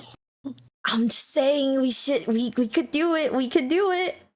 We I could would do love it, to. but no. You gotta get someone else to drive though. We gotta get someone else to drive because you and I are gonna get fucked up at medieval times, and we have to get like one of the other people who aren't gonna drive to do it. All right, we got to find one other person, and they do Yeah, need a driver. yeah. Oh my god, who can we bully into driving? There's like there's at least like 2 people. Okay, who was it that almost killed everyone the last time? All right, that would be Mishmash. But to be okay. fair, those roads were awful. Okay, cause all Bones said was, oh, he just about killed everyone, and I was like, shit, I don't know if my travel insurance covers that. Look, he did admit to it, so I'm not gonna say it didn't happen. What I am going to say is that, you know, Mr. Bones is the lord of god-awful backseat driving. Oh god, thank So, god I don't you know, have a driver's license. In this moment, he's right. I think in every other moment, bro needs to chill. Oh my god. Wait, someone said make sure to tilt his head to the side every so often so he doesn't drown. Oh my god, we actually have tips now. I know what to do if you ever collapse. Yeah, if I pass out from a low blood sugar, yeah, please do that. Yeah. If it's passed out from Renaissance Fair mead, don't do that. Just kind of kick me till I move. Give me a pineapple. For some reason, that works, but not like food. I mean, a whole pineapple. Yeah. Okay. There's a video my friends still have from like college. We were all carrying a pineapple, and I cradled it like a baby on the floor. I don't know why. That's your child. I don't know. Yeah, that was my precious son. I was gonna throw into the forest later for being a beastman. What? Hey, he was clearly a mutant. He's a pineapple. I guess. I mean, aren't pineapples like invasive species? I don't know. I just think they taste yummy and they look cool. That's about as much thought true. as I've ever put into pineapples. That's true. Dude, we're gonna get so fucked up this trip, and most of the other people don't even fucking drink. So I guess what this means is everyone else is the designated driver and you and I are the designated like drunks. Hell yeah. Hell yeah, let's fucking go, bestie. That was when I first met Arthur in person. Mhm. It was in Vegas, so we went down to like the casino we were staying at. We went to the like the bar in the casino hotel. Mhm. And I ordered 2 drinks, and then he was like, after I was like, oh, I'm not really gonna, I don't drink. I'm not gonna drink, which he's mentioned before, but I didn't know like he didn't drink at all. Misunderstanding on my part. So I just kept having drinks for 2 people for like 3 hours. I'm just saying, I'm gonna be there, bestie. And let me tell you something, people tell me 2 drink limit, and I tell them shut the fuck up. I say the drink limit is however many it takes for me to pass out.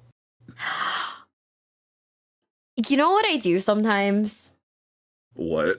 I have my alcohol and I have my Monster, and I just pour both of them into like this like one like Starbucks like sippy cup, and I just shake. I mean, I've made the Corona Fireball Ultra. I can't judge. Dude. Should I enlighten everyone what the Corona Fireball Ultra is? It's pretty self-explanatory. Well, it's Corona Light, Fireball, and Monster Energy Zero Ultra. The Fireball sounds like a crime. I got Bricky to try it on stream, and he said it was actually good. Okay, now I have to drink it. You gotta make it. Look, if you make it like an actual drink, it's surprisingly not bad. If you make it, like you're in college and it's 5 parts Fireball to 1 part everything else, then yeah, it sucks. I've never had Fireball, so like this is gonna be a journey. I mean, on its own, it's deeply unpleasant, but it's a good mixer. Dude, we gotta get soju. We gotta get fucked up on the shit that doesn't taste like alcohol, but like low key tastes like alcohol. After like a. Oops, sorry. No, I was gonna say like we gotta do it. Okay, Yeah, what is a Four Loko? What is I've never had a Four Loko. All I know is that Four Lokos are evil. Ooh. It is apparently about as alcoholic by volume as soju on average. Actually, no. You know what I really like? Huh? Twisted teas. Twisted teas are nice. Mm-hmm, You gotta have like Mike's Hard Lemonade because it's lemonade, but it's hard. It drinks. It's alcohol. Dude, okay, if we go to like a liquor store, I want to get like umeshu, and then like I'll have you try like my favorite way of drinking it. It's umeshu with like hot water in it. That shit warms you up. It is so pleasant and it's so easy to drink, but you also get like tipsy. I don't think I've ever had meshu. I'm assuming this is It's plum wine. Yeah, it's plum wine. Oh, that sounds kind of good. Loco doesn't exist. Ooh, dude, it's so good. Oh my god, do you want to get like wine drunk? Please. We're gonna be We're gonna be fucking menaces. We're gonna upset all of them, bro. Arthur already said he's gonna put me on a shelf and forget it. And I was like, man, that's kind of fucked up, bro. I will get you down from the shelf. Thank only you. Because there's probably liquor on the shelf that I need to get to. Real, let's go. Wine drunk hangovers are the worst, is what I don't think wine drunk hangovers are that bad. I think the problem with the wine drunk hangover is that you're getting hungover. You probably threw up from wine. And I like red wine, which means there's been like twice I've had a bit of a panic moment where like, why am I throwing up red? Oh, right, I drank a bottle of red wine. I think I know what the problem is. Girl, I don't really get hungover. You're evil. I'm just Asian. I don't really get hungover. I used to not. I used to have that superpower, and then one day I was in the cups, and then I woke up the next day, and I was like, man, I sure wish someone would kill me right now, because this is awful. I'm sorry, bestie. I'm sorry. That sucks. That really sucks, man. It's it's worth it for the suffering. Just have some hair of the dog and back at it. I don't know what that means. It means you wake up and have more booze. I'm just saying that sounds like a valid strat. I didn't invent the saying, it's a thing. Bro, I got like hella wasted the night before like a tournament. And then everyone was still like sleeping and passed out, but I woke up at 6 a.m. and like got like took my shower, did my makeup, got ready for the tournament, and people were like just waking up and I was like, what?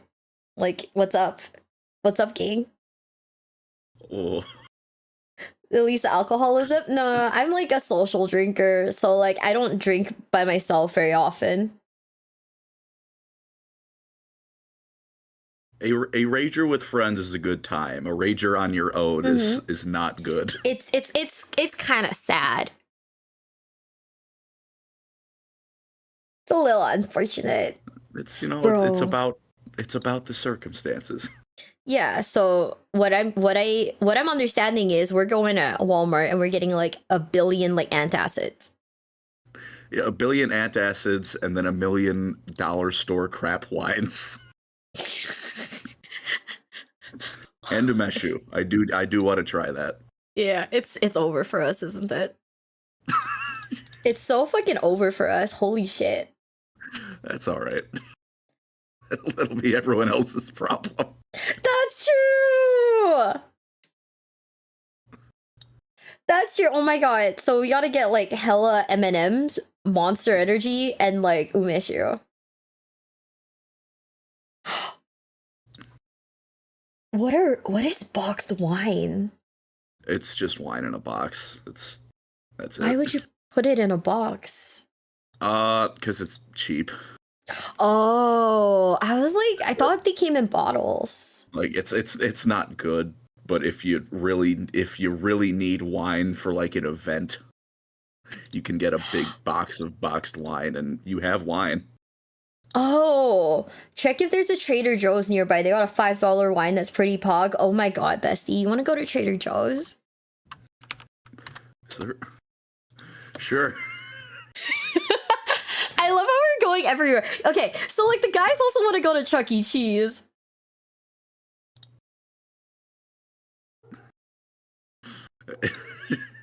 I did hear that mentioned once or twice. Yeah. Yeah. Chuck E. Cheese. Yeah, we were Oh, yeah, like, they were like, we should go to Chuck E. Cheese, and I was like, okay, bet.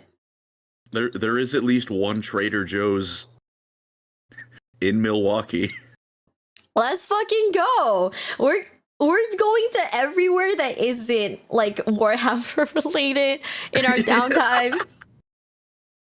I mean, that's the point. The convention's the Warhammer thing. Well, I mean, the convention's the Warhammer thing for everyone else. I'm not gonna lie. For me, I kind of just like to wander around. Girl, oh my god. I told Arthur, right, that I'm basically gonna be the lost puppy following you guys. Cause like people scary, people shy. Do not follow me then, because I'm not going to be of any help. Girl, I just need to not be lost. I mean, I'm not lost, but that's because I got no destination. You know? There was like 3 times, I'm not gonna lie, where they were all playing a game with like you know, they brought minis to play a game with, right, at Milwaukee. And I did bring some to play with ourselves, but I didn't bring them to the convention. So they would play games, and I'd be like, I'm gonna go wander around the convention hall. I'm gonna go explore. And it was they were playing fun. at the actual convention? Oh. Yeah, I know we played one game at the convention, but I mean that was like me and Arthur, so I don't quite count that, because that wasn't like, you know, a tournament or anything. That was just me and him. Well, I'm not gonna do that. They're probably. Oh yeah, what are your tips on like transporting minis? Because I don't know if I want to bring like the Combat Patrol box with me and build them there, or like build them in Singapore, and then like have them. You're just gonna have to accept that some of them at least are going to break. I just wanted I was gonna. If you put them on a plane, they're gonna break. Can I was gonna put them. Yeah. Go yell. No, go yell. Go. Can I someone in your chat? Go. Get them. I'm gonna die before I go to a Packers game. Kill every cheesehead. The Bears may suck at every conceivable metric, but by God, I'm not going to a Packers game. Oh my god. Just put them on a magnetic plate. I don't even know how to magnetize them.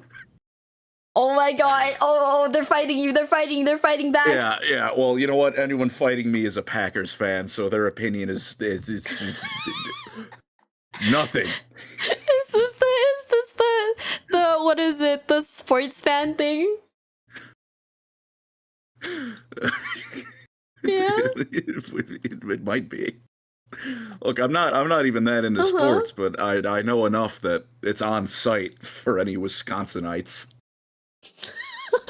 Wait, what are the Bears? Like, where are the Bears from? They're the Chicago football team. Go Bears. Oh. Go Bears.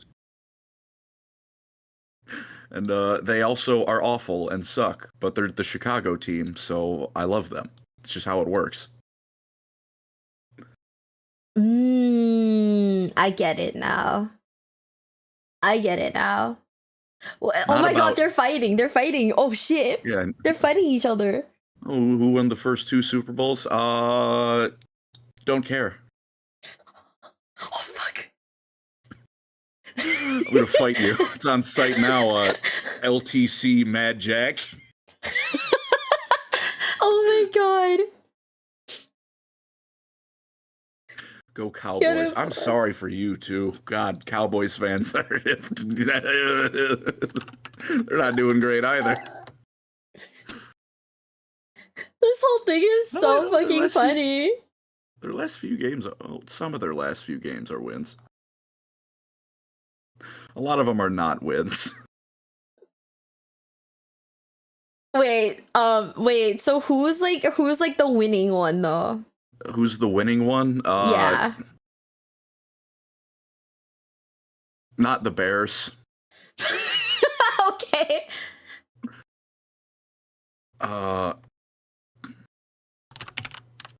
Hang on. I'm Thanks for blanking the on something. sub with Prime. Thank you.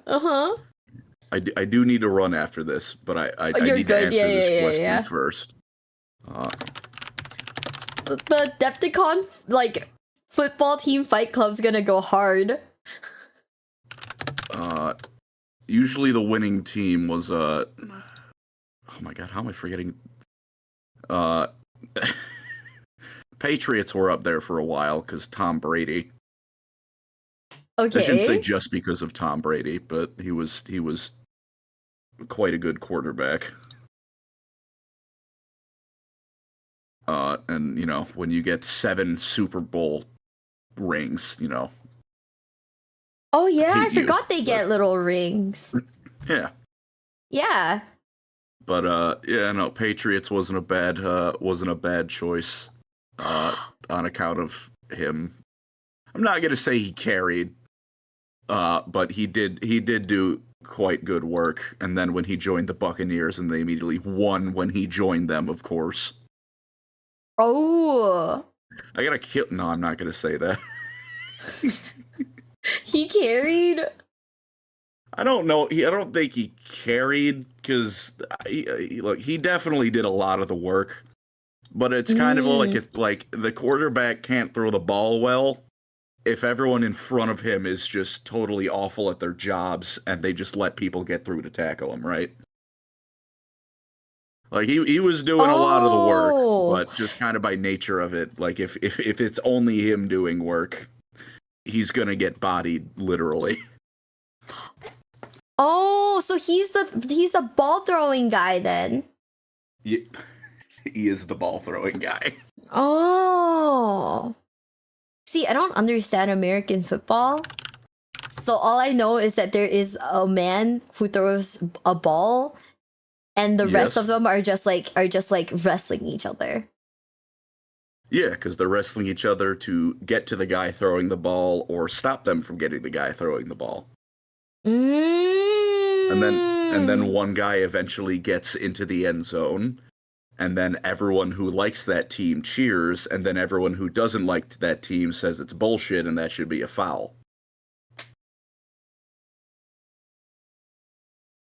You know? I don't make the rules, I just follow them. You know, that's so real. That's so real. I could be salty over new stuff. Hey. Yeah.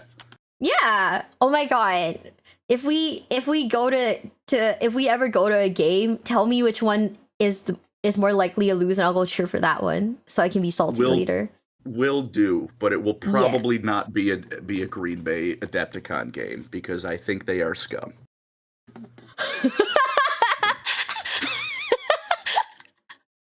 Okay. You know what? Yeah. Okay. Yeah. Bet. Football. Yeah. Football, yeah. I love how like we suddenly like stumbled on this topic. It's very funny. It started with lore, and then I saw someone mention the Packers, and I'm sorry, but I couldn't let that stand. No, it's okay. It's okay. Now, I'm gonna run and be sad about the Bears on my drive. Don't be sad, but also enjoy your Dunkin' Donuts. Get the what is it? There's like, I know that like, don't get the heart attack lemonade. I will avoid the heart attack lemonade. Yeah. Oh my god, it's called a tight end and a wide receiver, and they wrestle each other. All right, that's you're making it evil. You're making it lewd. It doesn't need to be lewd. I didn't call it a tight end. Like whoever named it tight end did them dirty. I didn't invent the NFL, I'm afraid. I don't know who was in charge of that one. I believe whoever named it tight end. That's like on them. Well, they're probably long dead, but maybe we can ask them one day. Yeah, don't get the death lemonade, bestie. Get something that's not gonna kill you, cause if you die before a Adepticon, who's gonna drink with me? I won't do that. I'll get a nice espresso coffee, and then I will be sipping it while I blow leaves off my lawn. Oh my god, get a donut. Why not? I don't know. Yeah. Oh, you don't want a donut? Rip. It's okay. The Dunkin' coffee's already gonna be like half my daily calories. Oh yeah, the Death Lemonade was Panera. Dunkin' coffee is made of sugar. Let's be real. Dude, I had Dunkin' Donuts one time in America, and that thing sent me into like a sugar coma. Yeah, that's just how it is here. Yeah, I had the what is it called, Boston cream pie or something, and I was like, bet. Oh god, those things are so delicious, but you feel like such a fat asshole after eating one. I had like a few bites of it. I was like, oh my god, this is like too much sugar for me. Because I'm in Asia, and you know, in Asia, like we don't have that much like, sugar in our food. I have like the palate of like a Victorian child, where if you give me too much sugar, I will have a heart attack and fucking die. Well, that's most American food for you. Yeah, no, you know, the first time I ever had like a what is it, the peanut butter like chocolate thing. I had to go lie down because it gave me a headache. I was like, this is too much. Yeah, that's about right. I was like, this is so bad. How are you guys alive? Yeah, a Reese's like thing. How are you guys alive? We've evolved to adapt to our fat people food. Don't die, bestie. We still have to eat the that one like death pizza. That's right. I still need to eat the pizza that kills you, or whatever it was. We gotta eat the pizza that kills us and then get like boba afterwards. Hell yeah. All right. Oh, I will die. live to at least that. No promises for No, afterwards. you gotta live further than that. What? Bitch, what the fuck? Don't die. If you die, I'm going to your funeral. I'm gonna shake you. I'm gonna be like, wake the fuck up. What the fuck? Like an idiot. Yeah, wake the fuck up, Space Cowboy. What the fuck? I'm gonna fucking do it. Bye, bestie. Take care, okay? Have a safe drive. See ya. Thank you. Have a good one. Yeah, bye. Guys, that was our bestie. Mr. No Work himself. Have you tried Reese's Puffs? I don't know what Puffs is. I had like the peanut butter cup thing. I wonder the same about you. Brother, I survive by having a cup of miso soup in the morning. I don't think I'm sure. I don't know. Thanks, Mr. No Work. We love him. We do love him. You want to move here so best get to adapting to our food? For reals though, like, there's a reason why I cooked like a lot when I was staying with Nova, and that's because like American food, like for me, I thought it was like really expensive and like really like the portion sizes were kind of crazy. It's a cereal made of peanut butter and chocolate puff corn. Oh. Speaking of cereals in America, it took me 2 months to get through a thing of Lucky Charms. I feel like if I go to America, I genuinely have to pick and choose what cereals I buy because I will only have one of them. Like, only one of them. Because I will not finish that shit in time. Yeah. Do you know how long it takes me to get through a bag of Takis? Like, a month and a half. You eat cereal for breakfast? No. So like I eat cereal for breakfast on occasion, but for the most part, cereal is for when I'm like contemplating my life choices at like 3 in the morning, and I just stand over the sink and I just eat a bowl of cereal. I'm like, what happened? What changed? One time, like I was doing that and Nova came out because she heard someone and it was me, and I felt very embarrassed because I was just standing there like literally bowl in the hand just eating over the sink. Mm-hmm. Maybe don't pick the cereal as marshmallows in it if you don't like insanely sweet. So we don't really have like marshmallowy cereal. So I wanted to try it, and I gotta say, it's just cardboard with like freeze-dried marshmallows. And I love the freeze-dried marshmallows. I think those are great. The cardboard, on the other hand, was like, I'm gonna pick all the marshmallows out. Fuck the rest of this thing. Mm-hmm. Yeah. It was very like that for me in like America. It was very fun though. I enjoyed it. Very American. Okay. I think the next America trip, I'll do a poll so we can decide on what American cereal I try next. See, like my biggest issue with America, this is like genuinely an issue that I genuinely like. I know I've said like genuinely like 5 times now, but this is like an issue that I've had, and that is that almost everything is like family sized. It's like I am a single person with a single person household. And I am just a little guy. I'm not even like an average American height. I cannot buy a family box of anything because I am just a little guy. It's an option. I don't know. I've been to like, every time I go to like a Target or like a Walmart, everything's like huge. And I'm like, brother, this thing's bigger than my fucking head. Like, I shit you not. Like, the box of like cereal, right? It's basically the size of my torso. Next time I go to America, I'm gonna see if I can get one of my friends to take a picture of me holding up, like hugging a box of cereal, because that shit is my torso. It's not great. An actual grocery store? That is Walmart not a grocery store? Is like Target not a grocery store? Wait, what is a grocery store? Have you gone to Costco? I love Costco. We don't have Costco here, but like I love the concept of Costco. It makes me very happy. Target or Super Center, Safeway? I've never been. Somewhere like Green Hills? Price Chopper? I've never been. Oh boy. They have everything, not just groceries. I thought that the grocery store was like Target or Walmart. And like a bigger supermarket was just Costco or like the other one, something club.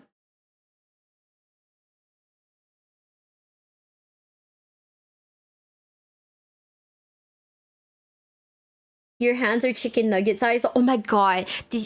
I went to like, okay, this is the most Asian thing I've done in a while, but like I literally bought like a gigantic thing of like dino nuggies because I stood at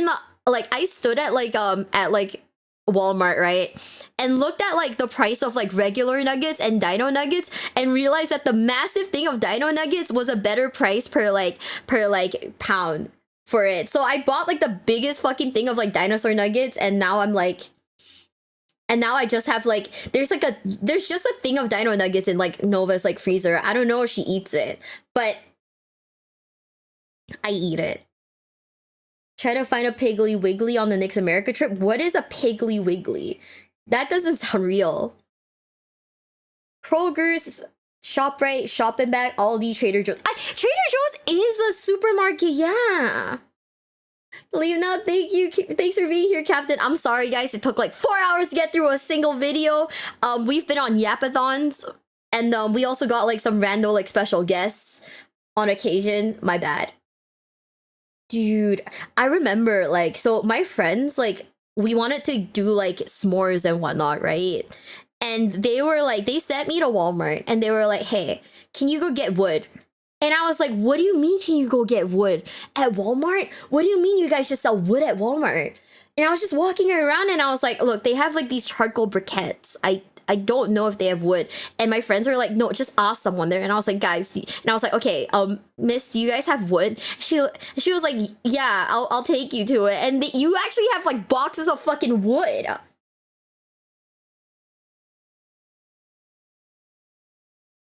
What? Piggly Wiggly is a grocery store. A funny name. Worked there for my first job. It's a grocery store? Oh, wait, that is kind of funny. Ooh. I only know Winn-Dixie because I know that's a dog. It's a book about a dog. Do you ever like, I have no idea. All I know is that my friends were like, get wood. So I wandered around like the tree section for a bit, wondering like which of these was like wood for burning. Turns out you cannot burn plants like that.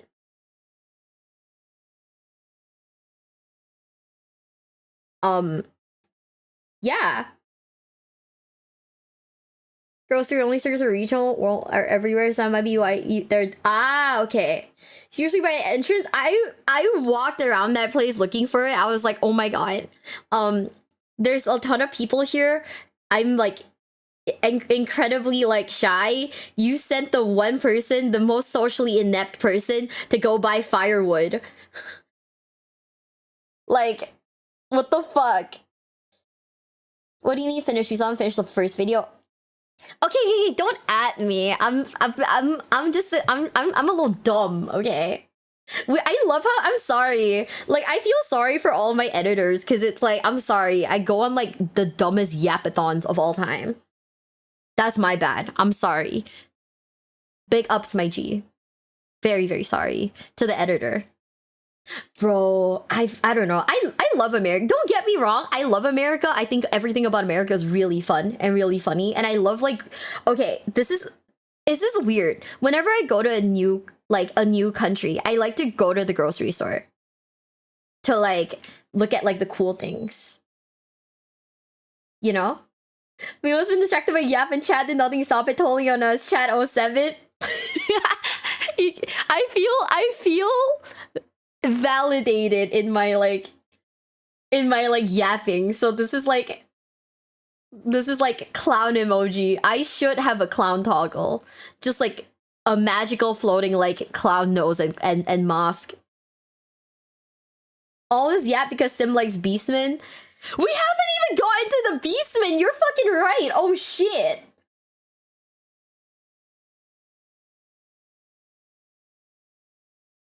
Oh yeah. Oh yeah. I forgot. But like I have this like weird like hobby thing where whenever I go to like a different place, I like to buy like weird fridge magnets from there. So like Nova's fridge just has like weird like magnets. Like it's not even weird. It's just like it's not even like weird magnets. It's just like the ugliest magnet I can find. And I found one that had like the goofiest looking bear on it. So that was fun. My sister's the same. I think it's a nice like I genuinely think that that's like one of the nicest like souvenirs you can buy because like every time like everyone has a fridge, so every time you go to the fridge you look at like, oh yeah, I've been here. It's really fun.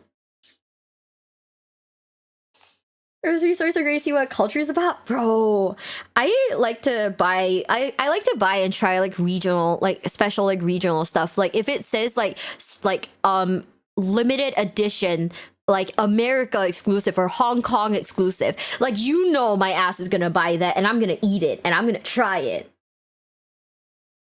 I wanna get 40k purity seal magnets for my fridge. I thought about doing that. I really did. So I wanted to get like a purity seal for my PC. But then I was like, oh, but will the magnet like fuck with like the PC? I don't know.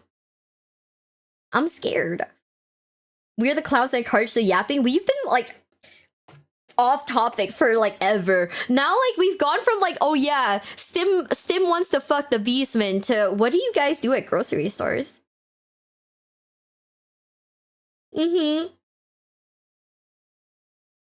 Canada has butter tarts, best thing ever. I want to go to Canada so bad just to go to that one store that's like completely yellow and has everything like it like nothing there is like branded. It's just like yellow with like the item name on it. I want to go there Stim what? Yeah, no. It's common knowledge. Stim wants to fuck the Beastman. I was like, girl, bestie, girl. Oh, aren't you from Toronto? Wardo. Wardo, you know I'm not from Toronto. You know that. Does it have to be a magnet? Can you just use putty or Play-Doh? No, so like the options, I found the Etsy store that does it. Wait, let me see if I can find the Etsy store. I want to show you guys, but I want to do it in a way that isn't gonna dox me. Also, if I ever talk about buying an Etsy witch again, yell at me, chat. Don't let me do it. Just yell at me. Okay, hold on. I'm gonna just try to show you guys what I want to get, but I'm gonna make sure it doesn't dox me first. Okay, yeah. I'm not signed in. We're good. We're gaming. Chat, it's a purity seal that says fucking Weeball. It looks really good too. Like, I want to get this. But the backing is either, so they only have the options that they have are plain Velcro, pin, or magnet. And I'm like, I guess I could just get like double-sided like tape or something, right? Miwa's from Toronto near Singapore, right? That motherfucker's in Canada. What? A magnet that small will be fine? You think so? No names are closed in Toronto? I'm not going to Toronto anymore, guys. Sorry. I want to go to No Name specifically. Magnet is fine? You think so? Yeah, I want to get this. I want to get this so bad. Hold up. Wait. Before I do anything, I'm going to make sure the shipping isn't insane. Never mind, guys. We are not buying this anymore. Oh my god. You can't see it, but shipping... You can't see it past chat. Wait, hold up. Let me move chat. Let me move the chat box really quick. Okay, guys. Shipping is $27 fucking dollars.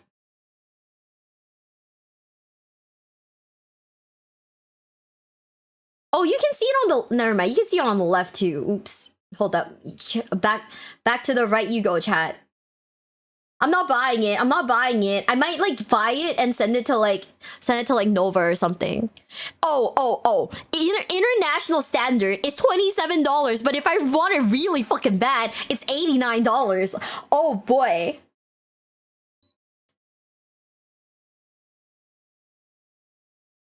It's so I was gonna take her there. No, Maple, it's okay. Let's go on a date. Yeah, okay. So anyways, if I meet any of my... Wait, this is so cute! No!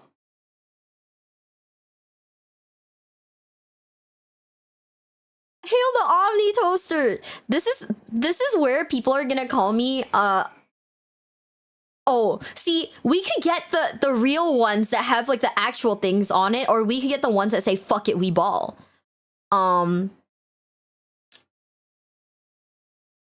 Wait. It says Michigan.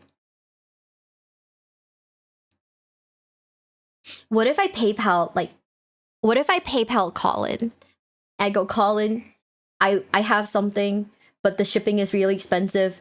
We're gonna meet at Adepticon. Can I ship it to you, and can you give it to me when I'm there? Just make one? I don't have the skill to do that. You can make it happen? Okay, I'm gonna DM that man right now. I'm gonna be like, bestie, I have something that I really wanna get off Etsy, but shipping is gross and really bad. Do you think I could ship it to you or something? The stores in Michigan. You know, the only thing I know about Michigan is what is it? Report from Hell or something. Like Michigan, like Report from Hell. I think that was a game or something like that. I don't know.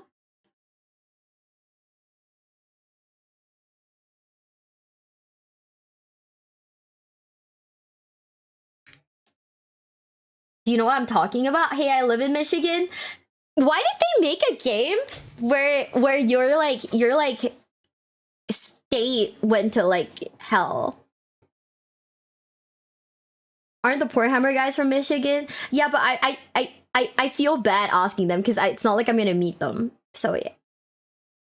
I have a plan, Arthur. I have a plan. Like a few dollars to ship. Shipping is just a scam for extra money. It's so expensive. Michigan didn't make the game. Japan did. Oh. No. It's not Detroit. Wait, hold up.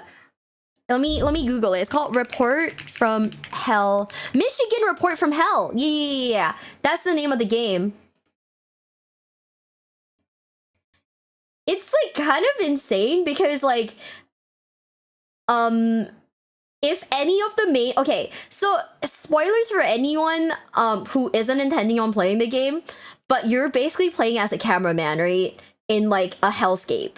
And if the main person who has the gun, by the way, you're not the one who has the gun. It's the main reporter that follows you who has the gun. If any of them die, they get swapped out with a different character. Cleveland is hell according to Bricky. One day I want to like sit down and like we should do like a geography thing where people tell me like what is the worst part of each state. There's a town in Michigan called Hell. Really? Oh, it hit my head. You didn't know that Hell is located in Michigan? No. The game involves like quick QTEs to save characters. Bro, imagine if like real life had QTE. I think I'd fail. I love Beastman. Oh my god! Yay! Okay. Bestie said yes. Yay! I'll get you 1-2 as stakes. Okay, chat. We're getting 2 of the fuck it we ball. Impurity seals. Let's fucking go. We do QTEs every day. The other day I spilled water on myself. And then like I spilled water on the floor. And as I was like as I went to grab a mop to go clean up the floor, right? Because I was like, oh, that's dangerous. I slipped on the floor. And I had to like lie down on the floor for a little bit in like fetal position to think about my life choices. And then I got back up and like mopped it. Dude, one day I want to watch like really shitty like B movies, like B-rated horror movies with chat. How is that possible? Because I'm stupid. And also because I didn't have my glasses on, so I couldn't even see the wet spot on the floor. Like, I should have my glasses on. Usually, I just don't.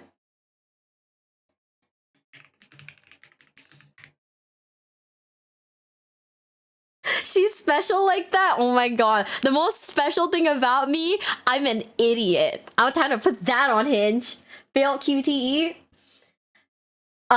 If we ever had IRL QTE, chat, I can't save you guys. I'm not built like that. Alright, are we ready? In 3, 2, 1.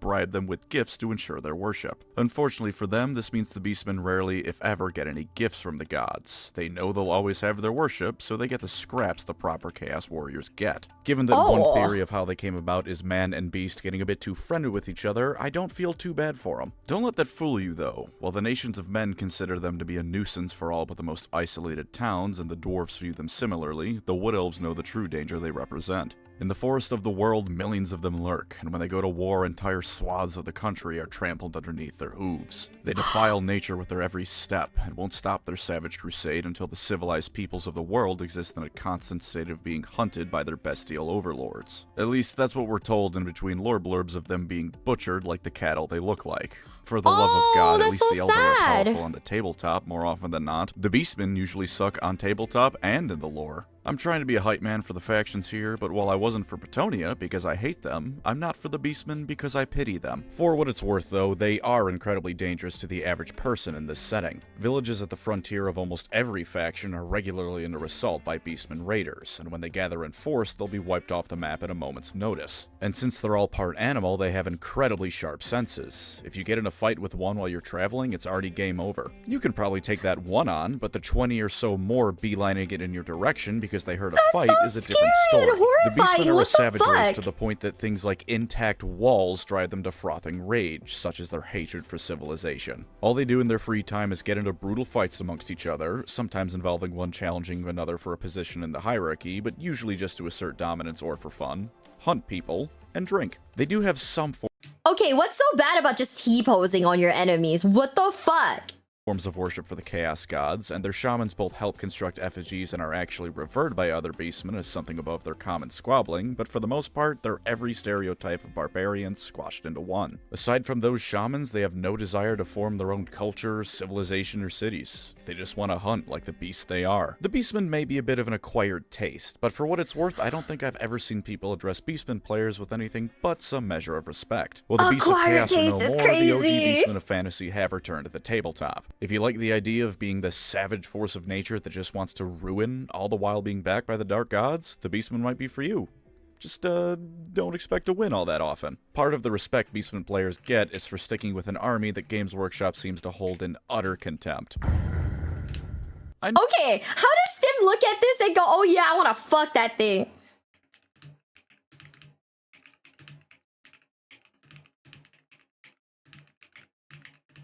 Like, I don't get it. I don't. Huh? Because it's Sim? Ever heard of a fear boner? I can't. Wait, is this like a kink thing?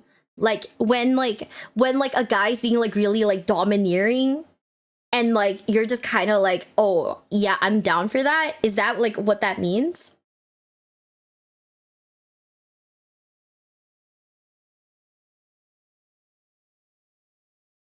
You just need to get a whiff of them to understand. I'm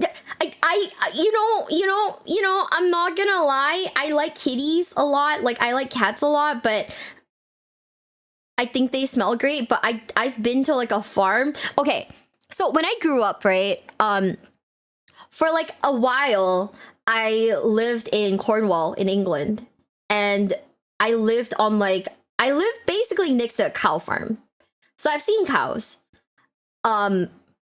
And those fuckers are really stinky.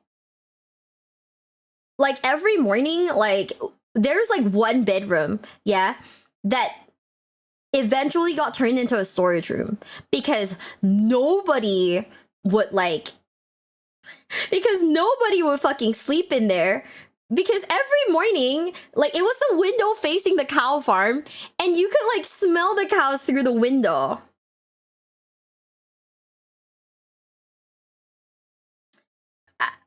I don't know how anyone like looks at a cow and goes, oh yeah, that thing, I fuck it. The smell of the land? No, it's the smell of cow shit in the morning. I was like, dude, I'm not gonna lie, growing up in like England, like low-key traumatized me a little bit. Is anyone here like English? Like, is anyone here British? Cowkinis? I mean, fuck. Look, I'm shameless enough that if a guy that I'm interested in says that he likes the cowkini, I'd fucking wear it. I'm Welsh. Yes. Oh, okay. What did I come back to? Another tangent about cowkinis. But I'm not gonna lie. I think the thing that traumatized me the most as a kid were slugs in the English countryside. Like, those little types like Fisher Price, what are they called, like coupes, like they're little like fake like plastic cars, right, for like kids. I remember someone gifted me one as a Christmas gift one time when I was like, this was back when I was like 4 or 5. Like 4, 5, or 6. It's not Hot Wheel. It's like those like mini like police cars or like Barbie cars that like children can get in. Right? Good night, Toxie. Good night, good night. So like I remember one like the morning like after Christmas. So we put it out in the garden. Okay, we put it out in the garden, and my parents were like, "Oh yeah, you can play in it the next morning." So I was so excited. I got up early. I was like, "I'm gonna play in like my new like car thing," and I got in, and that fucker had like 50 slugs in there, and I cried.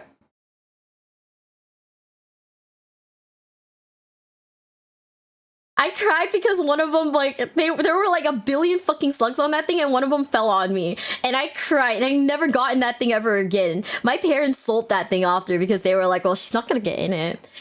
I was like, oh, this is so scary. Like, and why are they, like, wet? And, like, abundant. This is frightening. So yeah, I don't like slugs. Dude, I have like so much like insect trauma. Are slugs insects?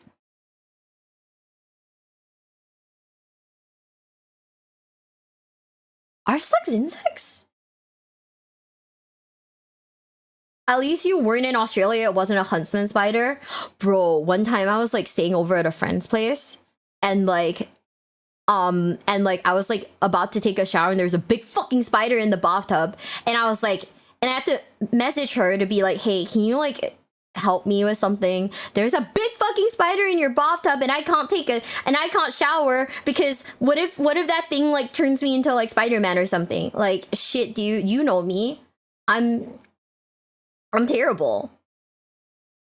And so she had to come in and help me like get rid of it because I was too scared.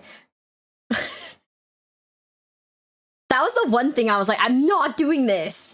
Like, I'm absolutely not doing. I'm not handling a dome spider. Like, I have dual ox trauma. I'm not doing it. Mollusk. They aren't wet. The slugs have mucus covering them. Yeah, I mean the mucus is like weirdly like sticky and wet though. Slugs are cool though. Their futon are. What?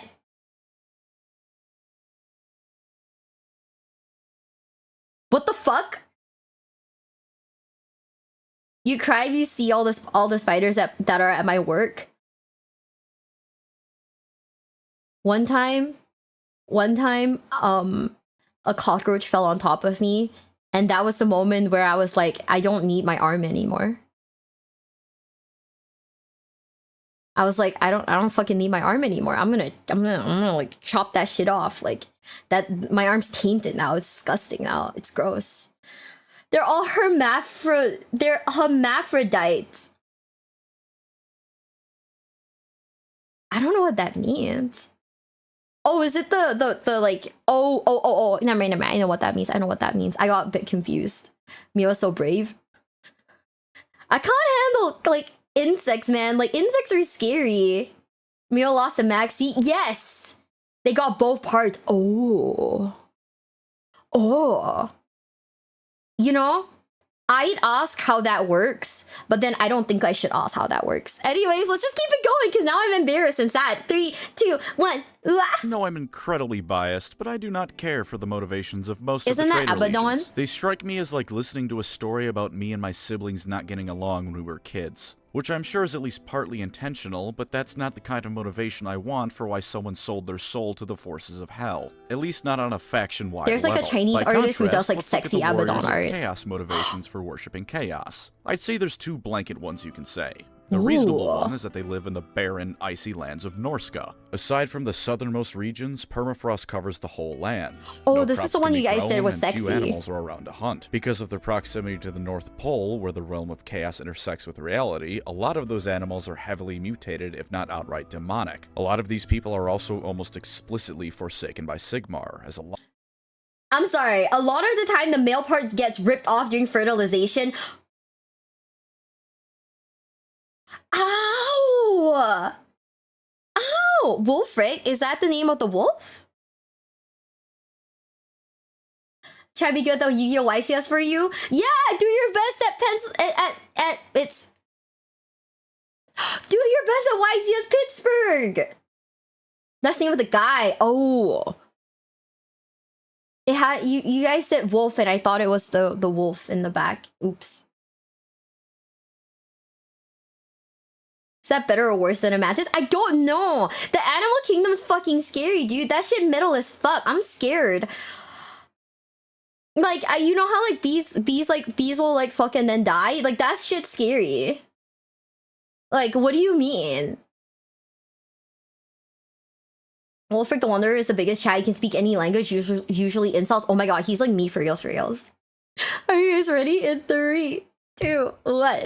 A lot of the ones who live there now are the descendants of the ones Sigmar forced out when he was forming the Empire. With all that in mind, I think it's at least understandable that these people would turn to the Chaos Gods for protection and worship. If the only option of worship is the guy who's all about plague, you might as well hope he's in a good mood and will keep the plague at bay in exchange for a few sacrificed Southerners. The other motivation, while less relatable, is also much more fun. Just wanting to be an evil, powerful overlord. Why do you worship the Dark Gods? Because they give you ultra-powerful cursed armor you can use to give them more sacrifices to gain more power with. Why do you slaughter in the name of the Blood God and all the others? Because it's fun. Who gives a damn about morality? That orphanage made the mistake of being in front of you, so it obviously had to go. If the Blood Dragons are a heavy metal album cover, the Warriors of Chaos are every heavy metal album cover combined into one. Kill.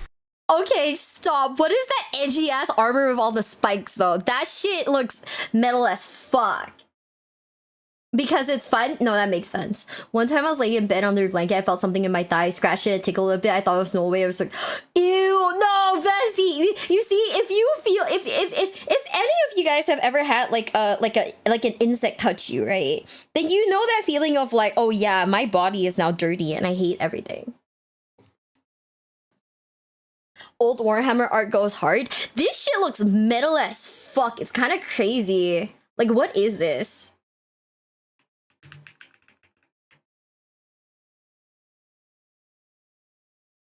Chaos Warriors fighting sustains them? I mean, I guess.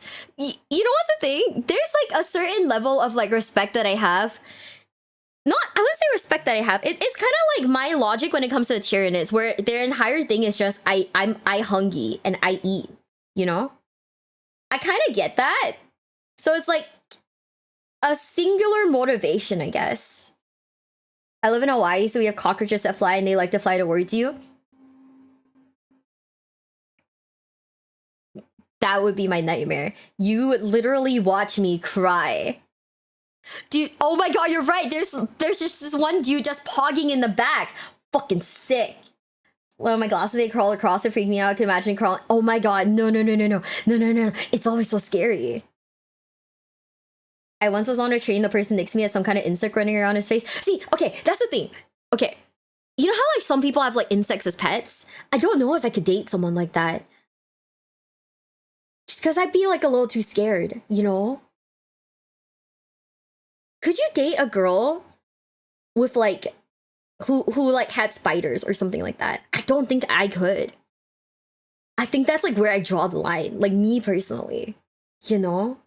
It's so fucking weird. Ugh. I don't know. I mean, it's not that it's not that them having like an exotic like pet is weird. It's more that like for me, spiders are weird. Spiders itself. Foxy, thank you so much for the raid. Thank you. Welcome in. I'm desperate, so yes, but I get your point. Ant farm would be awesome too. I think I'd cry if the ants ever broke out of the farm. That's when I cry. But yeah, thank you so much for the raid, Foxy. Thank you. I really appreciate it. Monster, thanks for the sub. Thank you. That was not a I fucking cry, bro. I dated a girl with a tarantula. She named it Mabel.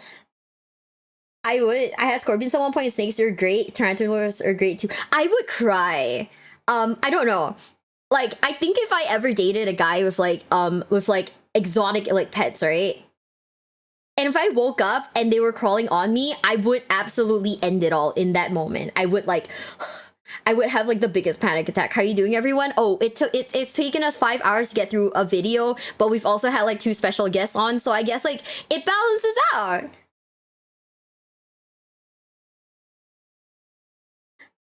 I wouldn't have one, but they're cute. I don't mind exotic pets. I think I could grow to like them. Nene of Hololive has beetles. You're pretty. I think I could grow to like them. Kendra, thank you so much for the raid too. Thank you. Welcome in, raiders. Welcome in. If you guys don't know who I am, I'm Miwabelle from Glitch Stars. It's taking me 5 hours to get through a single video, but that's because we've been talking non-stop. Remember to drink water? Oh, I've drank so much water. I think at the end of this video, I probably have to pee. It's been like 3 hours since the last piss break. Oopsie. But yeah, thank you. Welcome in. Beetles are nice. I think beetles are kind of sick. Like I think that beetles do have like a certain appeal. I just don't want them to crawl on top of me. My best friend has 9 snakes. Yo, Ashley is kind of Chad. Emperor scorpions are great pets. How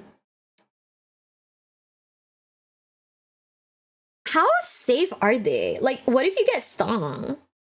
Monster doesn't count as water? No. I bought like a whole ass like thing of water, so we're good. I'm good. It even says sodium free on the water bottle, therefore it's fine.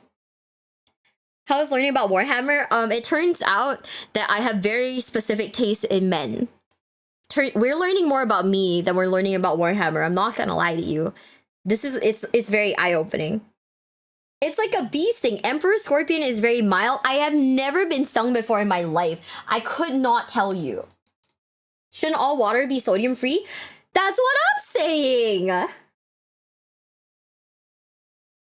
See, for me, I would get a cat. We learned a lot about pancreas no work. Yeah, so I don't know. Do you guys enjoy when we have like when I randomly like ask my friends if they're like free to chat for a bit? Do you guys enjoy that? I'm not into dwarves and orcs. Shut up. Enjoy it so much. Sometimes I wonder, because it's like I'm showing you guys. Okay, so this is like a thing that like Dualox has talked about, but it's like a side that you normally wouldn't see from like their videos, you know? It's like a behind the scenes of like who they are as people, as opposed to like the content that they put out. So sometimes I wonder, like, is that immersion break, like, does that sit well with you guys? You know? Not enough hammers in Warhammer, that's what I'm saying! Why not? Dwarves are awesome. Okay. So I thought about it and I was like, maybe I can't date short men after all, because I'm short, and if I date a short guy, our kids are not gonna have a chance. They're not gonna stand a chance in this like fucking universe, right? Fine with me, I get to know that Pancreas is an avid Green Bay Packers hater. That entire conversation was so funny. Not a single hammer in the picture. Yeah, bro has a fucking mace. Where's the hammer in Warhammer? It's more like War Axe than anything, according to this picture. It's great. I like that when I've seen other sides of them. They're really fun people. I really like them. Or okay, you know what's the thing? I think that like I would like the polar bears and like the Cathay. Carl Franz has a Warhammer. At least AOS has more Warhammers. Bro, like I said, shout out to my goat Colin for explaining to me the differences between Warhammer Fantasy and Warhammer AOS. You look up to him in his eyes? No. One of them is blonde, which makes these guys Norse. Are they blonde? Which one of them has hair? I think that's fur though, right? Yeah, and the Cathay terracotta statues are pretty sick. I think I might like the Cathay a lot. From dating to children in less than a minute, slow down.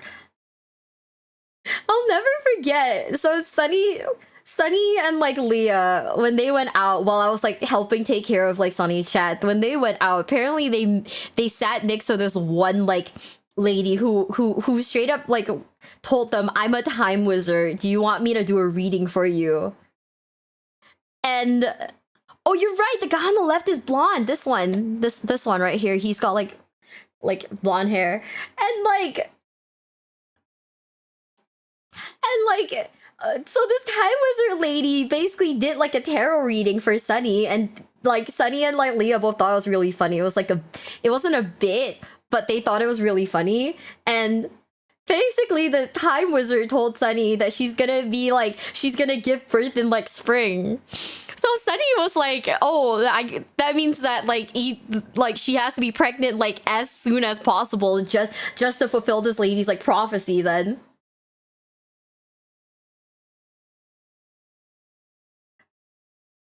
Do you buy water? Just drink the water from the tap, or do you live in a place with no clean groundwater?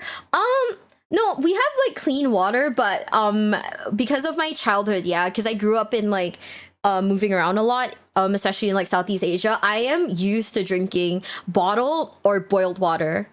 Because you know, I grew up in Indonesia. I don't I grew up, but I stayed in Indonesia for like a few years, and like you can't drink the tap water there.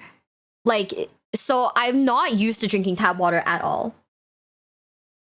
Yeah.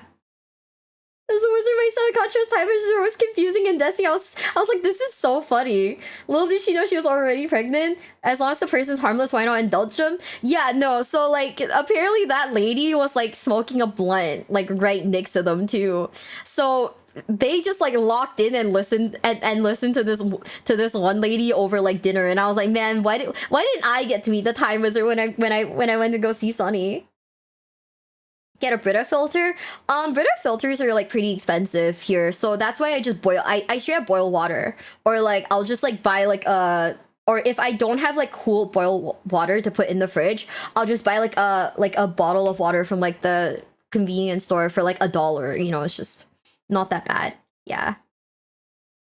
It was so funny. It was like, oh, okay, where is this lady to do like a tarot reading for me? Because I kind of need that in my life, man.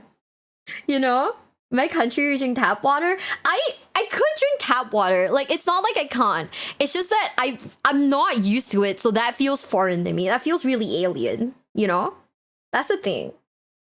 Well, time to go get pregnant. Apparently so. When I boil water, I feel maybe I should just drink tea. I drink a lot of tea. I do. I drink a lot of like barley tea. We call it mugicha. When it's like really yummy, it's really good. And in the summer, it's very like cooling. But then I live in a country that's like 90% summer, so it's always a nice time. Man, if I was a time wizard, I'd win the lottery. If a lady came up to me and said, you're gonna give birth in the spring, I would genuinely have a heart attack. Like, I would genuinely have a fucking heart attack, bro. Not another Etsy witch. I'm not gonna hire an Etsy witch. My life is already in shambles, and my dating life is on cooldown till 2026. What's your favorite type kind of tea? Mine's chai. Vanilla sencha. That's like my favorite. You're already spending your money on Warhammer, don't need to spend extra for a child. Exactly! See, I could have a kid. Or I could buy another combat patrol. By the way, I just want to say, shout out to the one place that I got the combat patrol from. They're so nice. Okay, so let me try to see what store it was at. But essentially, the place that I bought the combat patrol, like the day after I bought it, I straight up realized that I was gonna be able to pick it up myself. So I emailed them and I was like, hey, do you think I could like pick it up at your store? And they said, yeah, of course. So I was like, cool, bet. I'm gonna go pick it up.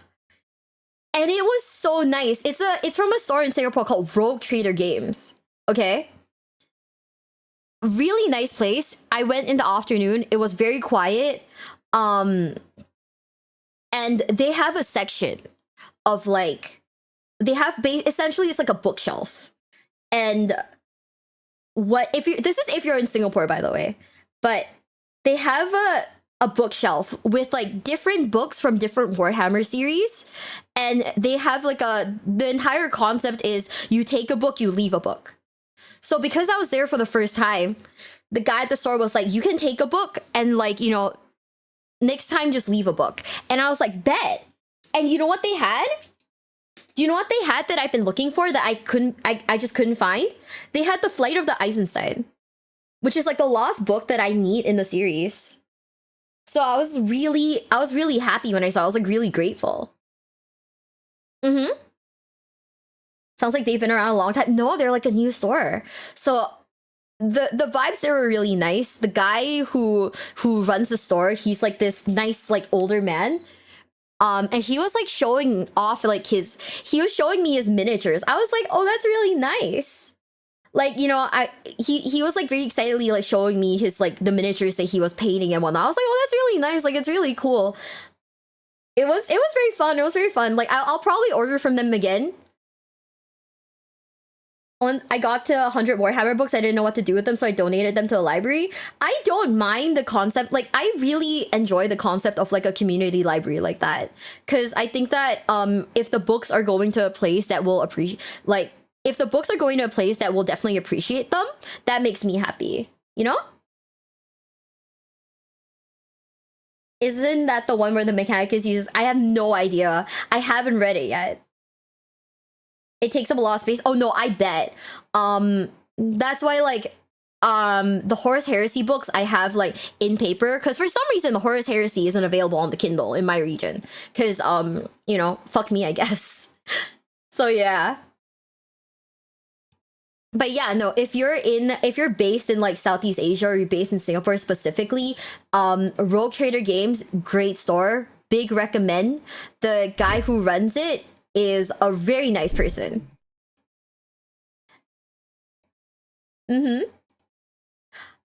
And if you're based in America, order from Zephyr Arcade. Because if you didn't know, most of the Glitchstars girls, we have a promo code with them. So if you use the promo code Miwa, when you check out, you get 10% off your kits and whatnot. It is pretty nice, and they will order things for you. So I'm gonna plug my code. And if you didn't know, if you use my code, I also get a little like I get a little bit back. I'm moving my model, that's why the screen's a little blurry. But yeah. So if you're in America, Zephyr Arcade is pretty nice. It's pretty pog. Are you guys ready? In 3, 2, 1. We're gonna keep it going. For the dark gods at every possible moment. Let loose your darkest desires onto the world, because you have the explicit backing of the powers that be to do so. The Norskins who live in the frozen north will make pilgrimages to the northern pole and realm of chaos to become true warriors of darkness. If they're unlucky or unworthy, they'll turn into chaos spawn or demon food. If they're lucky or worthy enough, they'll become mighty chaos lords. And if they're really lucky and get just the right amount of attention from their gods, they can become demon princes of chaos, immortal beings with the blessings of the gods themselves to pillage across the world in their name. Look at this dude. He has 4 weapons visible alone, and his armor looks like he just grabbed every single bit of scrap metal around and had a demon turn it into something almost coherent to look at. If you want to play the bad guys who revel in being bad guys for the sake of it, the Warriors of Chaos have no equal. But believe it or not, these guys aren't that's a bunch of Warhammers. I love the Skaven. Take a rat, make it person-sized, walk on 2 legs, and fill it with hate. Now let them outnumber everyone else combined by a factor of 10, give them energy weapons and the foulest of magics, and a desire to see everyone else brought low before them. With that, you have the Skaven, and they are truly glorious. Unlike the Chaos Gods, their god of the Horned Rat has absolutely no positives. His own little territory in the realm of Chaos is the realm of Ruin. It sucks, and in there is a greater demon of his for every single Skaven, all of whom also suck. With numbers and power like they have, there's only one reason the Skaven haven't already taken over the world. The thing their god and race embodies more than anything else is the word asshole. They hate the other races for sure. They're petty and spiteful enough that even though they don't have any uses for gold, they mine it solely because it inconveniences everyone else. I love them. But they hate each other only a fraction of a fraction less than they hate everyone else. They're also all power-hungry morons who are convinced that if they were in charge, they could lead Skavendom to victory. And of course, themselves to a life of luxury and power. So one will have a plan to defeat a dwarf army, and then all his underlings immediately begin sabotaging each other to look good for the commander, sabotaging the commander to take his place, and then sabotaging themselves because they're just stupid. They eat each other for food, the Skaven at the top bully the ones below them, and this lovely form of Reaganomics trickles all the way down to the common clan rat bullying Skaven slaves because the rat above him bullied him because the rat above him bullied him. Of course, none of this matters in terms of defeating them. For one, they're rat people. There's a reason the only human-inhabited place on Earth that doesn't have rats is Alberta. The Skaven literally breed like rats because they are. In the time it takes you to kill one, they've already given birth to another 1,000. Economics. In a chapter from a Skaven character's point of view, the commanding wizard of the Skaven army remarked it was impressive how they managed to pull off a victory despite only outnumbering the enemy 4-1. When a 4-1 ratio is what they consider to be a pretty even fight, you can rest easy, knowing there's a lot of rats under your feet. Or don't rest easy. I wouldn't. And of course their technology. It's the best in the world. They have nuclear weapons. They burrow under the ground and put them under people or places they don't like, which is everywhere and everyone. They have fucking nukes? What? Their great soulness that remove all Skaven is all... What, they had nukes? Excuse me? Bestie, how you guys woke up from a nap after getting home? Are you learning? We're learning a lot. We're learning a lot. Okay. I want to play the nuke rats. Oh, nuke was used? Oh my god, you're right!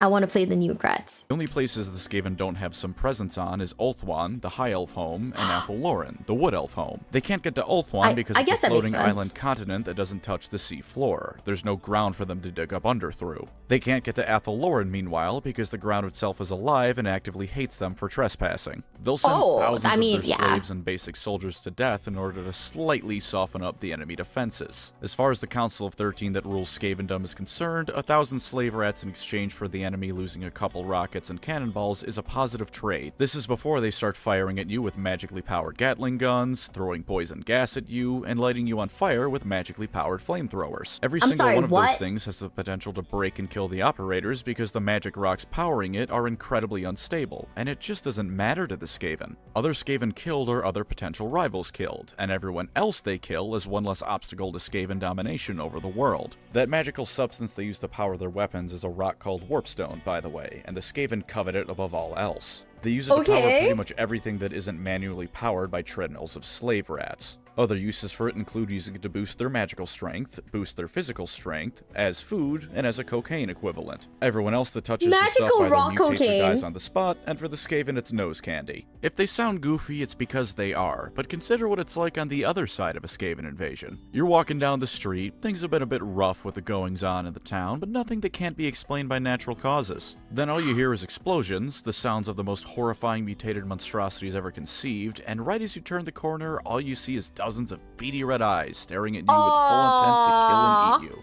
And that's if you're lucky. On the other end of things, the Skaven are horrifying. There's a lot more about the Skaven I could say, but here's a quick and easy way to know if you like them. If you despise everything about everyone around you, know for a fact you should be in charge of everyone because you're clearly right, and altruism makes you want to curl up and die, you'll like the Skaven. Or alternatively, if you want to rock up to a fantasy setting with machine guns, magical artillery, and nuclear bombs, they're for you too. And I believe I think it's time for me to try it out. Faction, and a lot of the minor ones. If you're new to fantasy, I hope this was a decently informative primer. If you aren't, I hope something in here was funny. Thank you as always to my wonderful channel members. You are the Warhammer Fantasy to my Warhammer, the backbone.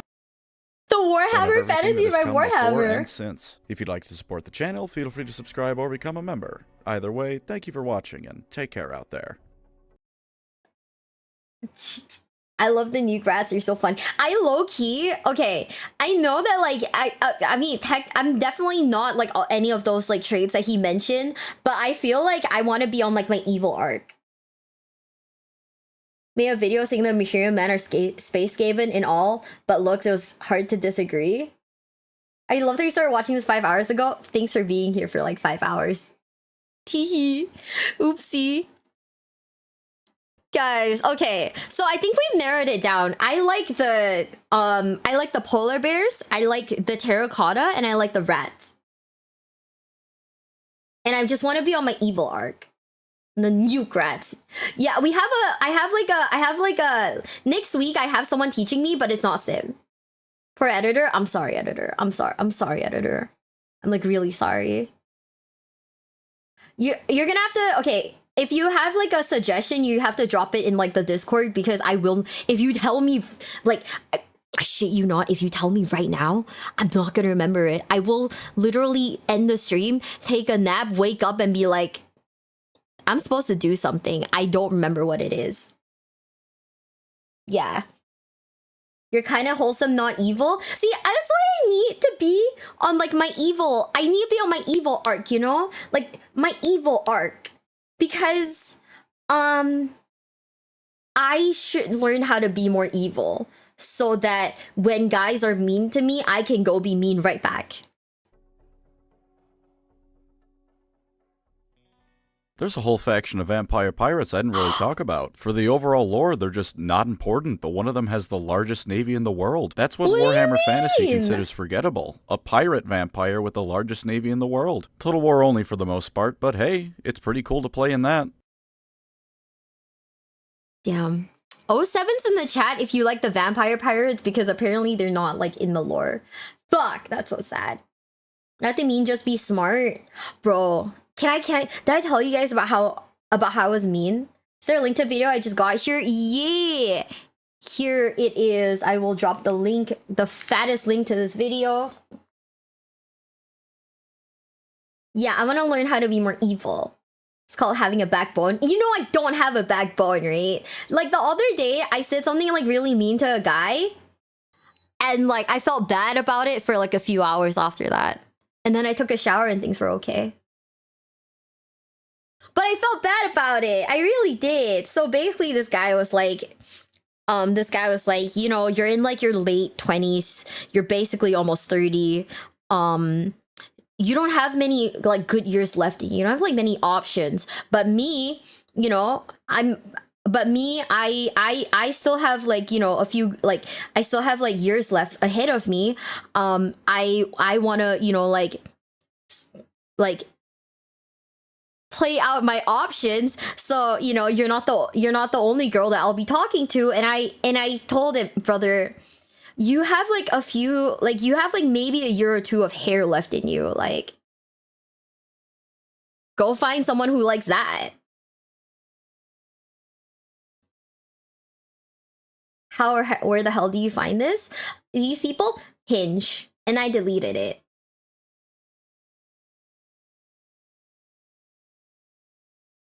Like, okay. Like that's a lot of words for someone that's like,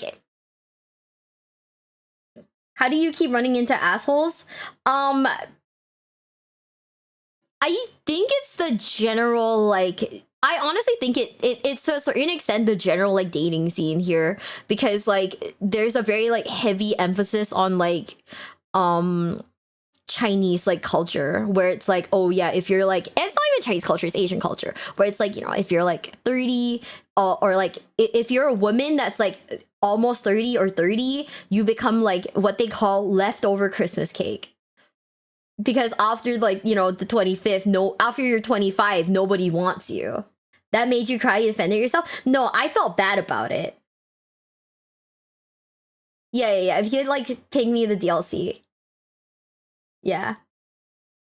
Yeah. If you didn't know that's actually a thing, are you gonna watch a new video? Yeah. So I don't know if I'll watch another. Okay, hold up. I'm not gonna show you guys the stream, but I think we should lighten the mood a little and watch some Total Warhammer stuff.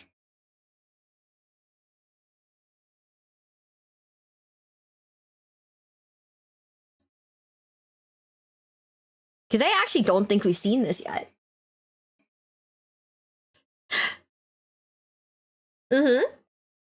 Yeah, that's a thing. Yeah, it is a thing. Because and forget about the rest. No, it's not even that. It's more like the mentality here is it leans a little more toxic. You know? It leans a little more toxic. So it's a little like eh. Just insane because it looks 25 well into your 40s. It's a little bad. But yeah, it's kind of like whatever. It's just that like the really like it's like a very like prevalent mindset, I'd say. Not saying that every guy thinks this way, because of course not every guy thinks this way, but it's a very like prevalent mindset. And like I don't know, I match with like maybe 3 people because I don't want to talk to most of the other people. It's not whatever. It's okay. I mean, you get used to it eventually. It gets taught a tradition. Yeah. It's a very toxic mentality that happens. But it's fine. It's fine. Give me a second because we know that it's been like 3 hours since my last pee break, so we gotta go pee. I'll be right back, chat. I'll give you guys your favorite doggy. I'll give you guys your favorite doggy. You should not get used to it. It's okay. Like you can't get used to it, but it is the mindset here, so it can't be helped. I'll be right back, guys. I gotta pee. In a bit, guys.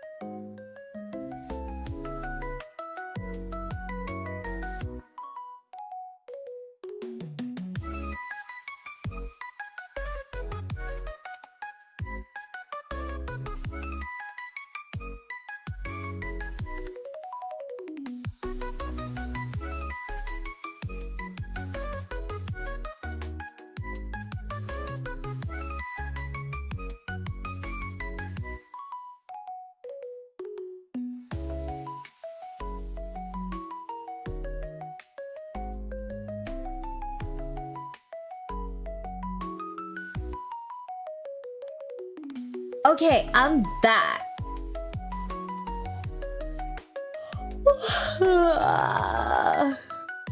I don't know why I'm yawning. Yeah, I don't know why I'm yawning. Holy shit. I slept. What is this?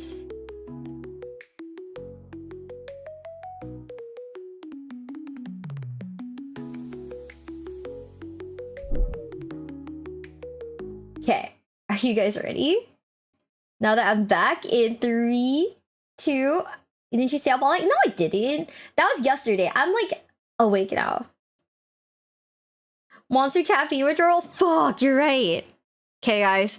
Are you guys ready to watch some war crimes?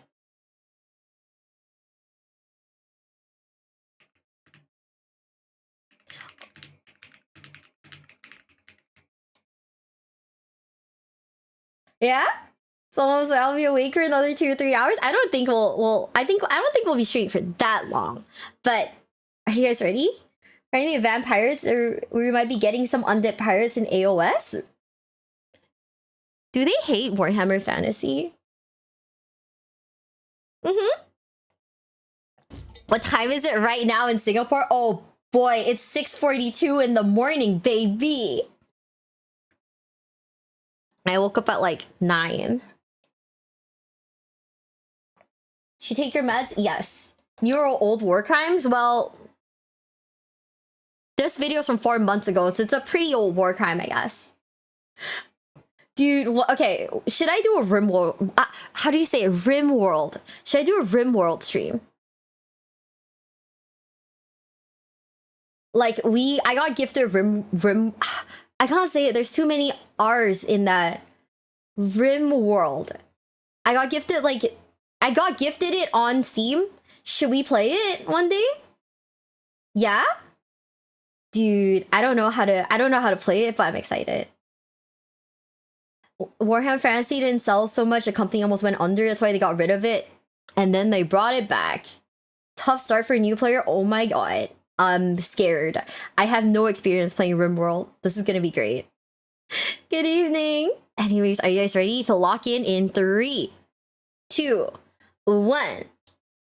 Fellas, when you think of feudal Japan, you're probably imagining its strict warrior culture and military dictatorships. But what you really need to consider is, could it survive the zombie apocalypse? Well, that's what we're going to figure out in today's video, because we'll be playing Warhammer Total War 3 Post-Zombie Outbreak. In this world, 90% of the map is controlled by the undead, and each vampire lord starts the game with dozens of armies full of zombies. By this point, most factions have become extinct, and there's only a handful of resistance groups fighting to survive. We will be playing as the noble Japanese, isolated in the Far East. Our goal is to unify Japan, create a formidable army, and destroy the 4 main undead factions responsible for the apocalypse. Can we utilize the might of the samurai to restore order to this world, or will we become just another body in the army of the dead? There's only one way to find out, but before we go any further, I have to tell you something. 7 months ago, I began a revolutionary initiative to save the homeless population by getting them horny. It's a long story, and you'll be surprised to hear it didn't work. I failed my fellow man because I left them in the unsavory hands of anime women. Plop, plop, plop, plop. Get pregnant, get pregnant! I mean, who's really behind that camera, Alana? For all we know, it's 3 Discord mods in a trench coat. Point is, if you want to do something right, do it yourself. Which is why I partnered with Gamer Subs to take matters into my own hands. Ladies and gentlemen, they made me hot. You may look upon my supple body and think, dear God, science has gone too far. But that's just how committed I am to the cause. And my only other option was to pay an animator to turn me into a gay rat. So count yourself lucky. Long story short, for a limited time, we're selling a Reggie Shaker Cup for all of your drinking needs. I love mine so much, I physically consumed it. Now it'll be with me forever in the form of millions of microplastics coursing through my veins. But if that's not your style, we also have a branded hat. This thing is saving me a ton of money on psychiatrists, because instead of spending thousands of dollars to receive a diagnosis, I just wear this hat in public, and everyone implicitly understands that I am mentally ill. I don't want to brag, but this is an excellent value proposition. So I recommend pre-ordering your merch today, or else I might just get desperate. Alright, now back to the video. Here we Do you guys think I'm 3 Discord mods in a robe? Because if anything, I'm like 1 Discord mod because I don't know. I don't even actually. I'm like 0 Discord mods because I don't even mod my own fucking Discord server. Fuck. You're too short for that. What? Hi, Leah. Hi, baby. Hi, Leah. I was just thinking about you. That would be too tall. Shut up. I am like not that short. You know that I'm not that short. You and I both know. Do you want to get a Tamagotchi with me? Should we get a Tamagotchi in like the spring? That way we can have a baby in the spring. What do you think? You're 5 storm surges tall. You're short, girl. Don't even say that to me. Oh my god. That's insane. Yeah, yeah. Do you want to get? Should we get a Tamagotchi in like the spring? Oh my god, we're getting a chat. This is how you know it's super official. We're getting a Tamagotchi in the spring, so that we can have our spring baby. We're gonna fulfill the prophecy. A baby in the spring. Thank you for the sub, Leah. I love you. I can't wait to have a baby with you. I can't wait to fulfill the time wizard. You're almost a foot shorter than I am. Well, you know, if we don't think about feet, I'm basically as tall as you, right? Congrats. Oh, thank you guys. Young Juju, thanks for the follow. Thank you, thank you, thank you. Welcome to the basement. Welcome, welcome, welcome. All roads lead to Rome. All roads lead to me having a child with like my company mates. This isn't sexual harassment, by the way. New child support fund, that's crazy. I'm gonna say Tamagotchi picks tonight so you can't wait pick and will be fertilized. Oh hell yeah.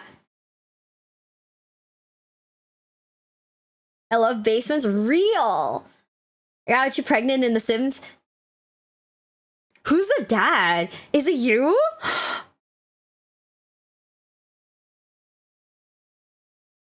I am. Oh, okay. Fuck yeah, let's go.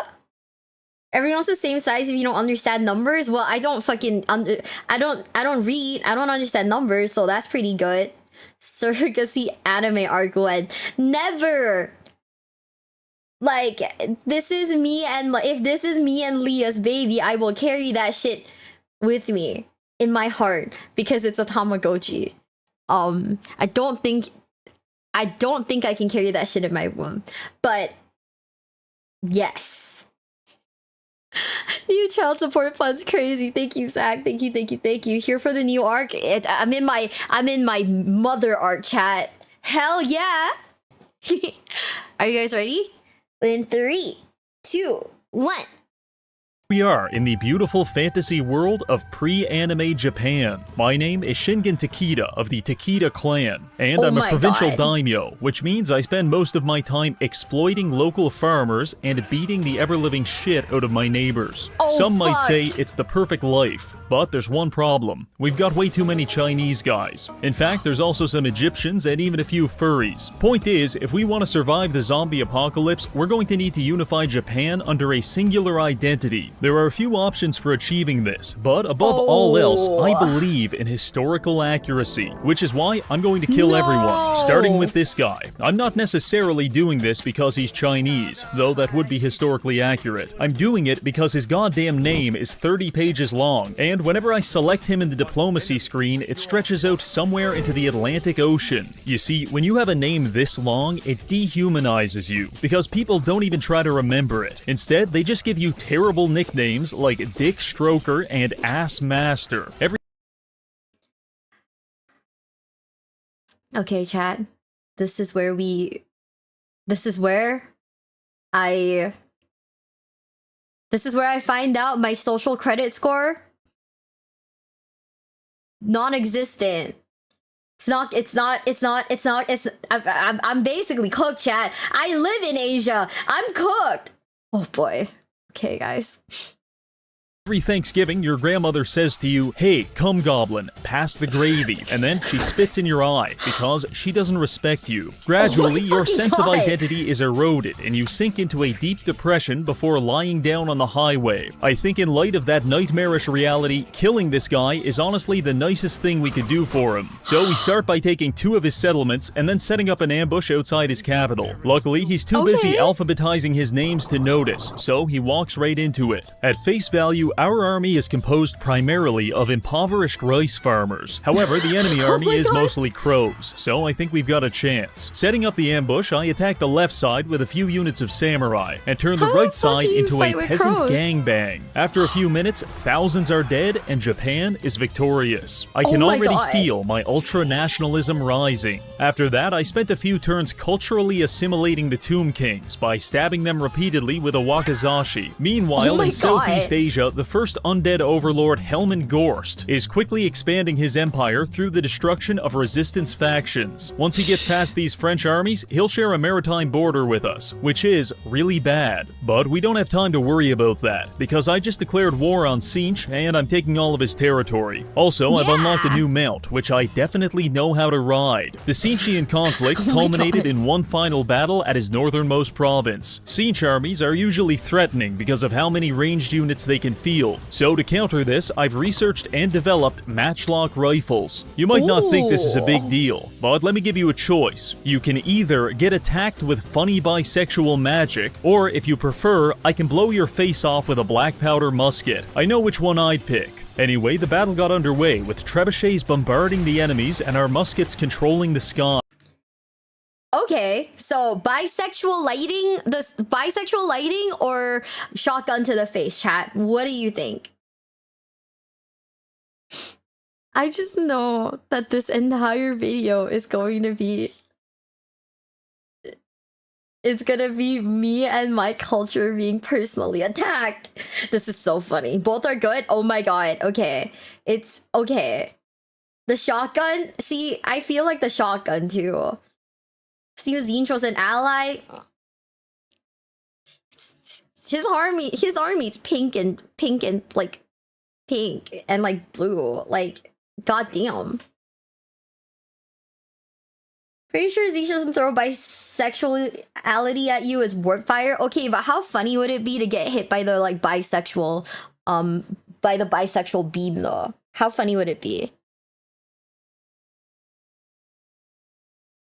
Following this up with a full charge, things quickly devolved into a large-scale woodland melee, where I attempt to utilize my complete disregard for casualties to slowly beat our enemies into submission. And just as things were getting interesting, the game crashed. Which leads us to my next point. If you're watching this video and thinking, wow, Japan is very cool, I want to be Japanese. No, you don't. This mod is a direct pipeline to Neo-Luddite terrorism, because it has the approximate stability of a landmine in a blender. It's not a matter of if it'll blow up, it's a matter of how many innocent lives will be caught in the blast. Every time my game crashes, I add 500 words to my manifesto, and whenever it isn't crashing, it's T-posing my commanders, changing the aspect ratio on their portraits, and making them ride their mounts underground. In fact, I couldn't use my general for that entire last battle, because he spawned in on a horse 70 feet in the sky. Couldn't move at all. Point is, I'm willing to be radicalized into bombing a data center just so I can roleplay as the Shogun of Japan.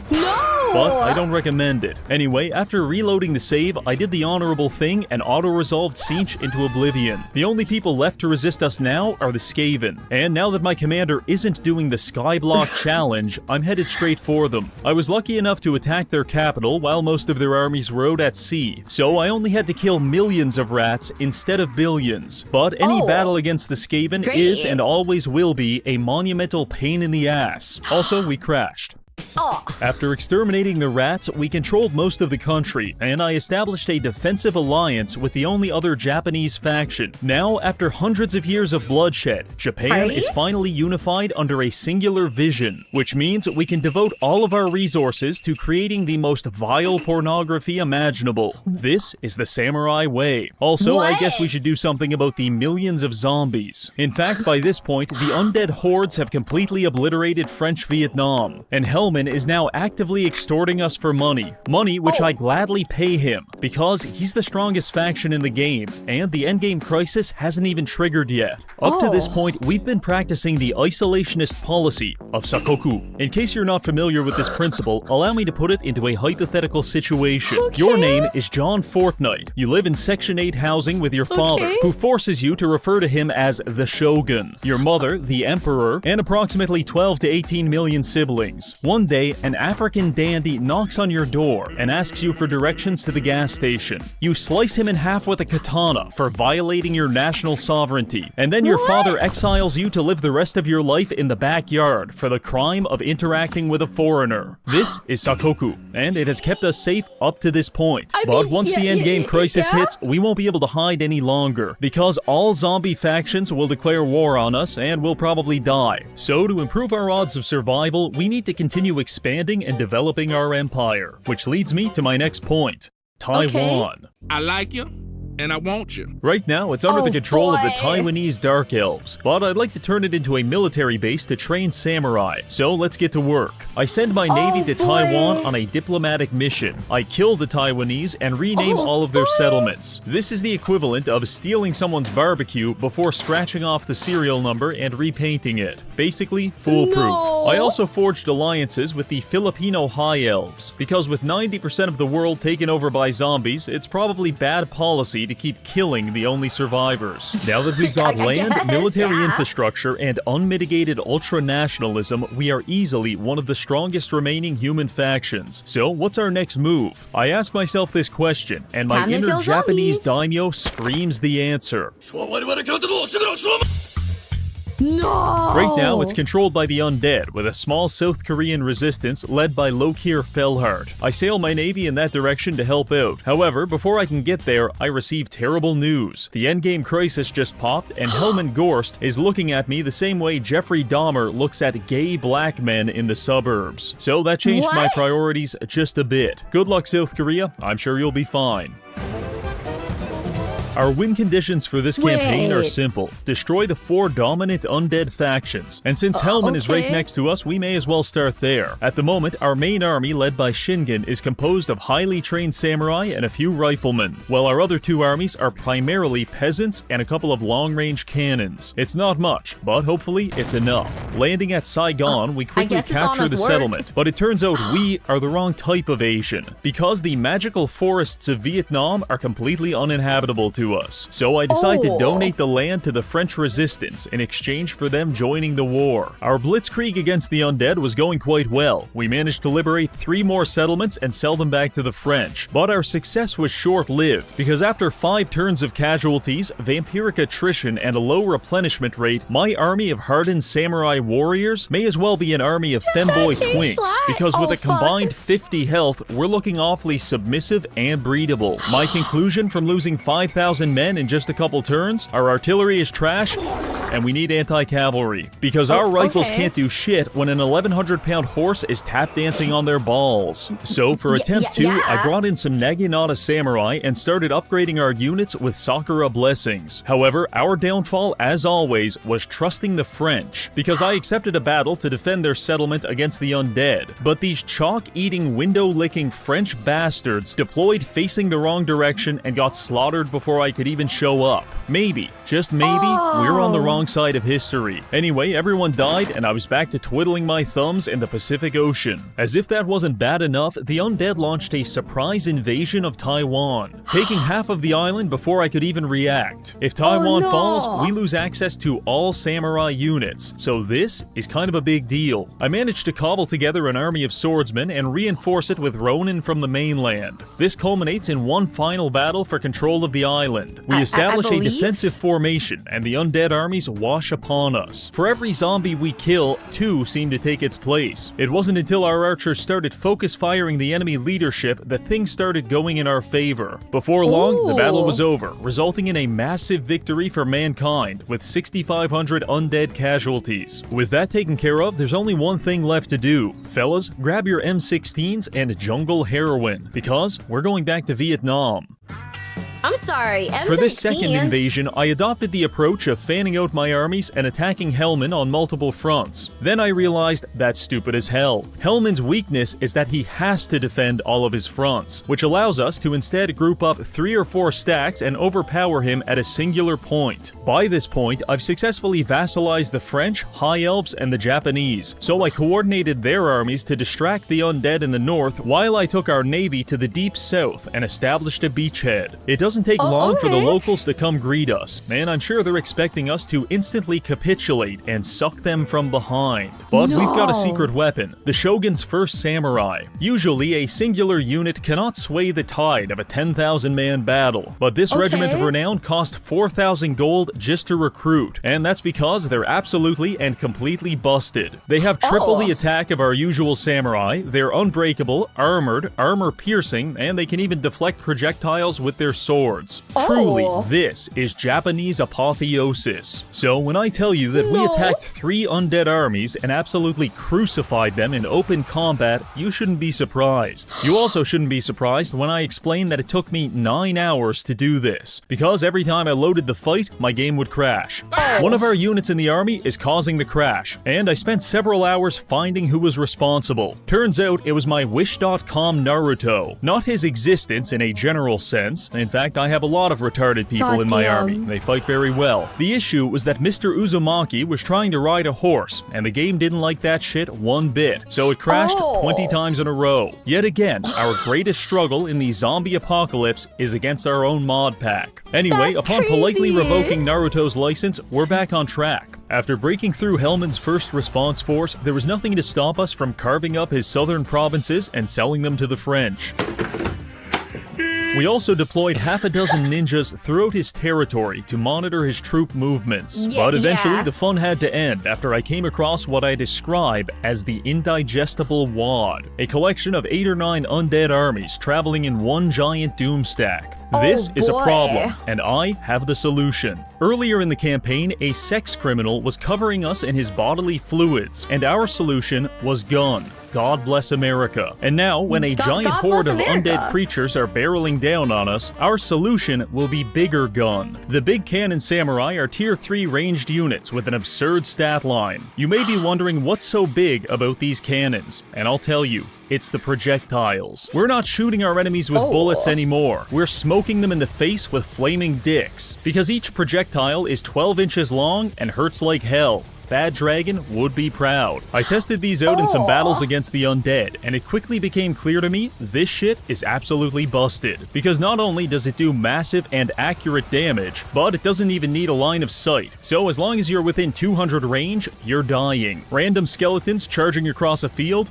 Try again. Senile dickhead flying through the sky? Back to the retirement home, Grandpa. Goddamn. And most importantly, cavalry charges now turn into cavalry stains on the ground. August 6, 1945. The United States of America did the Oppenheimer Shuffle on Hiroshima, and at that point, the war was over. But it took another 8 days for the Emperor to admit his defeat. With the invention of these big cannon samurai, that's exactly where we're at now. Emperor Helmo Hito has virtually no counterplay, apart from praying that we run out of ammo.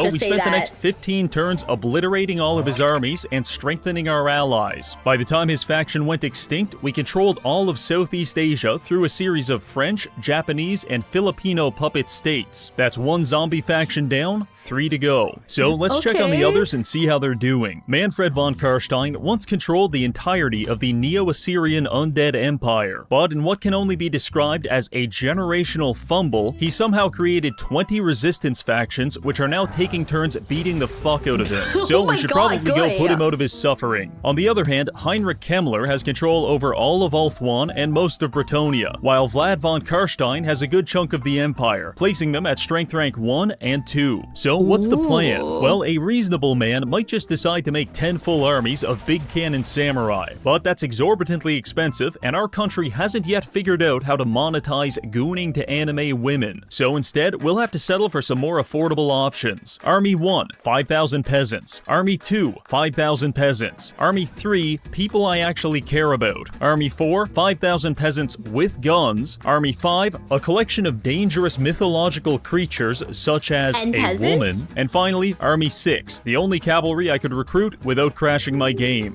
This is our dream team. Now, let's go save the world. But how are we going to get all the way over here? Well, Warhammer is an excellent game, not just because it actively denies the existence of Australia, but because it believes in hybridized flat Earth theory, where the world is flat, but you can circumnavigate it only if you're in a boat and you're teleporting. The mechanics of it aren't clear to me either, but the point is, we're using this sea lane to teleport from here all the way to South America. When we started this scenario, this continent was almost entirely controlled by a lesser zombie faction, but after 100 turns of resistance fighting, the people of South America have eliminated their undead overlords and replaced them with literal demons. Very cool, South America. Goodbye. Quickly ignoring that entire continent, we sail across the Atlantic to arrive on the shores of Manfred's territory. Just when you thought the Middle East couldn't get any more complicated, 30,000 Japanese men stage an amphibious landing in Saudi Arabia. Our first order of business is to gain control of Sudenburg. The garrison of 3,000 men pissing their pants was no match, and with that, we have a base of operations. Meanwhile, somewhere in the desert, Sheikh Manfred von Karstein is punching the air at the thought of losing his capital to a bunch of impoverished rice farmers. So he issues a fatwa against our lives, and 6,000 of his most violent extremists show up to kill us. That was his biggest mistake, because prior to this moment, he had plausible deniability about having a humiliation fetish, but after this fight, he's obviously getting off on it. Here's how it went. Our 4 armies against his 4. We can only use 2 at a time, so I choose my main samurai stack and the meme stack of big cannons. After some maneuvering, we establish a defensive shell, and anything that came near the shell got absolutely annihilated. Entire platoons of thousands of enemies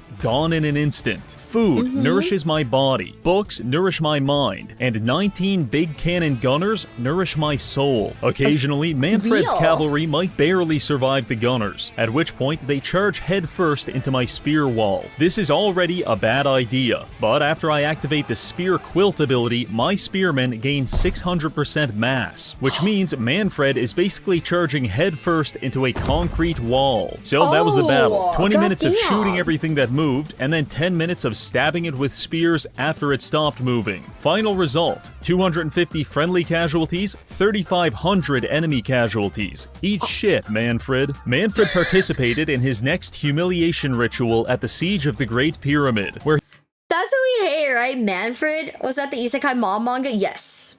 Yes, it was. Gotta love the wall. The fucking concrete wall, hell yeah.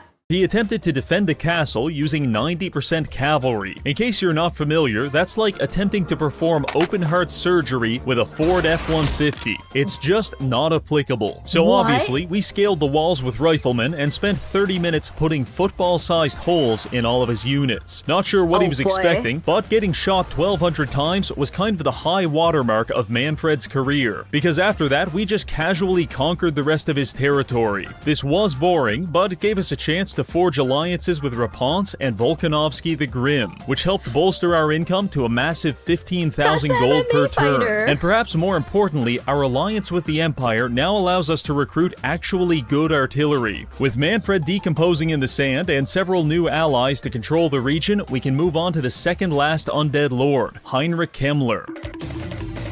About 20 turns ago, Heinrich was doing quite well for himself, controlling all of Ulthuan. But now we can see that not only did Marathi survive the zombie apocalypse, but she actually survived so well that she's invading Heinrich and winning. In fact, she did about half the work for us. So let's capitalize on this opportunity and take the other half of Ulthuan. Arriving there, we fan out and take a big bite out of that donut. Heinrich Kemmler does not respond well to this surprise rimming, and he attacks us at Cairnthel. I deploy our gun cage in the shallow waters. This slows the enemies down as they charge at us, which gives us more time to shoot them in the face. Additionally, Shingen unlocked the Dark Skies ability, which is a map-wide effect that causes flocks of crows to attack all enemy flying units. This regularly kills bats and even Vargeists within 30 seconds, meaning we've got permanent air superiority. The battle started off quite well, with us melting 3 of his commanders right off the bat. However, once his army caught up, things began getting complicated. Defending a a 360-degree formation is pretty challenging, especially when your rocket artillery keeps friendly firing your own units. But luckily, the undead leadership has a remarkable proclivity for flying headfirst into projectile oblivion, and when the enemy generals are speed-running their own death, it's almost impossible to lose. While our two main armies were taking care of that, we split a second battle group to proceed along the northern shores, capturing additional territory until we ran into the Red Duke of Mousillon. Not only is this man a vampire, but I have credible evidence linking him to a furry VTuber reaction channel, so he had to die. And let me tell you, when we ripped him apart using every Japanese monster on the roster, I felt emotionally enriched on multiple levels. Unfortunately, the undead are resilient, and for the next 20 turns, we had to deal with a continuous piss stream of Parisian vampires sailing across the channel to kill us. In better news, we liberated Lothern and brought Tyrion back to life. Then we started selling him 90% of our Ulthuan holdings. And for a man who was, until very recently, dead, he has a lot of money. Money which I desperately need, because Morathi is extorting us for 25,000 gold each turn. It's not that I'm a fan of financial domination, but the Dark Elves are so sexually deranged that even the most perverse Japanese salaryman would stand no chance against them. So it's easier to just cooperate with the sexual terrorists. By this point, we've taken all of Heinrich's settlements in Ulthuan, established the High Elves as a satellite state, and Morathi is teetering on the edge of flattening our dick with a pasta maker, which means it's time for us to leave. Next objective is Bretonnia. Once we purge the undead from this region, then it's on to the Empire for our final target, Vlad von Karstein. Quickly working our way through a naval blockade, we stage our first invasive landing at Lyonesse. This is a massive city for the undead, so I'm expecting heavy resistance and possibly some suicide bombers. However, instead, as soon as we arrive, the enemy commander jumps in a boat and sails 500 miles away. I almost feel embarrassed to be at war with these people, but I'm not too embarrassed to farm their garrisons for XP, because now I'm able to give my commanders the Death Squad perk. Call my boys Unit 731, because they really out here committing racially motivated war crimes and experimenting on the locals. Speaking of human experimentation, I think something is deeply wrong with my ninjas. Too many chromosomes or not enough, I'm not sure. But every time I load the save, it gets worse. Willfully ignoring the uncontrolled mutation of my soldiers, we push forward, capturing several undead cities with minimal resistance. Heinrich did attempt to stop us at one point, but he chose to attack us on a map with a massive choke point when all of our units have rifles.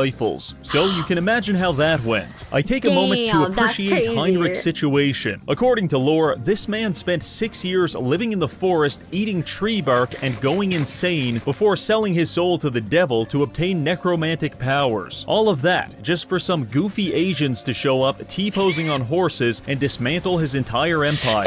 Sorry, Heinrich, but I've already depicted you as the Virgin and me as the Chad, so you never stood a chance. The only real casualty of this war was my big cannon meme stack. I got a little too cocky in this battle and they all died. One of the saddest days in my life was when my child asked me to buy them a Skibbity Toilet mystery surprise toilet, at which point I had no choice but to abandon them outside a Walmart. But losing this army was even worse. Fortunately, fresh reinforcements just arrived from Japan. 14 tier 5 samurai at a cost of 8,000 gold per turn. If Heinrich wasn't doomed before, he definitely is now. So we spread out and violently expunge his presence from Bretonnia. Also, the dwarves seem to have performed an ethnic cleansing against the Wood Elves. Truly, the world is healing. In similarly pleasant news, Morathi appears to have extracted some sexual gratification from watching us repeatedly batter the elderly, and now she kind of likes us. Fellas, I think we've got a chance. All that's left is to seal the deal. I am a romantic soul, so to impress Morathi, I strike deep into the Empire, capturing Heinrich's final settlement, leaving him with only one army, at which point I joined forces with her to spit roast Heinrich into oblivion. Used to be that buying a girl flowers was enough to impress her, but now apparently even fucking an old man to death in front of her isn't good enough, because not only did we not get her number, but she declared war on us immediately after. The dating economy economy may never recover. Now look, we're already saving Absolutely the world not. from Holy zombies. shit. We don't have the resources to also save it from perverts. So it's time for some market manipulation. You see, my Bretonnian settlements are like a collection of investments, carefully managed and neatly arranged in a dossier. And in 2 or 3 okay. turns, Marathi is going to take a big fat shit in that dossier, which means we have 2 or 3 turns to become financially liquid. So I start selling off all of our Bretonnian holdings to anyone with the money. Aquitaine, Karl Franz, even bearded children. Don't care? Here's your settlement. Good luck defending it. Some people might consider this a form of insider trading, but I prefer to think of it as a timely exercise in geographical minimalism. That was a bit of a disaster, that's pretty but we handled good. it well. Meanwhile, on the other side of the world, trouble is brewing. South Korea just declared war on us and staged an invasion of northern Japan. With all of our armies in the empire, this is pretty bad. As the Koreans captured more of our territory, I rushed to assemble an army, but all I could come up with was this: 7 tier 5 samurai against an entire army of dark elf degenerates. Truly, we are doomed. Or at least, that's what I thought, before I realized Okay. our samurai can run faster than a goddamn horse. Not only that, but they are completely psychologically unbreakable. So our fight against the Koreans was just a bunch of sociopathic Japanese guys going on an unprecedented killing spree and then chasing down the survivors like wild animals. This Jesus is a fucking proud day Christ. for all of Japan.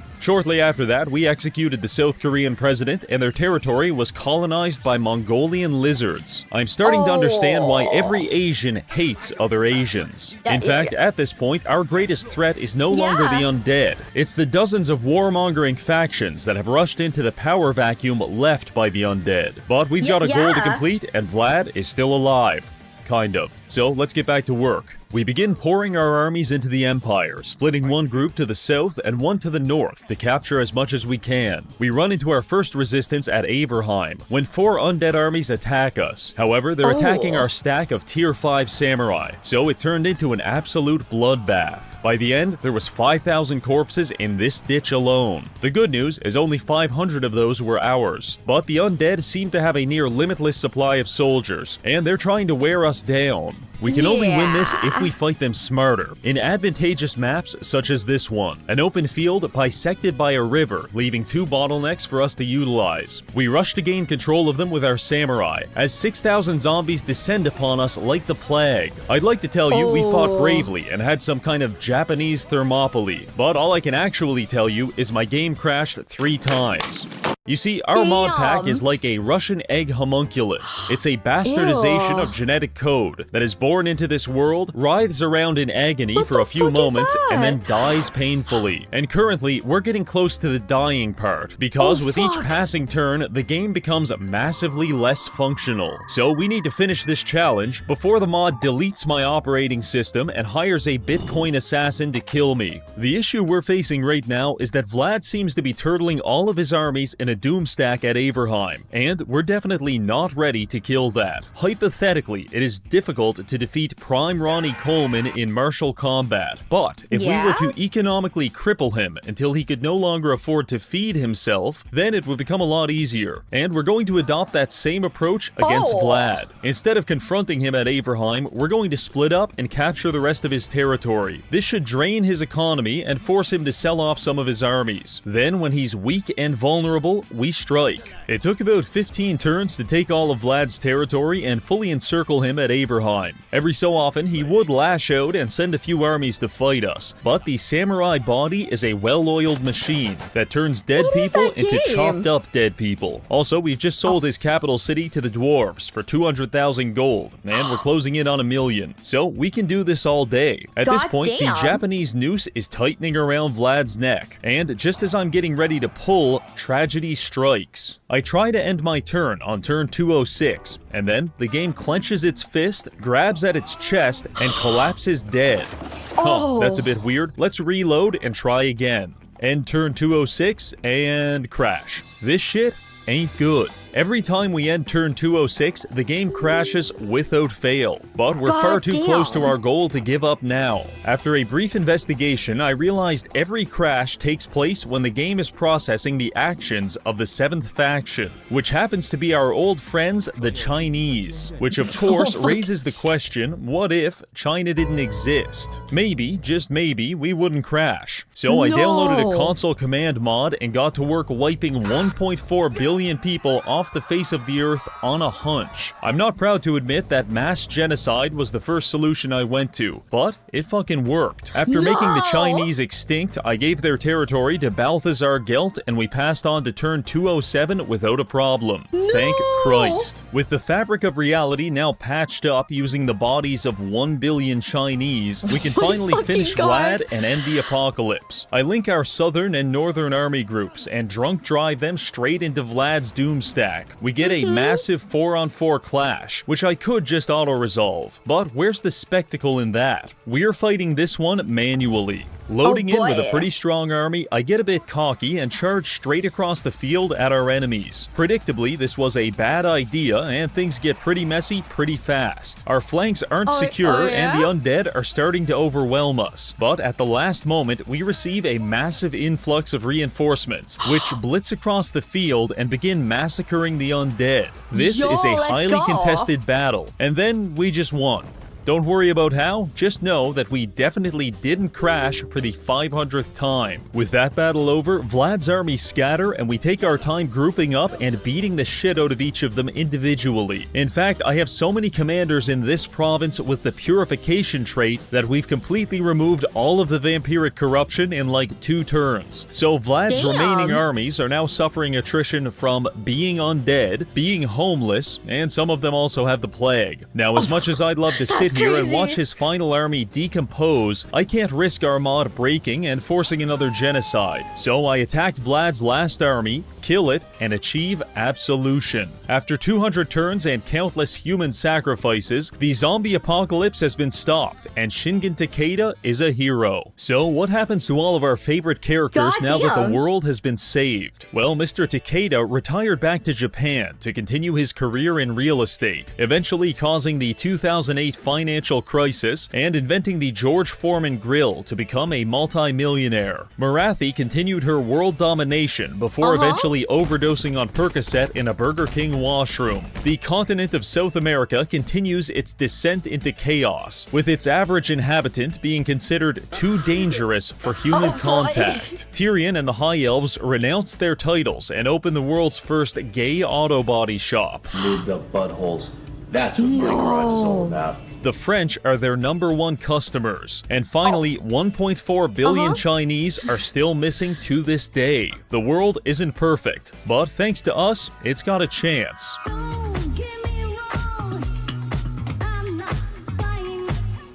I feel like watching that was low-key a crime.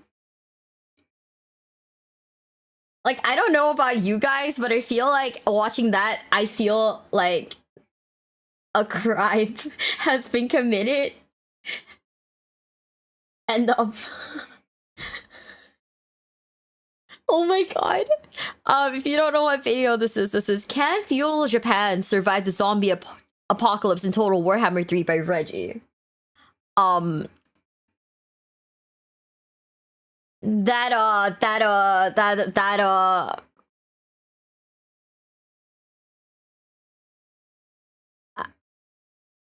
Yeah.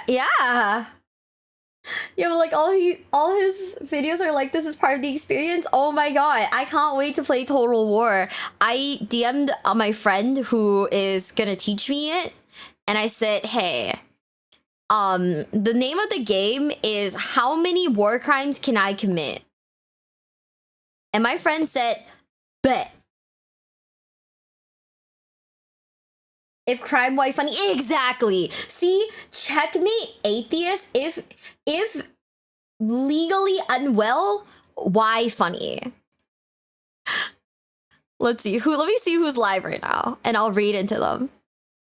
I hope you guys enjoyed it. Tomorrow we are live again tomorrow, and tomorrow we're going to play tomorrow we're not playing. Tomorrow we're gonna be live and we're reacting to Halo trailers. Mr. Allen, no. If you have a suggestion, drop it in like the Discord and I'll watch it when I can. Mm-hmm. Mm-hmm. Oh yeah, we should do Arisa actually. Yeah, we should raid Arisa. If you guys don't know, Arisa Noonish is my kohai, and she is doing her partner push. So we're gonna be raiding her. I want my girl to get all of the what is it? All of the love, all of the support. So you guys are gonna go to her. Halo. Yeah, tomorrow we're gonna be watching Halo trailers. We're trying to see if all of these Halo trailers. By the way, I'm gonna spoil this for you right now. But a very good friend of mine compiled all of these Halo trailers. It is you might know him as the Remembrancer. So he's compiled all of these Halo trailers, and the entire goal is essentially, am I gonna enjoy Halo off of the trailers alone? Maybe, who knows? But it's gonna be great. It's gonna be fun, and I'll see you guys tomorrow. Okay, I'm gonna send Twitch off right now. Goodbye, Twitch. Thank you for the follow, and YouTube chat. I'm gonna end the stream here. I love you guys. Thank you so much for being here, and I really, really, really and I'm really, really grateful for all of your love and support. Thanks for it was a full stream. Some of the yaps were wild. Yeah, we love yapping. You know, we yap all the damn time. But anyways, I'll see you guys tomorrow. Okay, for Halo. Bye guys. Bye bye.